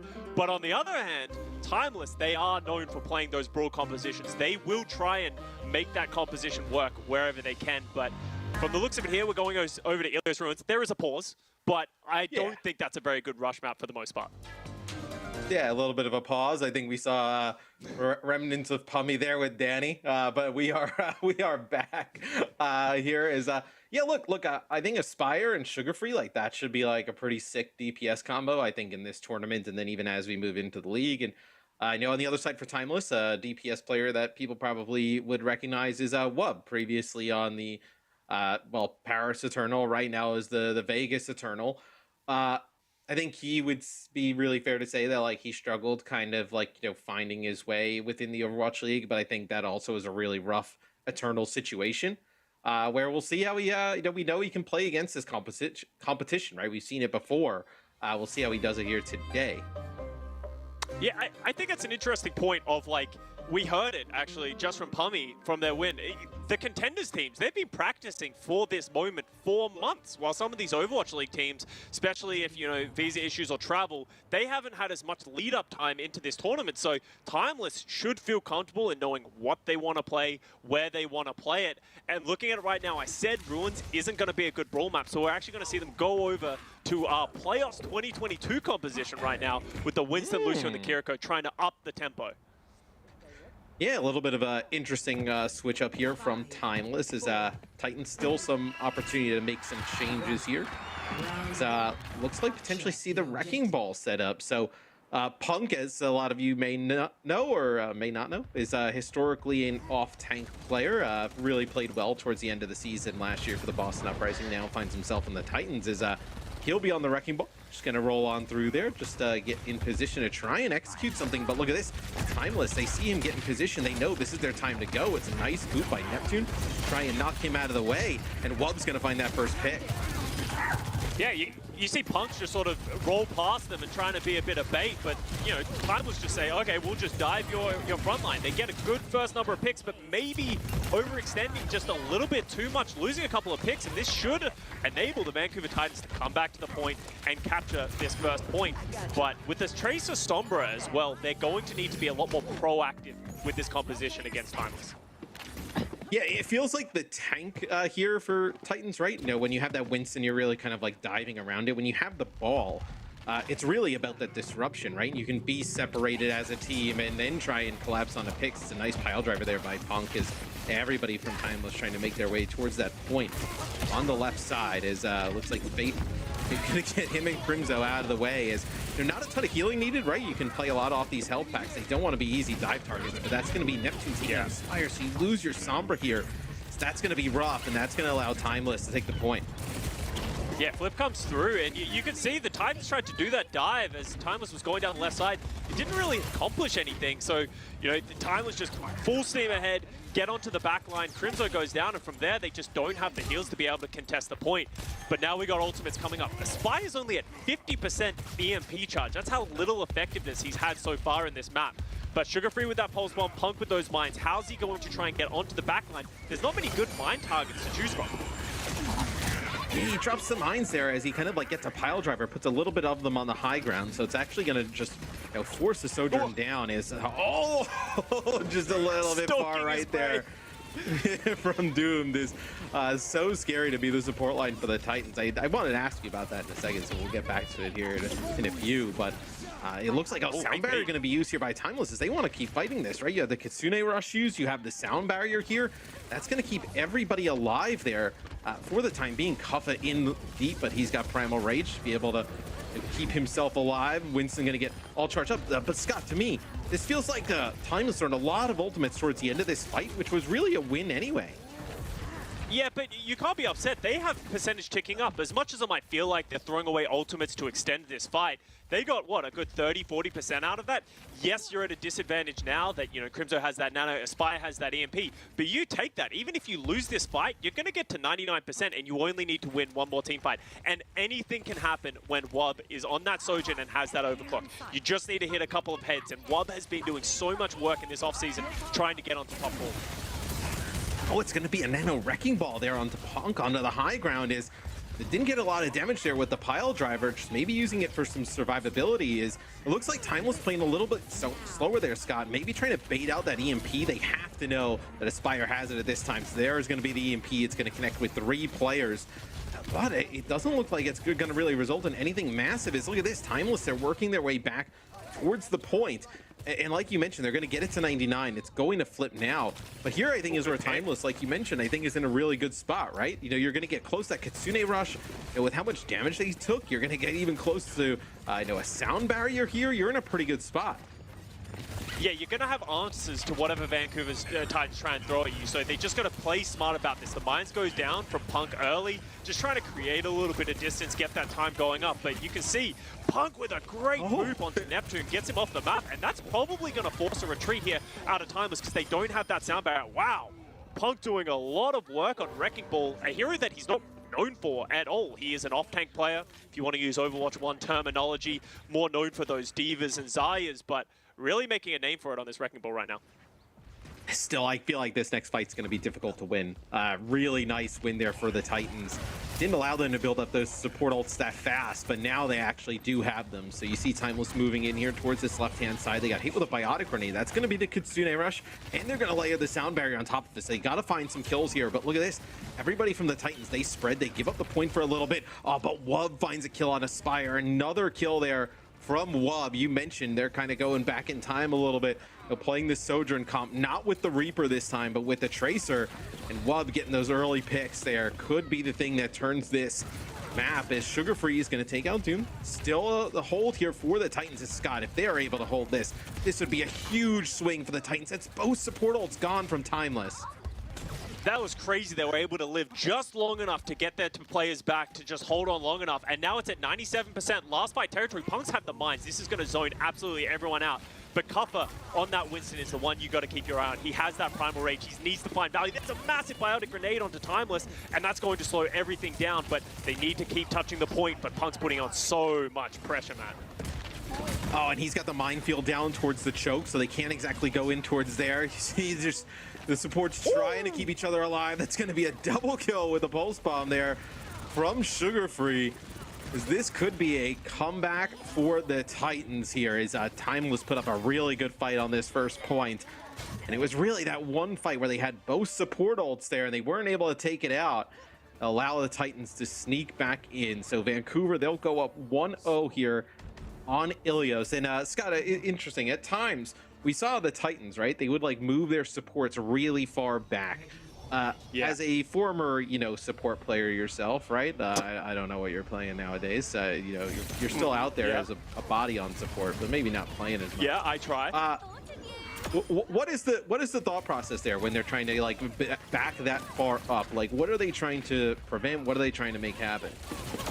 You're just trying to create as much time as you can as the backline, right? You're playing Lucio Ana, you know that dive from the Winston Tracer is coming at you. You're just trying to create as much distance to yourself. They're not playing that Kiriko or Lucio, which are very self-sufficient. So they're just trying to create time, give space for Punk to do some damage, right? But now they're actually going to change it up. They're going to go over to the Brig Ana, which will give them a lot more staying power, and it's going to be a lot more difficult for Kuffa and Doom to be able to get on the backline. which is going to be a problem because you got a Spire on the Ashe, a hero that he is good at, that will put out so much damage if you leave him unchecked. So, Timeless, you can see them just sort of posturing here, trying to find a time in which they can get an engage going. Yeah, and Cassidy has been pretty strong in this tournament and even on live, but I think on this point specifically is it'll be Timeless taking it first. See Aspire take out Doom there with a headshot. You get the Ashe set up on the high ground and you can really kind of survey this entire point. It's such a dominant position for the hero. It's almost like works perfectly like in her effective range. You kind of have the brig there, right? So you can't exactly just dive up onto the high ground. It really just, having that Ashe brig on a combo just gives such sick high ground opportunities here for the Titans. Yeah, and you can see Wub just trying to find somebody, anybody to shoot at. Kuffa has taken them off of the high ground, but look at them. They're just continuously backing up, able to find picks. They are going to, oh, never mind, great late contest coming out from Punk, trying to stop that point from flipping over. But with Doom going down, this is going to be a struggle of a fight for them to hold. Even if they do get this cap coming through, it will not be very meaningful. And you saw a little bit there from Kuffa's POV, right? He's trying to locate where that Ashe is yet again. But there's so much like displacement, right? It could be a coach gun, it could be a whip shot, right? When he jumped in here to dive them up on the high ground, we're seeing Sugar Free play. There was a bash in his face, there was a biotic grenade ready, and then the Winston Punk from the opposite side of the high ground is kind of like diving behind him to almost try and lock him in. So such a dangerous position for a Winston to attack here as Timeless. They did get 14% early, but not a ton. As see Kuffa, he'll go up to that high ground again. Sugar Free is the one here who's just going to contest on the point. They don't really need him up here on the high ground as Punk's going to get the nano. Yeah, and look, there's so many players weak. They're all going to have to scatter. And how do you even make any point progress here if you're Timeless, right? You have Punk controlling your high ground, making it difficult on your supports and DPS to get out. And then on the other high ground, you just have the Ashe able to put down damage, and that's going to be a Kitsune rush there from Cal just to try and get them out the door, Scott, but it's going to get nothing here. As you lose Neptune, he had a sound barrier, probably wouldn't have used it anyway. So the point does flip, but it's going to go right back. Yeah, and that was just great play by the Vancouver Titans. You can see Punk is just trying to be a distraction. Unlikely he's going to get any picks, but he's just splitting that entire team, and then they put pressure onto the point and just stopping that. Now we're going into the final fight territory for Vancouver Titans, which they should have been an advantage, but with Sugar Free going down without anything to really answer, that should just be a point flip, and I wouldn't be surprised to see Vancouver and Punk just sort of disengaging, respecting Timeless a little bit, and sort of stepping back. The Bob is very valuable on this point, and you're going to have to wait and see where Aspire is going to put this one, because if you put it on the point, it all of a sudden becomes very difficult for Timeless to be able to deal with it, and off it goes as you see Punk trying to follow that one up. Yeah, they're going to respond with a sound barrier, but that's going to be a perfect move there from Neptune. Just sending the Bob off the side as Punk here with a bubble, just trying to just put down so much damage. I really think he's just trying to almost be a little bit of a distraction, right? Where you kind of force players into the line of sight of Aspire. As that's a big biotic grenade. That's going to get Wub and Kuffa. Oh man, this could be the opening here for the Titans, because Crimzo now has a nano boost again. He can give this on the Punk if he needs, and they can flip the point right back. Nice shots there. Yeah, and they didn't have to use the nano boost for that one either. Like, they are able to hold on to that nano boost, and we saw how effective Punk was with it last time. Wub has the overclock, but as soon as he tries to pull that trigger, Punk is going to meet him right there. Also, Sugar Free with a pulse bomb. We saw he finished the last round with a double kill. Can he do it again? Kuffa's contested the point, gets stuck and goes down, and now someone else is going to have to contest. Yeah, and every time we see it, Punk, he has this nano boost, looks pretty uncontested going through most of the map as Sugar Free kicks things off. The big pulse bomb kill. Doom throws a pulse bomb in Aspire towards the end, but just like that, it is the Titans taking map number 1 as they looked really strong there, Scott. Yeah, just clean play overall from the Vancouver Titans. They started a little slow going up against that Wrecking Ball, or with that Wrecking Ball composition, but able to find their footing. Punk looked a lot more comfortable playing that Winston, another hero that he's not that good on, but debut performance from Sugar Free on that Tracer, he's definitely impressing me so far. Yeah, let's take a look at some of the highlights from that first game. I think the Wrecking Ball comp probably, I mean, at least in my opinion, love to yours, like, is a little bit harder to play than kind of trying to play some of the Winston-based stuff. So not super surprising. They got off to a little bit of a rocky start, right? Trying to find their footing, but yeah, once they got going with it, they were strong. And I know we talked about like obviously you guys on the desk talked about like some of the contenders players coming on in, right? Seeing Sugar Free play now, he was fantastic on the Tracer. Yeah, he was just pulling Timeless apart. It didn't feel like Doom was able to match him in the tempo that he was playing. Obviously, there's a lot more that goes into that in terms of team play. So Timeless didn't look bad on those Winston compositions. It just felt like every time that they tried to dive the backline of the Vancouver Titans, they were having to invest too much. So we'll see if they can make some adjustments going into map 2. Yeah, they're going to have to make some adjustments going into map 2 in order to force that map number 3, and we'll find out if they're able to do that right after this break.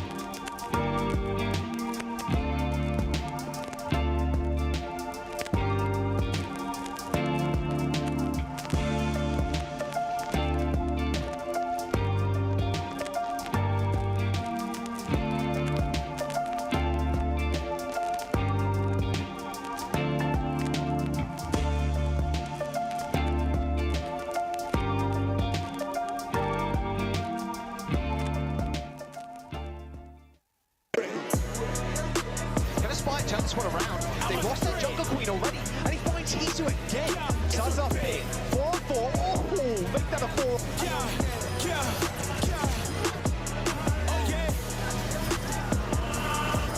I'm a threat.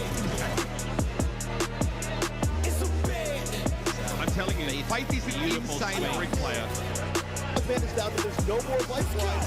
LNL, and yet it might not matter. Sugar for super early anti-air play.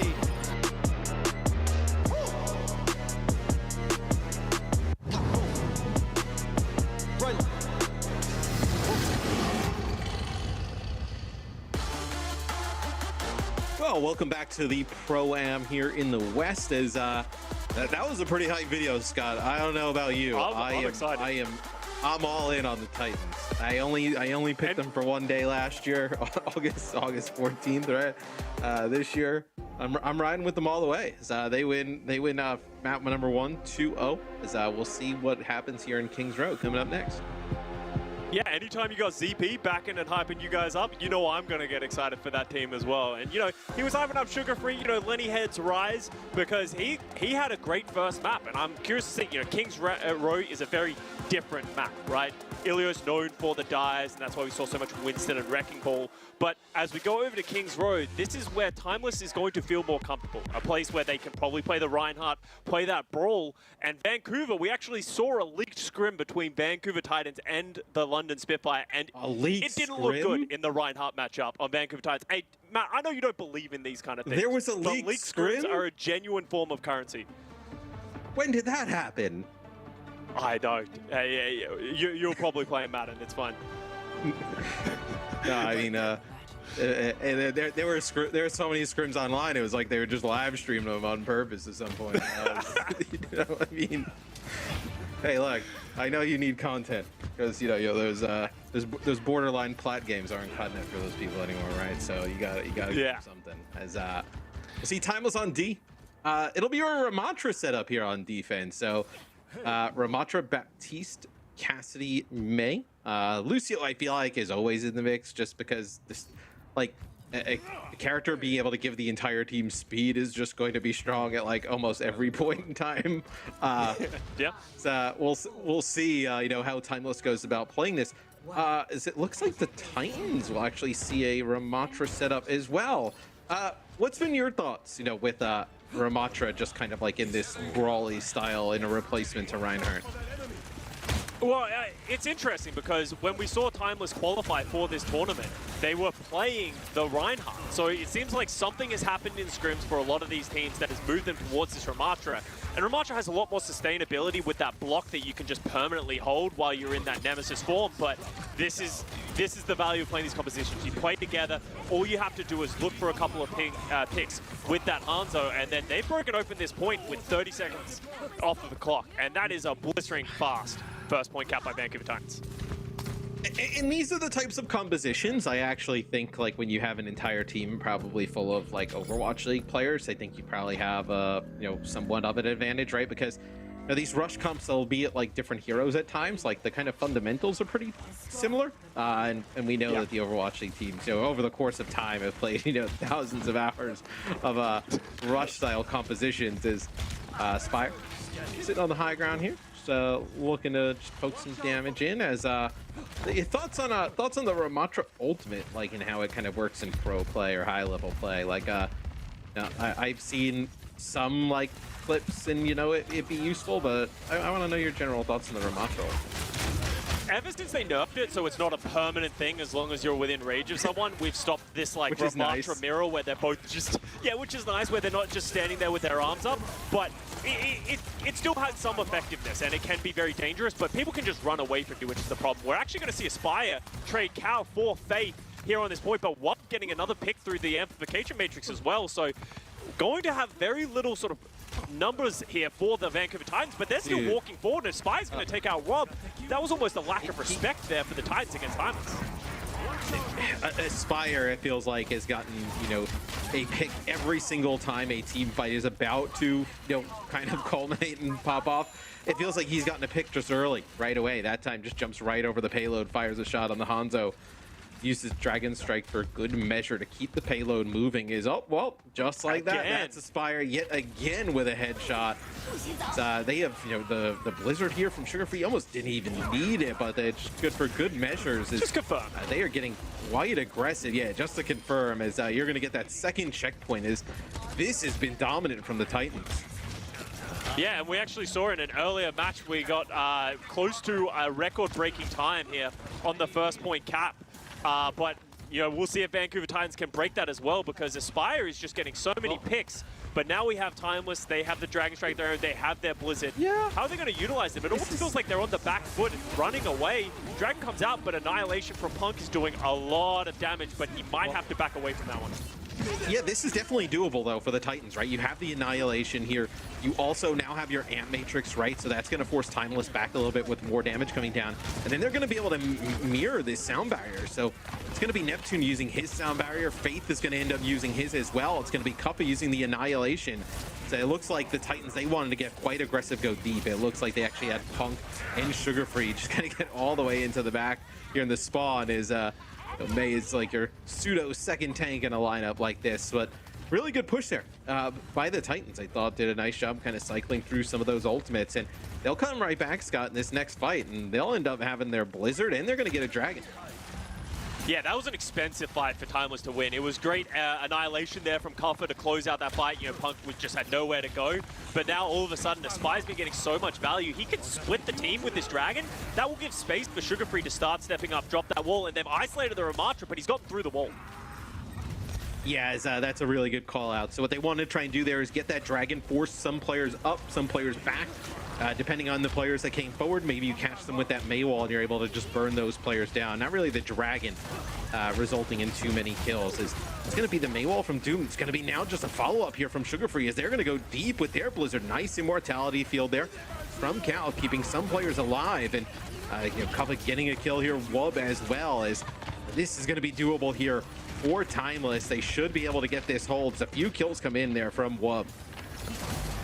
Yeah, Time was recognizing how aggressive Titans were going. Sugar Free threw that Blizzard really far back, expecting Timeless to back into it. And they just said, no, I don't think I will. And they just ran into the backline of Titans. They just weren't ready for it. So great heads-up play from Timeless, really giving them a second life here. Now the Blizzard is up for them. They have the amplification matrix, and they can start staggering players. They can play with that confidence.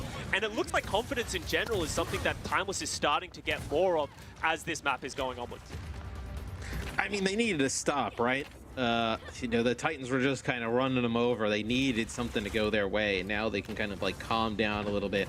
You know, take an assessment of the ultimates, and they're in a great spot. As that's a jump around the corner, Amp Matrix.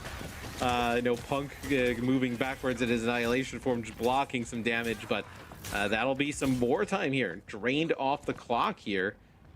If you're the Titans, so lose another fight there. Nice use of that Amp Matrix, came fast around the corner, no way they could react. Yeah, but we have both Annihilations coming up for the Ramatris, and that's really the two big ultimate, or the big ultimate in this matchup, because you can command so much space when you do it. We might get the Spider-Man meme of them looking at each other as they annihilate, but the sound barrier for Neptune is going to be very clutch just to keep his team alive. The Blizzard goes down for Doom. It catches Punk in no man's land. Sugar Free as well had to ice block to be able to get out of that one, but Aspire is just raining down arrows. As you can see, Crimson on the high ground as well, just shooting downwards, and this should be a hold, an attack here for Vancouver Titans as the card is getting ever closer. Well, these players need to get out, otherwise they're not going to be able to hold. It's going to be difficult, I still think, for the Titans to get this over the line, right? You have a Dragon Strike here, you have a few other players, but without getting that Mei out of the equation, just the ability to put the wall down, the ice block, it's going to be difficult to push in. So they'll actually wait here for a little bit, get everybody back in the fight, as this will be Aspire with the Dragon from the side. And oh, look at that, they try and get this Mei wall from Sugar Free on the other side, but you saw it actually just boosted the Mei up into an ice block. So it's going to be Annihilation here from Kuppa as he gets caught out a little bit. They're going to be able to finish him off. Now things should start to get rolling for the Titans again, as that's going to be 3 kills that go their way. Cal on the high ground drops the amplification matrix, recognizing that he's got to do something to get the hold going on here. Faith does a great job getting up there, applying pressure, and I think Kuppa just getting a little too aggressive on that Ramatra, having overconfidence of the Annihilation, and now they're in panic mode. They switch over to the Wrecking Ball. Kuppa's just stalling, swing around the point, and now Punk's turn to get a little over-aggressive. Yeah, he tries to go aggressive on this right side door, as you can see, and he just gets isolated and punished because Kuppa's just doing so much work rolling around that cart. And now there's only 36 seconds remaining from what was a 4-minute plus time bank. Vancouver Titans in danger to not cap out Kings Row. This is best case scenario for Timeless in the position that they were in, as 20 seconds here on the clock. They'll be the Titans' last push pretty much, as that's going to be the barrier there from Punk. I wonder if they're going to try and get like a speed boost around a corner here with an Ant Matrix, but Timeless, they have that great cover to play around. That's going to be a Dragon. Maywall comes in. They're going to have to move around the corner now, get the Ant Matrix up as Crimzo just looking for targets, but there's really nothing there. No damage, no real significant damage going down. Now they burn down Kappa. They get the Mei in the mix. Sugar Free doing some extra damage there with Faith playing aggressive. Immortality field at the end for good measure. And the Titans, they will finish the map, but with no time remaining.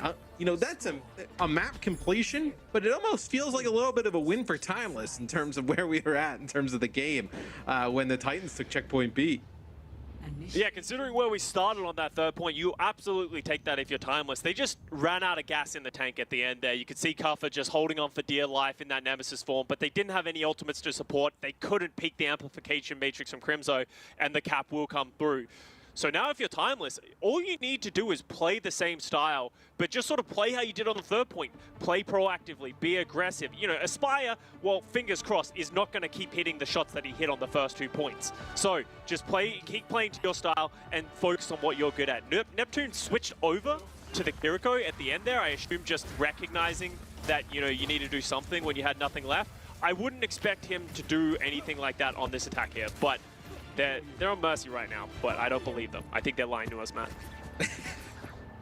Yeah, I mean, it would be a variation, a large deviation from what we've seen. So maybe get a little bit of a pocket far Mercy pick here. No, they'll never see it coming.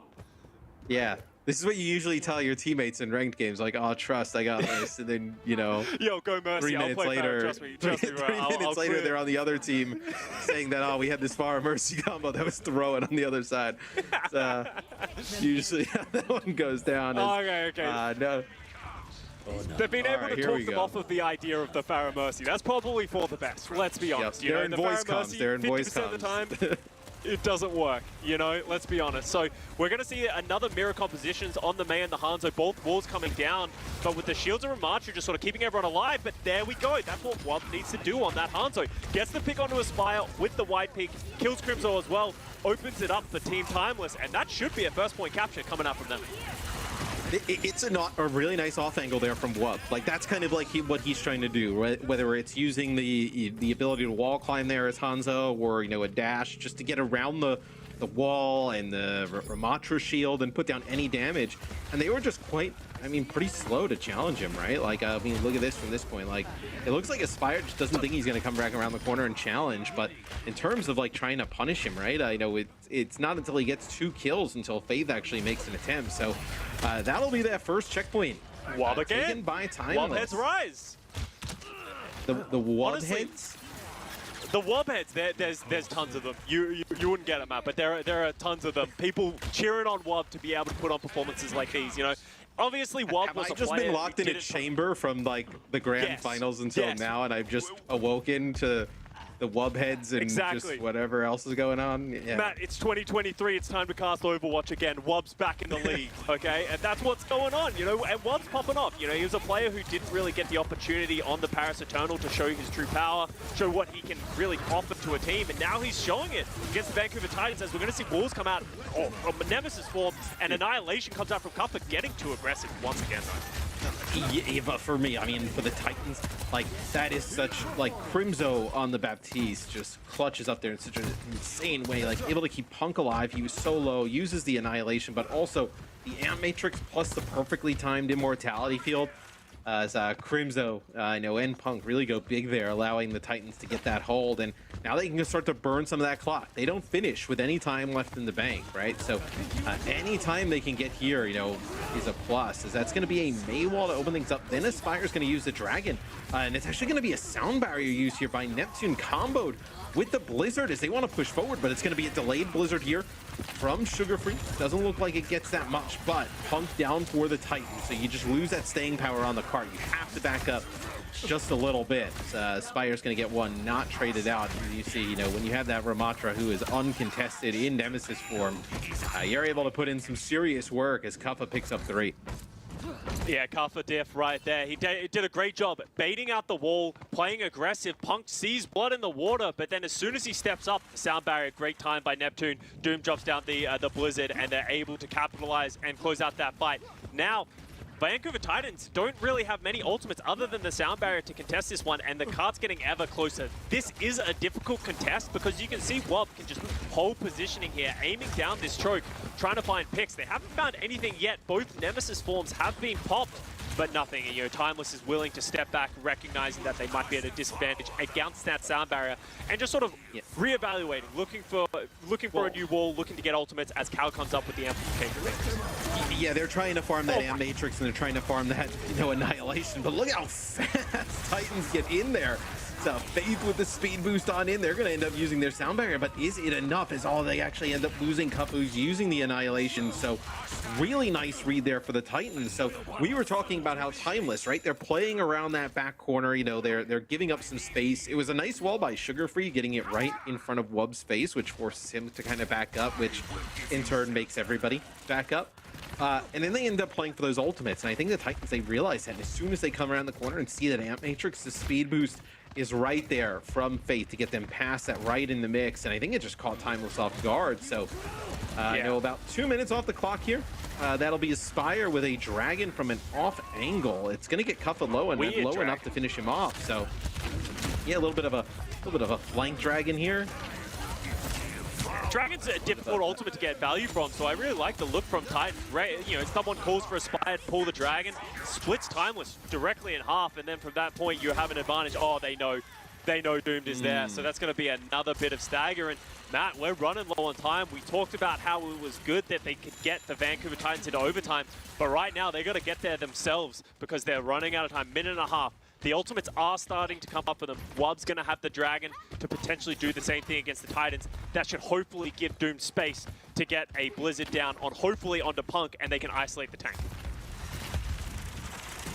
We'll see if that ends up coming true. I think even if you're the Titans, you feel pretty good about where, you know, you lose that first fight pretty much instantly there on point A. Is all this going to be bad? Aspire gets caught out up on the high ground. They're not able to get up there and help him fast enough. It's going to be blizzards from both sides, but the benefits for Timeless here is they're going to have a sound barrier plus dragon in the mix, and they should be able to just kind of withstand, right? The survivability, having that sound barrier in the mix, and the opponent does not, just add so much on top, specifically also after you've gotten that first pick. So pretty clean team wipe there from Timeless, as we'll get this next checkpoint, as that'll be unlocked here for Timeless.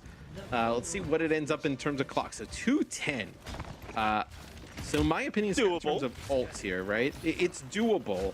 It's definitely going to come down to the wire, right? Because you know you're behind on your sound barrier if you're Timeless. You have to have a pretty good idea you're about even with terms of, you know, Amp Matrix. I think the one thing you can kind of count on is being ahead of Blizzard, right? You know, Sugar Free in, Doomed uses at the same time. Sugar Free dies instantly. Doomed is a big fight. It's big damage though coming down through this Amp Matrix here for the Titans. Just gonna back them up. They're playing right. They don't have the ultimates to fight what the Vancouver Titans have, so they bait out the amplification matrix. They're trying to bait out this Nemesis form of the Annihilation, and it's just too aggressive. They baited it out. Yeah, they baited it out real good. They got it. But hey, you take that. Yeah. You reset. Look, Vancouver don't have anything left for them, and you can see Vancouver are trying to respond to them not having the ultimate, recognizing they're at a disadvantage. They're going to hide in their Z and trying to catch them off guard, get a free fight win. Punk goes through the wall. He gets over it, isolating there onto the back of Cal. He's had to use the lamp early, but he's going to stay alive, and now this is bad for the Titans. They're out of position. But it could potentially force Timeless into using some of their ults, maybe panic a little bit coming out of the spawn. Timeless does not, though, it looks like, at least at this stage. So that is huge for them, right? I think if you're Titans, you're kind of banking on, hey, clock dwindling down. If you can get first pick there, maybe it forces Timeless to consider using an ult or two. But they don't get anything, and now look at this. Timeless is going to come back with all 5 ultimates. A little bit of a pause here from Crimson. We don't have tactical pauses here. Yeah, tactical. Yeah, tactical pause here from Grimzo. Just want to go over some strategy. No, we do not. There are no tactical pauses here. Matt, as the league admin, is like, whoa! I just need to clear this up. We do not allow tactical pauses. We do not allow tactical pauses. Somebody tripped over a cable. DC'd from voice comms is not, not bring the coaches in from the room watching the stream and be like, hey, we know what every ultimate that they have. This is what we should do, but they're going to be in a weird spot. Imagine the coach walking into the room like, they have 5 ultimates, 5. Just be careful. 5 of them. Yeah. This is going to be hard. Looks like it is going to be hard. Looks like it was just a brief headset issue, though. Yeah, just a brief headset issue. So we'll jump right back into game here shortly. But yeah, Titans, they're in a rough spot here. Cart kind of going around that second to last corner here. So we'll get back into game as Sojourn using all caps. It's a Matt Mr. X special there as Timeless rounds this corner. All 6 ultimates. It's going to be so difficult to play against. Spire with another off angle here with a dragon. It's going to get Blizzard and Dragon return here from Timeless. It's going to be the sound barrier that comes down here for the Titans. And look at this. Cal getting in a nice position up on the high ground. Can he find anything, though, with this Amp Matrix? Does enough to keep Kappa alive. But everybody else seems to be falling here for Timeless. As we're getting down to 3 seconds. They have to stay on this payload to extend the series. Crimzo, a great spot here, just putting down some damage, also keeping Punk up from the side. Oh, Bob with a nice headshot as the Hanzo's gone back and forth this game. Aspire getting quite low. They're going to have to keep him up as... Oh, you lose a Wub with 3? Excuse me? As Wub is heating up here as they have pushed everybody back into the corner. And that'll be a completion. Scott, this did not look like it was going to go good for Timeless at the start, but then Wub just goes absolutely crazy. But if you're not a Wub head yet, you should be now, because Wub is giving Vancouver Titans the business on the Hanzo. He's playing absolutely phenomenally right now. He is the sole reason that they are getting over. Timeless kind of bumbled that last team fight. They had the advantage, but they weren't able to get the isolation on Punk, and then the ultimates came back at them. But then Wub just says, "Don't worry, guys, I got you," and just takes it. After that pick onto Crimzo, the Titans don't have the healing to keep everyone alive, and Wub just cleans up the rest of the team, and now we're in overtime, Matt. Yeah, as Wub leading the lobby, 16 final blows. Putting on a really good performance here. Let's take a look from his POV. We saw a little bit of an angle. Oh, a little bit of a flick there. There you go. Yep, storm arroos. All right. I mean, the shots on Hanzo. I mean, when you start clicking the head. Ooh. Ooh, that was a spicy last shot to take out the Tracer. Those are important picks. It's like Matt Mr. X Talent Takedown 2019-esque right there. I don't lie to the people, Matt. Yeah, just because people don't remember what happened in the Talent Takedown in 2019 doesn't mean you can just make stuff up. Okay, that's not allowed. Pretty sure I played in it. Doesn't mean you did well. If anything, I think I remember Bren taking that one over. As we go into this overtime, we're going to see the same composition. Delete the VODs. Yeah, I mean, what you got? Both teams just a minute on the clock, right? Titans had a really good start, but ended up finishing with no bank. As it's a little bit of a battle of the Hanzo's. Kuffa gets really low, somehow able to survive. Even that long is impressive. This will be a point A take here for the Titans. This one a little bit easier than even their last one is. It seemed like from all the offenses we've seen this far, Scott, it's just been those Hanzos able to find off angles, whether it's left side trying to go through hotel, gaining some high ground advantage, and the Hanzo's just able to open things off with the first pick. Yeah, a lot of people were playing Cassidy with the magnetic grenade and the high noon, just the consistent damage, but over time lately we've seen a lot of people moving towards this Hanzo. You got good shield damage, but just the individual pick potential that we've seen so far in this map just justifies it on its own. You can see Aspire here looking to try and get this off angle, trying to get a pick without Timeless recognizing that he's there. It could pay off for him, but Crimso's got this amplification matrix. They're going to step up, drop that. Cover's going to be in a lot of trouble. Yeah, and I think you drop that amp matrix at the same time that Aspire comes from the opposite side, because you can't just then automatically just turn and deal with Aspire, right? You have an amp matrix directly in front of you, but it's going to be doomed with a Blizzard inside of the choke here. You have the Annihilation popped as well for Kuffa, so looks like this is where the push it will end for the Titans. They take that first checkpoint and then get, you know, a little bit down the street. They get out of the choke. So Titans set themselves up in a position, Scott, where obviously a point A hold would be ideal. But if they do lose at point A, you're going to be able to play inside of that choke and really make it difficult to match this. Yeah, this choke, the fact that they got it through the choke is an important thing. Like getting through that choke, especially in these brawl setups, can be quite difficult. But I want to give a quick shout out to Doomed on that May. Got that Blizzard up very early. He was able to drop it before the Titans were able to get their own out, able to isolate the backline, and that's really how Timeless was able to shut that push down. So now with only a minute remaining on their time, they have 44.34 meters to go. But the first step is getting the first point. We saw some heroics by Wub last time they attacked this first point. Can he do it again? Because, you know, outside of the times when Wub's been going absolutely crazy, it feels like Timeless haven't been able to sort of get those opportunities to open the door. Take a little bit of a replay here from Sugar Free, as he's had a great series. As players talking in chat. Wubs was better. Oh, damn, Wubs was better. Damn. Damn. Is Cal a Wubhead? He's got to defend yeah, his Cal boy, is but he's absolutely a Wubhead. A Wubhead as well. See if Timeless can crack this point open first. You know, an early kill, just like how they got it the last time, right? Really, it was 2 kills from Wub. They have to do a better job, Titans, of knowing where he is and putting some levels of pressure here. So yeah, you see he gets right up on the top of the hotel. Spire just looking him down the entire time, not able to peek as freely. And I think the longer this goes, Scott, obviously, the better it is for the Titans. Just draw this out as long as possible. Yeah, you know, there's only 30 seconds remaining, and with Wub going down with a great shot from Aspire, all of a sudden that's going to... Dude returns the favor, but Punk is just punching through the backline.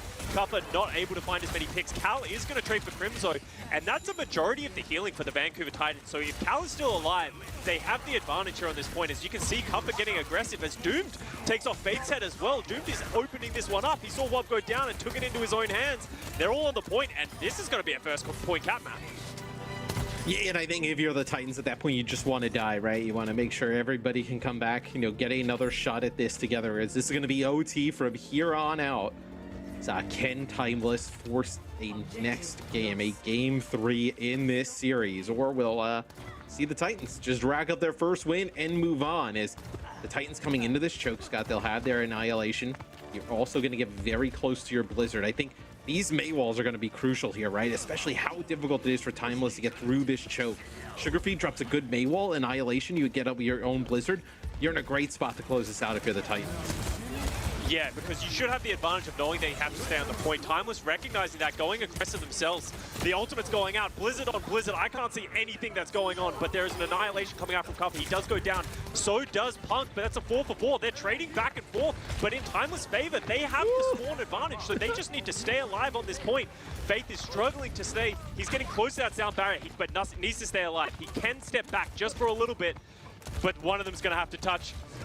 The boop comes out, and Timeless are gonna close out Kings Row 1-1, going to map 3. All right, so we will get a game 3 in this series between Timeless and the Vancouver Titans. As was just Faith and Crimzo alive there at the end, and Crimzo's trying to keep Faith alive. He has to use a health pack, try and get back. And then once he went back towards that payload, a boop comes in and he just gets sent out the other way. And that's a map completion there for Timeless. Yeah, and that was just great play by them. They were able to step up. That was just a straight up Ramatra on Ramatra brawl mirror, and they outplayed the Vancouver Titans. Very close, obviously pop-offs on both ends, but I'm curious to see what's going to happen on this third map, because if you're the Vancouver Titans, what map do you go on? Because you want to avoid any situation that's going to allow Wub to do this. Yeah, I mean, you're looking probably not Coliseo, right? Where how that long sightline plays well towards the Hanzo. Maybe like you're looking at like a new Queen Street here potentially. Could be an option, or even sometimes I always forget because it's so new, like Esperanza. Like maybe that's an option. The only one I think you really probably try to avoid is Coliseo, at least in my opinion. How about you? Yeah, I would agree. Colosseo is going to be a difficult map for them to match up on. We know that Brawl can be quite effective on there, but I would say Esperanza would probably be their best bet. We've seen a lot of Winston, even Wrecking Ball. Punk showed a good Wrecking Ball in the first map. You know, it's on the Vancouver Titans to decide this one. Well, won't be long until we figure out who ends up winning this series. Timeless for the Vancouver Titans Game 3 coming up right after this.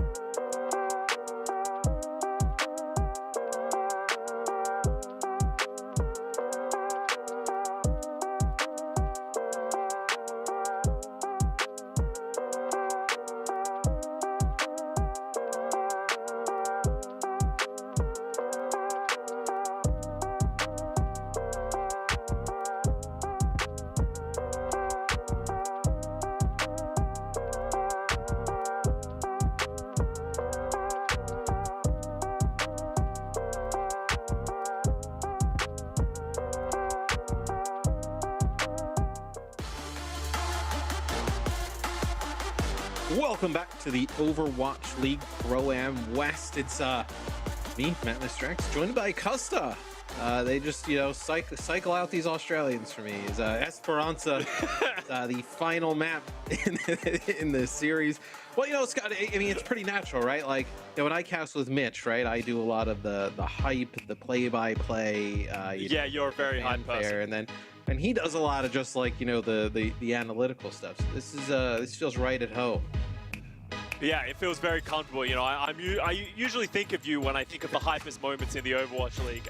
Usually you're just sitting on the desk behind him, just sort of like, yeah, that was pretty cool. But you've finally taken Mitch over. You've taken him down so you can be the hype one of the Overwatch League. I've done it. I climbed the mountaintop of Australian play-by-play casters.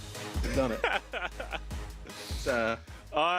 I'll take over, somewhere man. Mitch is It's fine. angrily stomping around. He's you know, he put some distance between us now that I'm in New York, so he can't come over and, you know, throw stuff at me. But throw a chair at you again. Yeah, he's still right. We're moving over to Esperanza.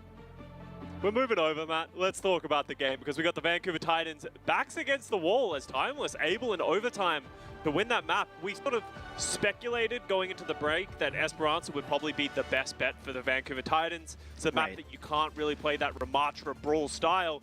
And looking at the lineup so far, Matt, looks like we are going to see this Winston mirror. Yeah, but potentially a little bit of a difference, right? Where the Titans could opt to keep on with this and keep the Tracer in the mix with the Lucio Ana. I believe that's kind of what they decided to go towards in Ilios, although Ruins plays a little bit different, right? You can have, the Sombra and whatnot in the way in terms of DPS line. What are your thoughts? Reaper, Tracer, Reaper versus the Tracer, and then also the Cassidy versus Sojourn. I think a lot of people, ever since the DPS passive nerf, that means that you don't get movement speed on eliminations, that did hurt Reaper, but also the Tracer's just more versatile. You're able to move around the map, you're able to get picks.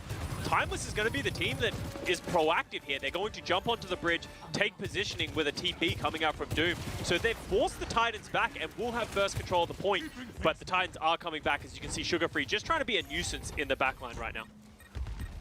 Yeah, and if you're going to play aggressive, right, and get a little bit more in their face, I think, like, Sojourn is the right call, right? You wouldn't necessarily, like, plug Cassidy into a comp like this. But if you're the Titans, right, keeping high ground here with this Cassidy, somebody dives in, you have that magnetic grenade, nice biotic grenade there from Crimzo, connects with a few. Not able to result in any kills, but... Oh, sorry. I didn't want to cut you off, Matt. The delay's killing us. But I actually wanted to talk about the Crimzo Ana because I think it's an interesting choice. The Vancouver Titans are going to be less flexible and less versatile. They're going to have to play back, but this is the advantage they get. Another great biotic nade from Crimzo just keeps forcing Timeless back. But they have to play so defensive. You can see Punk not willing to play aggressive because he knows that Timeless is just going to dive his backline. And as soon as he goes aggressive, the Lucio Kiriko are just going to go forward as well. But these biotic nades are absolutely hurting as the Nano goes out of Punk. Yeah, and that time the biotic grenade just connects with the wall, but they're going to end up using the sound barrier and the Kitsune rushes. I know this bot is basically just stood there in the middle of the map, done absolutely nothing. Looks like, oh, no, not going to get the TV out of the way. A nice attempt there. From Doom, but Timeless still holding this bot mid-map. I mean, it's been 2 minutes, and the highlight is like 10 meters gotten here from Timeless. This is a overclock here from Wub. All right, he connects with 2. Looking for a third here. Not enough charge actually to probably even finish them off, as now they go back to the bot trying to extend this lead. I tell you what, Timeless, they did a really nice job stalling out in that middle of the map, and maybe they're more aggressive composition. And yeah, and now that they've actually swapped out the Reaper for the Tracer, I actually kind of like this, right? You can combo a little bit better with that Winston. You can play even faster, right? And the Tracer can play a little bit on its own. Yeah, and just because of the Ana, it just feels like the Vancouver Titans aren't willing to do anything. They don't want to be the ones playing aggressive, and eventually Wub just starts hitting heads. So all of a sudden, we're getting close to the checkpoint here for Timeless. The Primal Rage in this small room is going to be quite effective, just disrupting absolutely everyone. That means Punk is going to be absolutely alone and is going to go down. The Primal Raging Monkey is woken up. Crimzo is yelling at his teammates, but they are able to take Cuffer down, but the checkpoint comes through for Timeless. Oh, that is a rough scenario there for the Titans. Is obviously a different year, but I remember last year, Push obviously introduced last year with Overwatch 2, but it was something like over 70% win percentage if you capture that first point first. So a huge get there for Timeless as they're able to get it first, but Titans not out of it yet, Scott. There's still more than 6 minutes on the clock, and they're at 3 ultimates, really kind of closing in on all 5 coming up here shortly. And on Esperanza, it is a lot easier to get that capture point than a map like Colosseo, where you have to make it up through that bridge. So this isn't as big of a disadvantage you would think for the Vancouver Titans, but Timeless is actually going to wrap all the way around the Vancouver Titans, trying to get an angle onto the Ana here. As you can see, Crimzo getting very low, forced to throw out the Nano, but a great sleep onto Doom. And they're actually going to be able to hold and start getting more point progress here. Yeah, as it looks like Kuffa and Cal here, a little bit off to the side. Magnetic grenade, that would have been the finishing touch there if it even went off. As a few ultimates used here for the Titans as the bot makes its way around the corner Timeless probably has another fight here though, right? To defend if they want to. Is looks like you're getting, you're gonna get everybody back in the mix. It's gonna be really close. If you want to actually put pressure on this spot before it gets that checkpoint, you're gonna have an opportunity here if you're Timeless. They're going to have to force it with this sound barrier, though. You can see them stepping up. The cart's still moving, so they have to contest it. But they're trying to hold on to the sound barrier as long as possible. It does go down, and this should give them a little bit of respite. But you can see they just are struggling to dislodge the Vancouver Titans from the high ground. Wob gets caught out in no man's land. Sugar Free with a great pulse bomb. And then with that, the checkpoints should be coming through. But Doomed with the Tracer diff evens up the score. Yes, still a little bit of a lead here for Timeless, as I think that's why Punk, playing so cautiously, knows they need to try and get this a little bit further, but it looks like they're going to back up. So, well, wait, hold on here now as we get a better angle. Spire still has his high ground. A few times they've tried to get this Cassidy down from the high ground and not been able to do so. The magnetic grenade makes it so difficult to jump right and get in his face as a Tracer, and then the rest of the support line up here as well makes it even harder. Is this is going to be an nano on the Punk, as Titans may not be done pushing this. Oh, wow, absolutely destroys Doomed while landing on him with the nano boost. And this is just the value of the Ana as well. You can see this is why they want to play that hero on this map. It's not just Aspire who's playing aim labs up on the balustrades, it's also Crimzo who's just able to keep Punk up. And there's just no answer for Timeless. Because they lost Doomed, they weren't able to just sort of keep any aggression going, and they couldn't get onto the high ground, as now Vancouver Titans keeping this lead ticking up. I'll feel partially responsible for this. As soon as they got that first point, Timeless, I was like, they win like 75% of the time. Yeah, it is your fault. You give that lead right up. So, it looks like Punk diving in, Primal Rage here, just doing a nice job tracking that Lucio. Not able to knock Neptune completely off the side. Neptune able to make it back up, but it almost would have been an easier death just jumping off the side as he gets back on the map and then just gets slammed down by Punk. As, man, now the Titans, they are rolling. They did not want to kind of fall wayward to a contender team like the shock we just saw. It's Timeless. They do have some ultimates here coming out of the spawn. Tsune rush here. I know you have an overclock.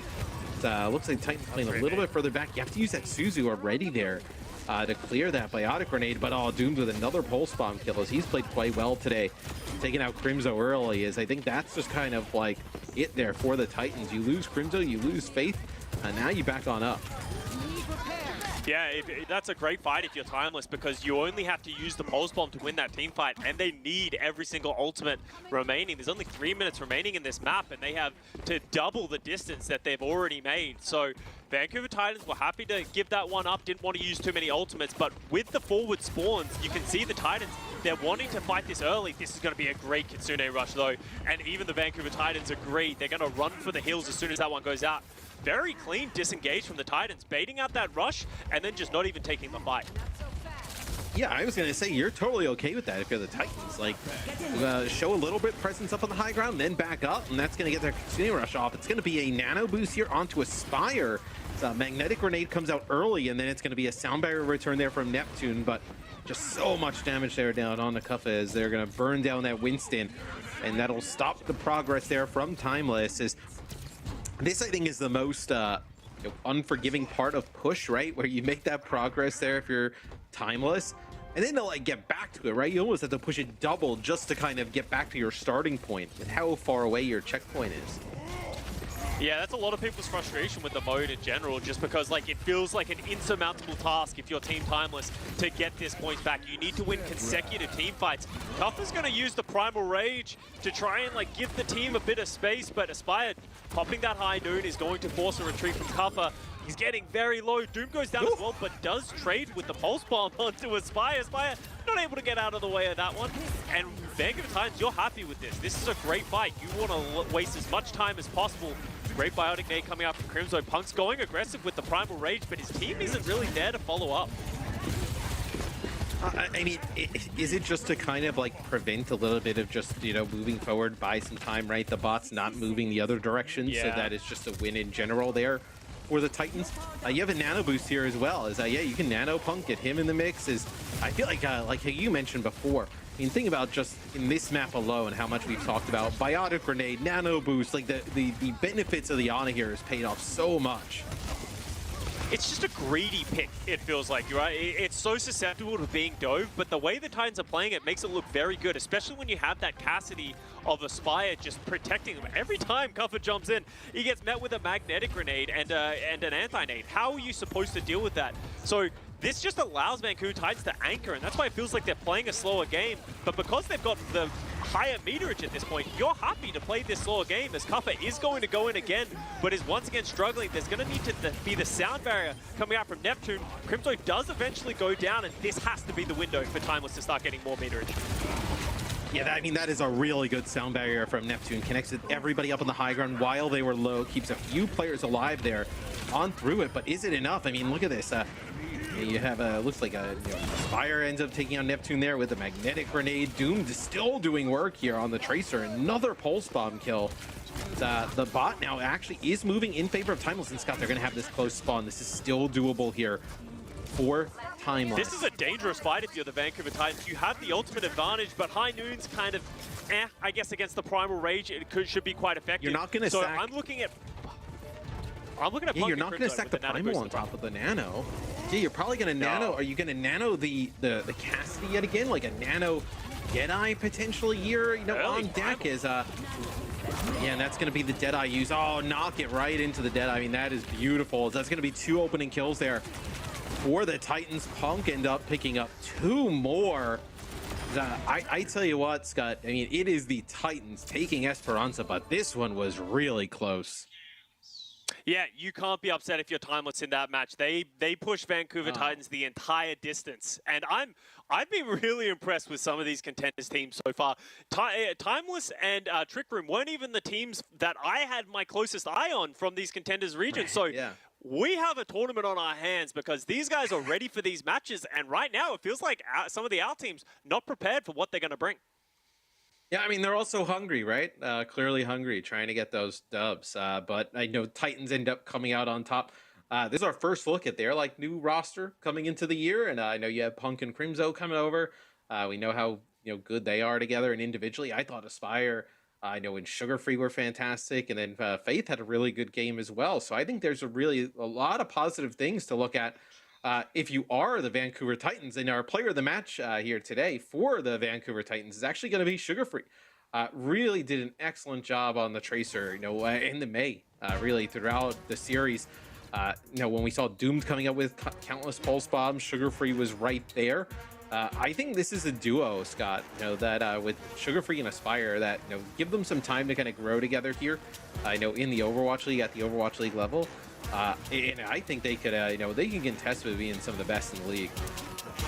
Yeah, well, Sugar Free's a player that has been on the market for a really long time, just has not been of age to join the Overwatch League. He becomes 18 as soon as the age limit gets changed to 17, so he's punching air a little bit, but he's finally here, and he's punching Timeless in the mouth right now and gets our MVP.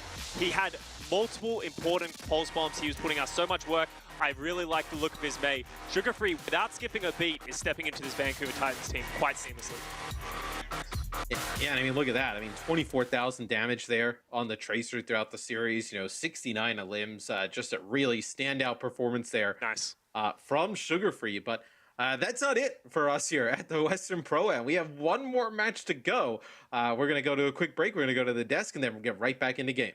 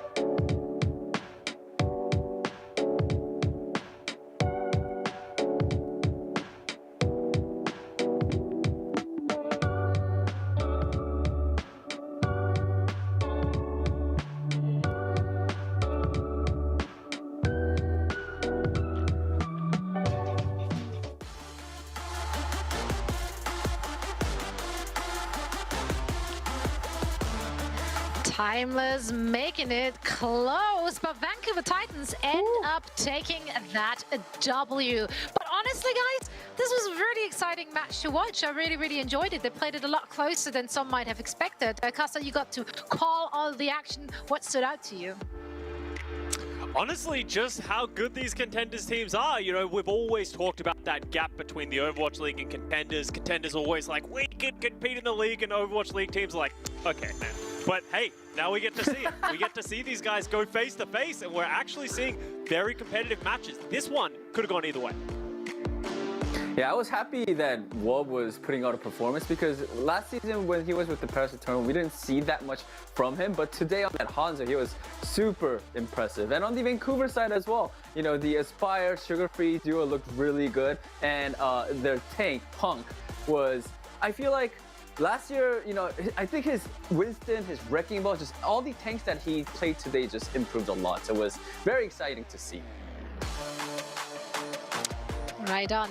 We actually want to show you some highlights now as well, and those are from Sugar-Free, a player which definitely really impressed. I mean, expectations were high for this young prodigy, and on his Tracer, honestly, I mean, he took Doom on a walk. He definitely won that Tracer head-to-head. Yeah, and you know when Danny is screaming a player's name, he's going to fanboy that player for the rest of the year. So I hope you guys are ready for that, because that's going to happen. That's just our lives now. But yeah, it's absolutely deserved. He went absolutely crazy on his debut. People have been excited for this guy coming into Alpha so long. Yeah, this guy, man, I'm definitely gonna be a fan for sure. For sure. Yeah, no, we're excited to see more from him on the server, but also we're super excited to have him with us here on our Watchpoint virtual desk. Sugar-Free, thank you so much for joining, and congratulations to you and your team. Yeah, thank you. So you've been hyped up. We talked about you quite a lot actually, heading into the season and also into the Pro-Am. Does that put pressure on you when you know there's a lot of eyes on you? No, I never feel any pressure. That's no. Utmost confidence. Well, I like it. I love it. Well, I have a question then, because you didn't really play much Overwatch competitive in 2022. How has it been coming into an Overwatch League setting in 2023? It's been pretty chill, you know. It didn't take like too long for me to get back in the game after taking a 2-year break. Yeah, it's been nice. All right. Okay, I actually have a question about this specific match. I mean, this was your first match and it was against a Contenders team. Like, did Vancouver Titans have like a specific game plan coming into the match today? Yeah, we didn't really think we were going to play King Zero, and we kind of wanted to just play our dive comp because that's like our stronger comp. So our only plan was to really just, me and Punk were going to kill them all. Yeah, hey, what? That sounds like a really good plan on paper. Was that surprising to you, or did you expect it to be a close match?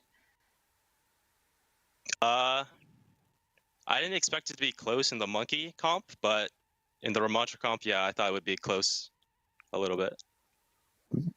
A little bit close. We take it. Well, Sugar-Free, thank you so much for taking the time, and we can't wait to see and hear more from you.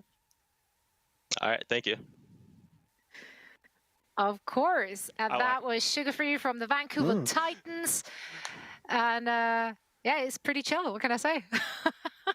Yeah. He has the confidence. He's a chill dude. I know. Yeah. I know. No, I like that. That's great. Now, speaking of confidence, I hope we see a lot of that on the server heading into this next match. And this one, I think, is actually quite funny because a lot of us would have said, I would say we struggled to prepare for that. Up until very recently, we didn't even know who was going to play for the LA Valiant and Saints, a Contenders team. There are some names, if you've been following Contenders, you'll know those guys. I mean, there's some familiar faces too, right? Like King and Falls is on this team, and the Tree, that's the guy, Tree.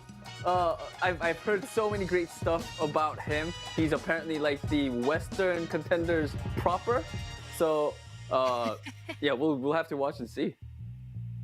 Yeah, you know, people have been hyping up Tree for such a long time to be the guy. It's important to note Tree is 15, so just keep that in mind as you watch him absolutely run through the server. But this is the Los Angeles Valiant team for this year. I know if you haven't seen this roster, it might be a shock. It just recently happened. But Seeker, N2S, Crawley, CJ, and Laya. Obviously, Seeker coming from the Boston Uprising last year as sort of that backup player who for the Boston Uprising did a great job. And then Crawley had a bit of a stint on the Vegas Eternal as well. So excited to see these guys get another run and what this Valiant team can put out, because we really have very little information on them. A fun fact here about N2S. Is that how you say his name? N2S? It's like Nos, N2S, I believe so. Nos? Sure, let's go with that. I did some research into those players. Obviously not on the pronunciation of their names, so apologies. Please let me know on socials how to actually say it. But that person played for 13 different teams between September 2019 and now. It's a lot of teams. Wow. Just throwing that out there. Matt looked really impressed. 16. You gotta find the right one. 16 teams. You gotta find the right one. That's true. Yeah. It's just like Matt. Well, let's see if the Valiant is the right one. Do you think that's the... Just Australians. Just Australian. Just Australians. Well, all right. Oh, dude, the game is ready. We're ready. I can't wait to see where this one is going. Saints going up against the Valiant and Costa, and Mr. X will bring you all the action. Costa's been here for all of the action today. In our first map here, Valiant versus Saints, we'll get a look at Antarctica. So, interesting. Scott, have you played a ton on this map? What are your thoughts? I've played bits and pieces. It seems like the brawl style is quite good on most of the rounds. We saw it played just a little bit earlier. So it'll be interesting to see what type of compositions, because it will evolve as time goes on. Obviously, we haven't got a lot of scrims and a lot of practice, and we're, as viewers, really seeing it for the first time. But I honestly, on this map, the LA Valiant vs Saints, I have no idea what to expect. Most of the other series, we have something to look at. The only bits and pieces that I can give you of knowledge is CJ was actually a player on Saints who helped them qualify, and your Saints finished first in the Western region to qualify for this Pro-Am, so they are the best team coming out of the North American contenders. CJ was on that team, but he got poached by the Valiant heading in, so a little bit of a rivalry there, I'm sure. Yeah, and look, we've seen Crowley in the Overwatch League in the past. Same with Seeker last year, I believe, for Boston Uprising. In a limited role. I don't think he turned of age until I know about halfway through the year, but Saints definitely has some players that everybody's excited to see. I think Tree specifically, right? I know this is a player that even if maybe you're just a fan of Overwatch League and you've just kind of dabbled a little bit in contenders and kind of like who's kind of climbing up in terms of rank, like you've heard of him before. Is such a big resume, like a large shoes to kind of fill in terms of expectations, I think, for people right off the rip. Is Saints, they actually get control of this high ground platform early on, deny this position from the Valiant. And I think, like you mentioned, Scott, for me, obviously it's a contenders team coming in, one of the best, if not the best. You have really nice walls there from both teams up against an Overwatch League team. But this is also CJ going up against his former team, and former team as of a week or two ago. Oh, you're giving them a little bit too much credit. A week or two is probably too much time, but honestly, this is a situation where I think Saints might actually be the favorite heading into this match. They are a great team. They got a lot of great players, but Seeker's going to open it up with the amplification matrix from the Baptiste. It's going to just do so much damage. He's going to take down Tree as well, and that should just prompt the first team fight going towards the Valiant, and that's just the difference between the Baptiste and the Kiriko ult. You're going to get that amplification matrix before you get that Kitsune rush, and they use that to their advantage. Yeah, and I feel like if you're not going to play hyper aggressive, at least for me, my opinion, I really like having the Baptiste in the mix. I think the immortality field, just even the regenerative burst right after the changes, it's been a while since the changes, but the extra healing when you're low, right? It's just so strong, his kit overall. This is where you'll get the most value out of the Kiriko. It's going to be a Suzu there on the ground as you get the Kitsune rush. Look at that Kitsune rush layered on top with the sound barrier here. as Saints really wants to go for this annihilation use here for False, as well as they want to try and flip this point as fast as possible.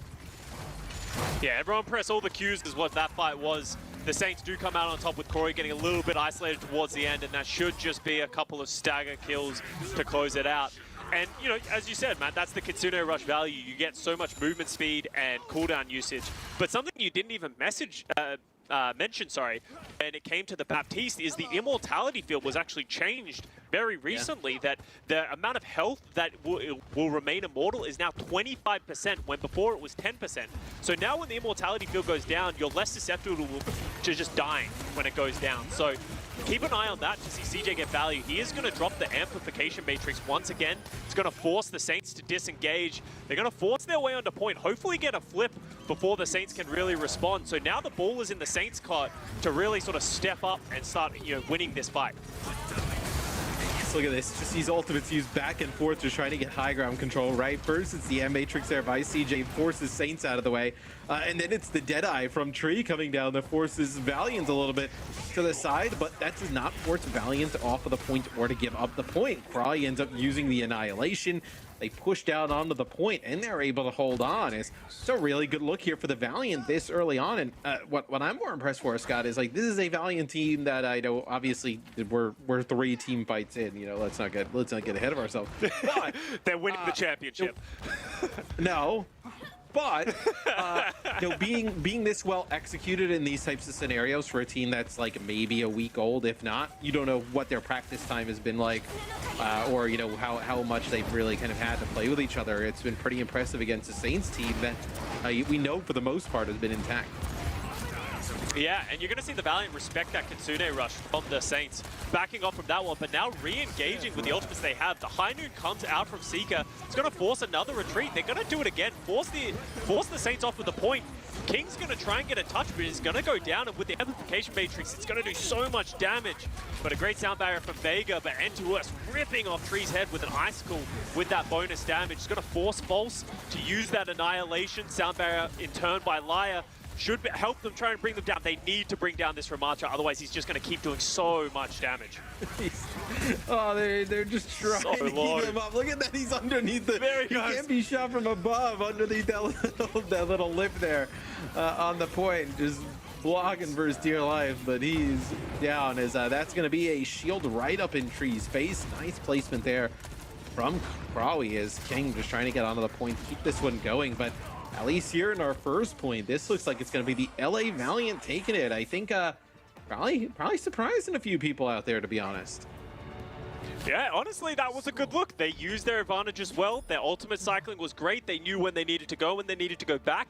And as much as we meme and talk about the Valiant only really announcing their roster in the last week, these are players who have been in North American contenders since the beginning of time. And as Zoe said going into this match, they've been on 14 teams in like 4 years. These guys have usually played with each other or against each other for a very long time, so they should be able to synergize quite well, and we're seeing that so far in this first round for the Valiant.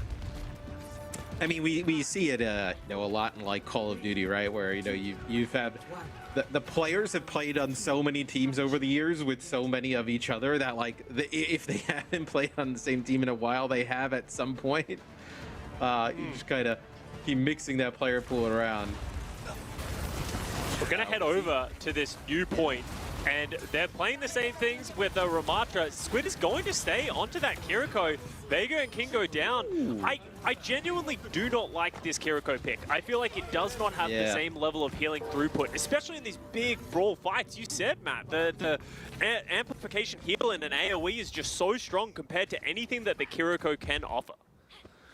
Yeah, and you see they're going to make that change. I completely agree. It's kind of what we talked a little bit about earlier. Like, I think if you were going to be like hyper aggressive, right? Like you were playing like something like Tracer, right? Or like Reaper or Genji, like something along those lines that wants like flank it a little deeper. I think the Kiriko is the pick. But when you're playing Mei, Mei Ramatra, Cassidy, like you may as well go with the Baptiste. And N2S has been tremendous so far.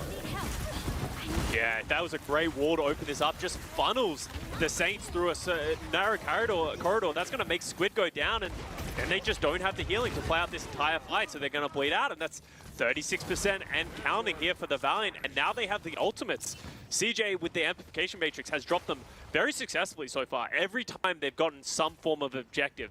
So let's see how they drop this one forward. I wouldn't be surprised to see them step up, recognizing they have the advantage in ult charge against Squid. Just go aggressive with it, give yourself that advantage and get it to the fullest capacity. Yeah, you know you're going to have a support ultimate advantage either way, right? So I guess like if you're the Valiant, you're kind of thinking here like, hey, maybe we dump in ultimates, right? You get to 99, let's say you lose that fight because Saints comes in with ultimates of their own. You're kind of like back in a spot where you have an ultimate advantage and then just need one fight to win. So it's going to be an Amp Matrix here used by the Valiant. It's going to be a Blizzard used as well, and Tree's going to use the Deadeye. Blizzard used here as well with the Amp Matrix there from the Saints. They're going to get really nothing out of this. Flyer ends up using the sound barrier here towards the end. Yeah, and they didn't even get the cap. Oh, that's brutal there for the Saints. I think Liar would want that sound barrier back, but it's not the worst thing. You know, you're still going up to 90%. The Saints are going to have to rush back. We didn't delete those VODs to you. You can't be saying that. Yeah. You know, it happens every now and then. You know, people make mistakes, Matt. That's important to remember. But it's going to be hard for them to fight into this with no sound barrier of their own. They're going to use the high noon to just sort of zone them away. Someone's going to need a touch through this high noon. We do get the Annihilation coming out from False along with the sound barrier from Vega, and that's just going to be too overwhelming. Croy's going to drop the same thing, but he's just not going to be able to get the same level of value, right? Yeah, he's good. We need a name for the Ramatra dance when both Ramatras have Annihilation going and they're both just blocking, looking at each other. Haven't thought of a good one for that yet, but Saints able to flip it there towards the end, and that's actually quite big, Scott, because like, look, you're going to be about even in terms of you know, Amp Matrix here. You know, for the Valiant coming on back, right? It could be a little bit harder now for Seeker to be able to, you know, pick some players off with Tree playing the Sojourn, a little bit more range. So definitely not over. Saints still in this. Another nice Maywall though from N2S. They get False out. That's going to be the Immortality field out quite early. And the Nemesis form as well, so False is just not going to have the sustainability to live through this. Just doing a lot of damage, but that's an important stick by King. Taking Croy down, this is going to be the fight over, and that was a much-needed fight win for the Saints, as they're going to slowly start to get ultimates coming back on.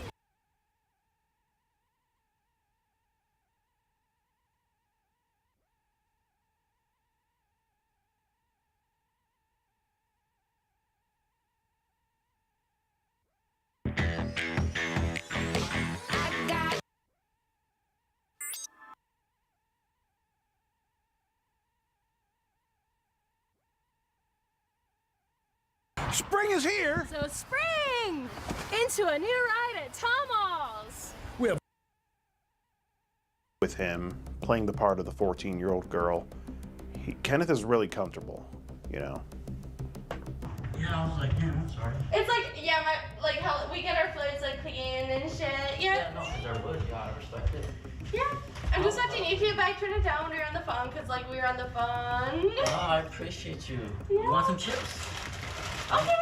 Okay, and then we... What else did you bring? We could go to the store. Yeah. I didn't bring the alcohol, though. Do you bring like condoms just in case or something? You did?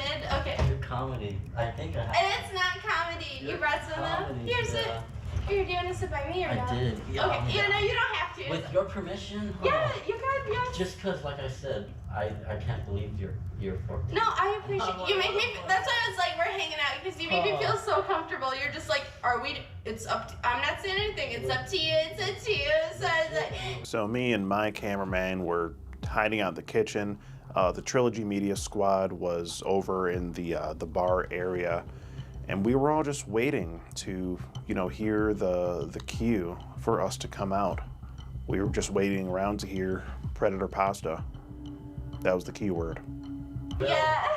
I was told I was supposed to have to go. I'm like, I can't believe this 14-year-old girl's texting me. Like, she's too good to be true. Like, It's just like wrong timing and wrong. Like, I know the timing's bad.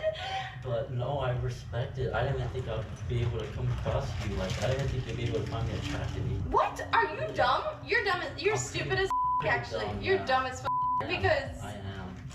I don't think you don't give yourself enough credit. You're really attractive, you dumbass. Like, I'm sorry, but you are stupid for thinking that. For real, I You're am. very handsome because Hispanic. I never had that I guess I never had that growing up. Like I was just always bullied and picked on, and like I never been. Oh, cool! I found. Yeah, just. Wait, is that condoms? Yeah. Are there any flavored condoms?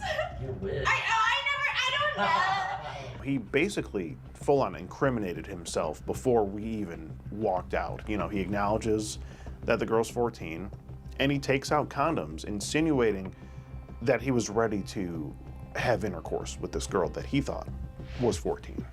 Do you watch Trilogy Media on YouTube? They're my favorite YouTubers. No, to be honest, I'm not. Trilogy Media? Oh. What's that all about? Tell me. Oh Tell me gosh. what the younger generation is on. They make like Predator pasta. It's like crazy. Like yeah, like. See, like that girl don't even look real. I know, right?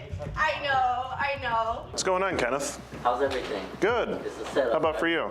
I didn't do nothing though. You didn't do anything? Y'all can arrest me, set me up. Yeah. You brought condoms for a 14-year-old girl, though, right? I brought some cigarettes. Some cigarettes? You didn't bring any condoms? Yeah. Oh, I heard you say you brought condoms. I didn't. No. No. So what'd you stop in and get before you took an Uber to come here? And when I come out to talk to him, he straight up lies about bringing condoms. I mean, buddy, you're caught red-handed. Just give it up. Nothing. I got my basic pack with me. A cigarette. What did you show me then? My That was like toothbrush. fake? Yeah, Whatever you thought it was, you thought it was. Is the but comb for your It wasn't. is the comb for your Amber Alert mustache or? Nah, I thought old No. girl was gonna braid my hair. She said she was gonna Oh, braid my hair. yeah. So I was like, Who's old girl? old girl right here. And how old is she? I don't know. You don't know? I didn't check the birth certificate. But did you check the age that she told you when you were No, talking to her? Yeah, I should have asked for ID. No. And maybe you should have. And do you have your ID on you? No, not me. No? I don't. Unfortunately not. Okay. You lost the ID, right? But you wanna gladly pee in the shower, right? Golden shower with her? Yeah. She said that. That was coming from her mouth. No, that was I didn't coming mention the topic. right out of your mouth. I didn't mention the topic. You did. She brought that topic up. Well, This was of the most cockiest predator.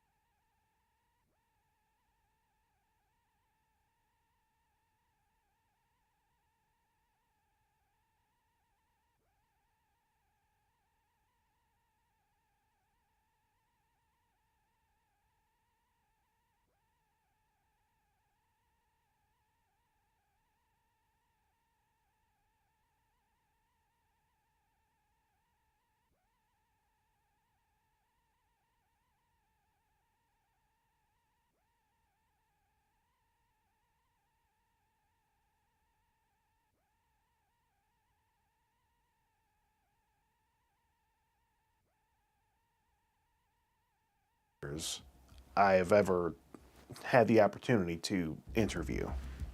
No, you were.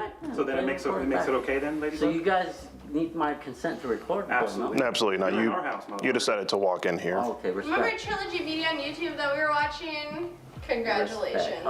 Congratulations. Pleasure to meet you. Gotcha. Look at you, how cocky you are. I'm not cocky. You're I'm not cocky? really scared because I know I'm really gonna get in trouble. We're not gonna hurt you. I know not gonna hurt, but it's all the legal stuff. So Yeah. You got a wave of it coming at you. I'm sorry for this inconvenience. I know. So why did you say that you might get arrested? I was just thinking, you know, this is going to be so easy. You know, this guy, Kenneth, he's not going to go anywhere. Obviously he didn't drive here, so he doesn't have a way to go anywhere. What's he going to do? Run? Sure enough, that's what he did. I didn't think I... I don't understand. I don't comprehend anymore. Well, I mean, you said do what you guys need to do, you said you might get arrested, and then you said you didn't know how old the girl was. I want to walk out that door. So you should really just have it You seat want to do this here. with cops or without cops? You sit here and talk to us. Let them come. Yeah? All right. They're coming right now. I just want to know about, Sure, you can't you be know, prepared, huh? You go back. did you have anything to clean up after the golden shower? So you're working with youth, huh? Where are you gonna go? You appreciate us? Appreciate you guys. Or you're gonna appreciate prisoners. We appreciate you too. People, you know, who are gonna gladly share your butt. And you'll definitely get a lot of golden showers in prison. Love that sound. Definitely. Sounds like, right? Now, Kenneth, I just want you to know that you've just been skeeted. All right, cool. Taste the rainbow, motherfucker. Oh, you broke ass didn't drive, huh? Oh, fuck. You cannot escape, huh? You cannot escape, you freaking broke ass. And you're a grasshopper, right? Now gonna draw a lot more attention to yourself publicly than you could have in this conversation with us. Oh, where did you go? Oh, he's running. He's running. He's running. Asshole. We got a runner. Where are you gonna go? You think you can outrun me, bitch? You think you can outrun me, huh? You try? Seriously? Seriously? Seriously? Yeah? Oh wow. Oh wow, look at you. Look at you. I was gonna hurt you. You think you can outrun an athlete? No. That's what you think? What do you want me to You do? little Huh? What do you think, you little not Set wrong? me up on purpose. On purpose? You guys go on online dating websites on purpose. Really? Well, guys get what? Where are you going? I don't know. Where are you going? Oh, I know, right? Dude. I know, dude. What do you guys want from me, man? You want to talk? No, let's talk. Why do you guys want to? 14 years old. I'm just trying to work. Pee on each other in the shower, huh? Oh, does she even look 14? No, I did not have. Fuck, let me see some identification. I don't know. Why are you talking to her?